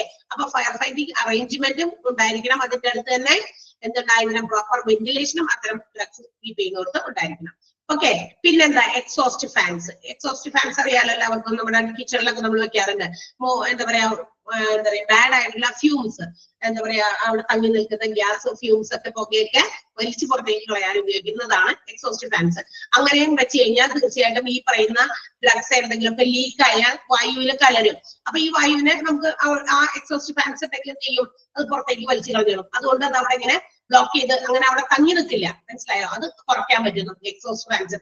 അപ്പൊ ഇത്രയും കാര്യങ്ങളാണ് ഇൻഫ്ലേമബിൾ ഡ്രഗ്സുമായി ബന്ധപ്പെട്ടത്. എന്താ, ഡിഫറെന്റ് എൻക്ലോഷേഴ്സിലാണ് inflammable drugs like spirit, gas and chemicals are to be stored. ഇതെല്ലാം സ്റ്റോർ ചെയ്യേണ്ടത്. പിന്നെ നമ്മൾ പറഞ്ഞു എന്താ പറയാ സെപ്പറേറ്റ് എന്താ പറയാ suitable ventilation should be provided for air passage and also fire fighting arrangements. Proper ventilation കൊടുക്കണം, fire fighting arrangementകൾ നടത്തണം. എക്സോസ്റ്റ് ഫാൻസ് തീർച്ചയായിട്ടും ഉണ്ടായിരിക്കണം. And last one is cold storage drugs. Cold storage എന്ന് പറയുമ്പോൾ തണുപ്പിൽ സൂക്ഷിക്കേണ്ട ഡ്രഗ്സ് ആണ്. അപ്പൊ നമ്മുടെ തണുപ്പിൽ സൂക്ഷിക്കേണ്ട ഡ്രഗ്സിന് എക്സാമ്പിൾസ് പറഞ്ഞിട്ടുണ്ട്. അതുകൊണ്ട് തന്നെ ആദ്യത്തെ വരി നമുക്കൊന്ന് അണ്ടർലൈൻ ചെയ്യണം. ആന്റിബയോട്ടിക്സ്, വൈറ്റമിൻസ്, അതുപോലെ ലിവർ എക്സ്ട്രാക്ട്സ്, ഇതുപോലെയുള്ള ഡ്രഗ്സ് ഷുഡ് ബി കോൾഡ് സ്റ്റോറേജിലാണ് നമ്മൾ കീപ്പ് ചെയ്യേണ്ടത്. അതിന്റെ കപ്പാസിറ്റി കൂടി പറയുന്നുണ്ട്. ഏകദേശം 15 degree Celsius to 20 degree Celsius ടെമ്പറേച്ചറിലാണ് അത്തരം വൈറ്റമിൻസ്, അതുപോലെ ആന്റിബയോട്ടിക്സും ലിവർ എക്സ്ട്രാക്ട്സും കീപ്പ് ചെയ്യേണ്ടത്. ഓക്കെ. അപ്പൊ വൈറ്റമിൻസ്, ലിവർ എക്സ്ട്രാക്ട്സ്, അതുപോലെ തന്നെ ആന്റിബയോട്ടിക്സ്, അതൊക്കെ എന്തിനു ഉദാഹരണങ്ങളാ? കോൾഡ് സ്റ്റോറേജ് ഡ്രഗ്സിന്റെ എക്സാമ്പിൾസ് ആണ്. അത് കീപ്പ് ചെയ്യേണ്ട ടെമ്പറേച്ചർ കപ്പാസിറ്റിയും അവിടെ പറയുന്നുണ്ട്. 15 degree Celsius to 20 degree Celsius. ആദ്യത്തെ സെന്റൻസിൽ രണ്ട് രീതിയിലുള്ള ചോദ്യങ്ങൾ വരാൻ സാധ്യത, ആ ടെമ്പറേച്ചറും അതുപോലെ കോൾഡ് സ്റ്റോറേജ് ഡ്രഗ്സിന്റെ എക്സാമ്പിൾസും. ഓക്കെ. അപ്പൊ രണ്ടും അത് ആ സെന്റൻസ് മാർക്ക് ചെയ്യാം. ഇനി അത്തരം റൂംസ്, ഇത്തരം ഡ്രഗ്സ് വെക്കുന്ന rooms should be air conditioned എന്ന് വെച്ചാൽ AC ഉണ്ടായിരിക്കണം. കാരണം ഈ ടെമ്പറേച്ചറിനെ, AC എന്ന് പറഞ്ഞാൽ നമുക്കറിയാലോ കൂടുതൽ എന്താ പറയാ കൺട്രോൾ ചെയ്യാൻ, അതായത് കൂടുതൽ തണുപ്പ് വരുമ്പോൾ അത് ചൂടാക്കാനും ചൂടാണെങ്കിൽ തണുപ്പിക്കാനും ആ രണ്ട് പ്രൊസീജിയർ കൺട്രോൾ ഫെസിലിറ്റി ഉള്ള AC ആയിരിക്കണം നമ്മളുടെ ഇത്തരം ഡ്രഗ്സ് വെച്ചിരിക്കുന്ന റൂംസ്. പിന്നെയുണ്ട് ഈ drugs like vaccine, serums and hormones. Hormone, sera, അതുപോലെ തന്നെ വാക്സിൻ പോലെയുള്ള മരുന്നുകളാണെങ്കിൽ അത് സ്റ്റോർ ചെയ്യേണ്ട കപ്പാസിറ്റിയും അവിടെ പറഞ്ഞിട്ടുണ്ട് 2 degree Celsius to 8 degree Celsius ആണ്. അതായത് ഡീപ്പ് ഫ്രീസിംഗ് ആണ് ആവശ്യം, കുറച്ചുകൂടി കൂടുതൽ വേണം. മറ്റേ വിറ്റാമിൻസും ലിവർ എക്സ്ട്രാക്ട്സും അതുപോലെ തന്നെ ആന്റിബയോട്ടിക്സും പോലെയല്ല, കുറച്ചുകൂടി ഫ്രീസിംഗ് ആവശ്യമുള്ളതാണ് നമ്മുടെ വാക്സിൻസും സെറാസും അതുപോലെ തന്നെ ഹോർമോൺസും. അപ്പൊ അതിനു വേണ്ടിയിട്ട് കുറച്ച് ഡീപ്പ് ഫ്രീസിംഗ് ആണ്. അത് 2 ഡിഗ്രി സെൽഷ്യസ് ടു 8 ഡിഗ്രി സെൽഷ്യസിലായിരിക്കണം കീപ്പ് ചെയ്യേണ്ടത്. ആൻഡ് ആഫ്റ്റർ ഓൾ ഇതെല്ലാം ഉണ്ടെങ്കിലും നമ്മുടെ അത്തരം ഡ്രഗ്സ് വെച്ചിരിക്കുന്ന റൂംസ് ഒരു ടെമ്പറേച്ചർ കറക്റ്റ് ആയിട്ട് ഡയൽ ചെയ്ത് കാണിക്കാൻ വേണ്ടിയിട്ടുള്ള ഒരു ഡയൽ തെർമോമീറ്ററും ടെമ്പറേച്ചർ ചാർട്ടിങ്ങും, അതായത് എത്ര ഈ മുറിയുടെ ഇതിപ്പോ ഈ മുറിയിൽ ഇങ്ങനെ അത്തരം ഡ്രഗ്സ് വെച്ചേക്കണം. അപ്പൊ ടെമ്പറേച്ചർ എപ്പോഴും ഡെപ്പിക്ട് ചെയ്യുന്ന ഡയൽ തെർമോമീറ്റർ ഡിജിറ്റൽ ആയിട്ടുള്ള ഒരു എന്തെങ്കിലും ഇൻസ്ട്രുമെന്റ് ആയിരിക്കും. അപ്പൊ ആ റൂമിന്റെ ടെമ്പറേച്ചർ അവിടെ ഡിസ്പ്ലേ ചെയ്ത് കാണിക്കും. അപ്പൊ അതിനകത്ത് എന്തെങ്കിലും വേരിയേഷൻ ഉണ്ടെങ്കിൽ അത്തരം അറേഞ്ച്മെന്റുകൾ ചെയ്യാലോ. ചില എന്താ പറയാ ഡ്രഗ്സ് അങ്ങനെ ടെമ്പറേച്ചർ തീരെ താന്നു പോകുകയോ ഭയങ്കരമായിട്ട് കൂടിപ്പോകുകയോ ഒക്കെ ചെയ്ത് കഴിഞ്ഞാൽ അതിവിടെ ഇരിക്കുന്ന ഡ്രഗ്സിന് കേടാക്കും. അപ്പൊ അത് വരാതിരിക്കാൻ ഇങ്ങനെ ഡയൽ ചെയ്തുകൊണ്ടിരിക്കുന്ന ആ ഒരു ഉപകരണം ഉണ്ടെങ്കിൽ അതിൽ നിന്ന് അവർക്ക് എന്താ പറയാ അണ്ടർസ്റ്റാൻഡ് ചെയ്യാൻ മനസ്സിലാക്കാൻ പറ്റും എത്രയാണ് ടെമ്പറേച്ചറിന്. അപ്പൊ അതിനെ കൺട്രോൾ ചെയ്ത് കീപ്പ് ചെയ്യാൻ പറ്റും. അപ്പൊ അത് കോൾഡ് സ്റ്റോറേജ് ഡ്രഗ്സുമായിട്ട് ബന്ധപ്പെട്ട് നമ്മൾ അറിഞ്ഞിരിക്കേണ്ട കാര്യങ്ങളാണ്, അത് സ്റ്റോർ ചെയ്യുന്നതുമായി ബന്ധപ്പെട്ട്. അപ്പൊ ഈ 4 തരത്തിലുള്ള ഡ്രഗ്സ് 4 രീതിയിലാണ് സ്റ്റോർ ചെയ്യുന്നത്, അത് ഹാൻഡിൽ ചെയ്യുന്നത്. ഓക്കെ, അത് വളരെ എളുപ്പമാണ് പഠിക്കാനും. 4 പക്ഷെ ഇമ്പോർട്ടന്റ് ആണ്. അപ്പൊ ഈ ലാസ്റ്റത്തേല് ആദ്യത്തെ പോയിന്റും 3ാമത്തെ പോയിന്റും ഓക്കെ, അത് 2 ഇമ്പോർട്ടന്റ് ആണ്. ആ 2 സെന്റൻസുകൾ മാർക്ക് ചെയ്തേക്കാം. ഓക്കെ, ഇനി നമുക്ക് ഇവിടെ നിർത്താം. ഒരു 5 മിനിറ്റ് ബാക്കിയുണ്ട്. നിങ്ങൾ റിലാക്സ് ചെയ്തു. ഇനി നമുക്ക് എടുക്കാനുള്ളത് എങ്ങനെയൊക്കെയാണ് മരുന്നുകൾ ഇൻപേഷ്യൻസിന് പ്രൊവൈഡ് ചെയ്യുന്നത്, പിന്നെ നമ്മുടെ ഹോസ്പിറ്റലിൽ ഫിനാൻസ് വരുന്ന മാർഗങ്ങളും, ഹോസ്പിറ്റൽ ഫാർമസി ഫേസ് ചെയ്യുന്ന കുറച്ച് പ്രോബ്ലംസും, ചീഫ് ഫാർമസിസ്റ്റ് നമ്മുടെ ഹോസ്പിറ്റലിലെ ഫാർമസിയുടെ ഏറ്റവും ടോപ്പിൽ ഇരിക്കുന്ന ആളായ ചീഫ് ഫാർമസിസ്റ്റിന്റെ കുറച്ച് റോൾസും ഒക്കെ ജസ്റ്റ് വായിച്ച് മനസ്സിലാക്കാനുള്ളൂ. ഇതിനൊന്നും വലിയ ക്വസ്റ്റ്യൻസ് ഒന്നും ഇതുവരെ ചോദിച്ചു കണ്ടിട്ടില്ല. ഈ പറഞ്ഞ പ്രോബ്ലംസ് ആ ഒരു ചാർട്ട് പോലെ ഫ്ലോ ചാർട്ട് പോലെ തന്നിട്ട് അത് ഇമ്പോർട്ടന്റ് ആണ്, അത് പഠിക്കണം. പിന്നെ ഫിനാൻസ് ഇമ്പോർട്ടന്റ് ആണ്. ഏതൊക്കെ മാർഗത്തിൽ കൂടി ഹോസ്പിറ്റൽ ഫാർമസിയിൽ കാശ് തന്നെയെന്ന് ആ ഒരു മാർഗം അത് നമുക്ക് അടുത്ത ക്ലാസ്സിൽ എടുക്കാം. ഓക്കെ, ഒരു ക്ലാസ് ഉണ്ടെങ്കിൽ നമുക്ക് തീരും. മാക്സിമം ഫുൾ അവർ വേണമെന്ന് വരില്ല. നാളെ എങ്ങാനും ആരെങ്കിലും ഇല്ലാത്തതുണ്ടെങ്കിൽ എനിക്ക് സമയം കിട്ടിയാൽ ഞാൻ വരുന്നതായിരിക്കും. ഓക്കെ, മനസ്സിലായോ? ഇന്നെടുത്തത് മുഴുവനും ക്ലിയർ ആണോ? ഒരു സംശയമില്ലല്ലോ. അപ്പൊ നന്നായിട്ട് വായിച്ച് മനസ്സിലാക്കി പഠിച്ചുകൊണ്ടിരിക്കുക. ഞാൻ പറഞ്ഞ് അടയാളപ്പെടുത്താൻ പറഞ്ഞ ഭാഗങ്ങൾ കുറച്ചുകൂടി നന്നായി കോൺസെൻട്രേറ്റ് ചെയ്ത് പഠിക്കാം. Okay, bye bye.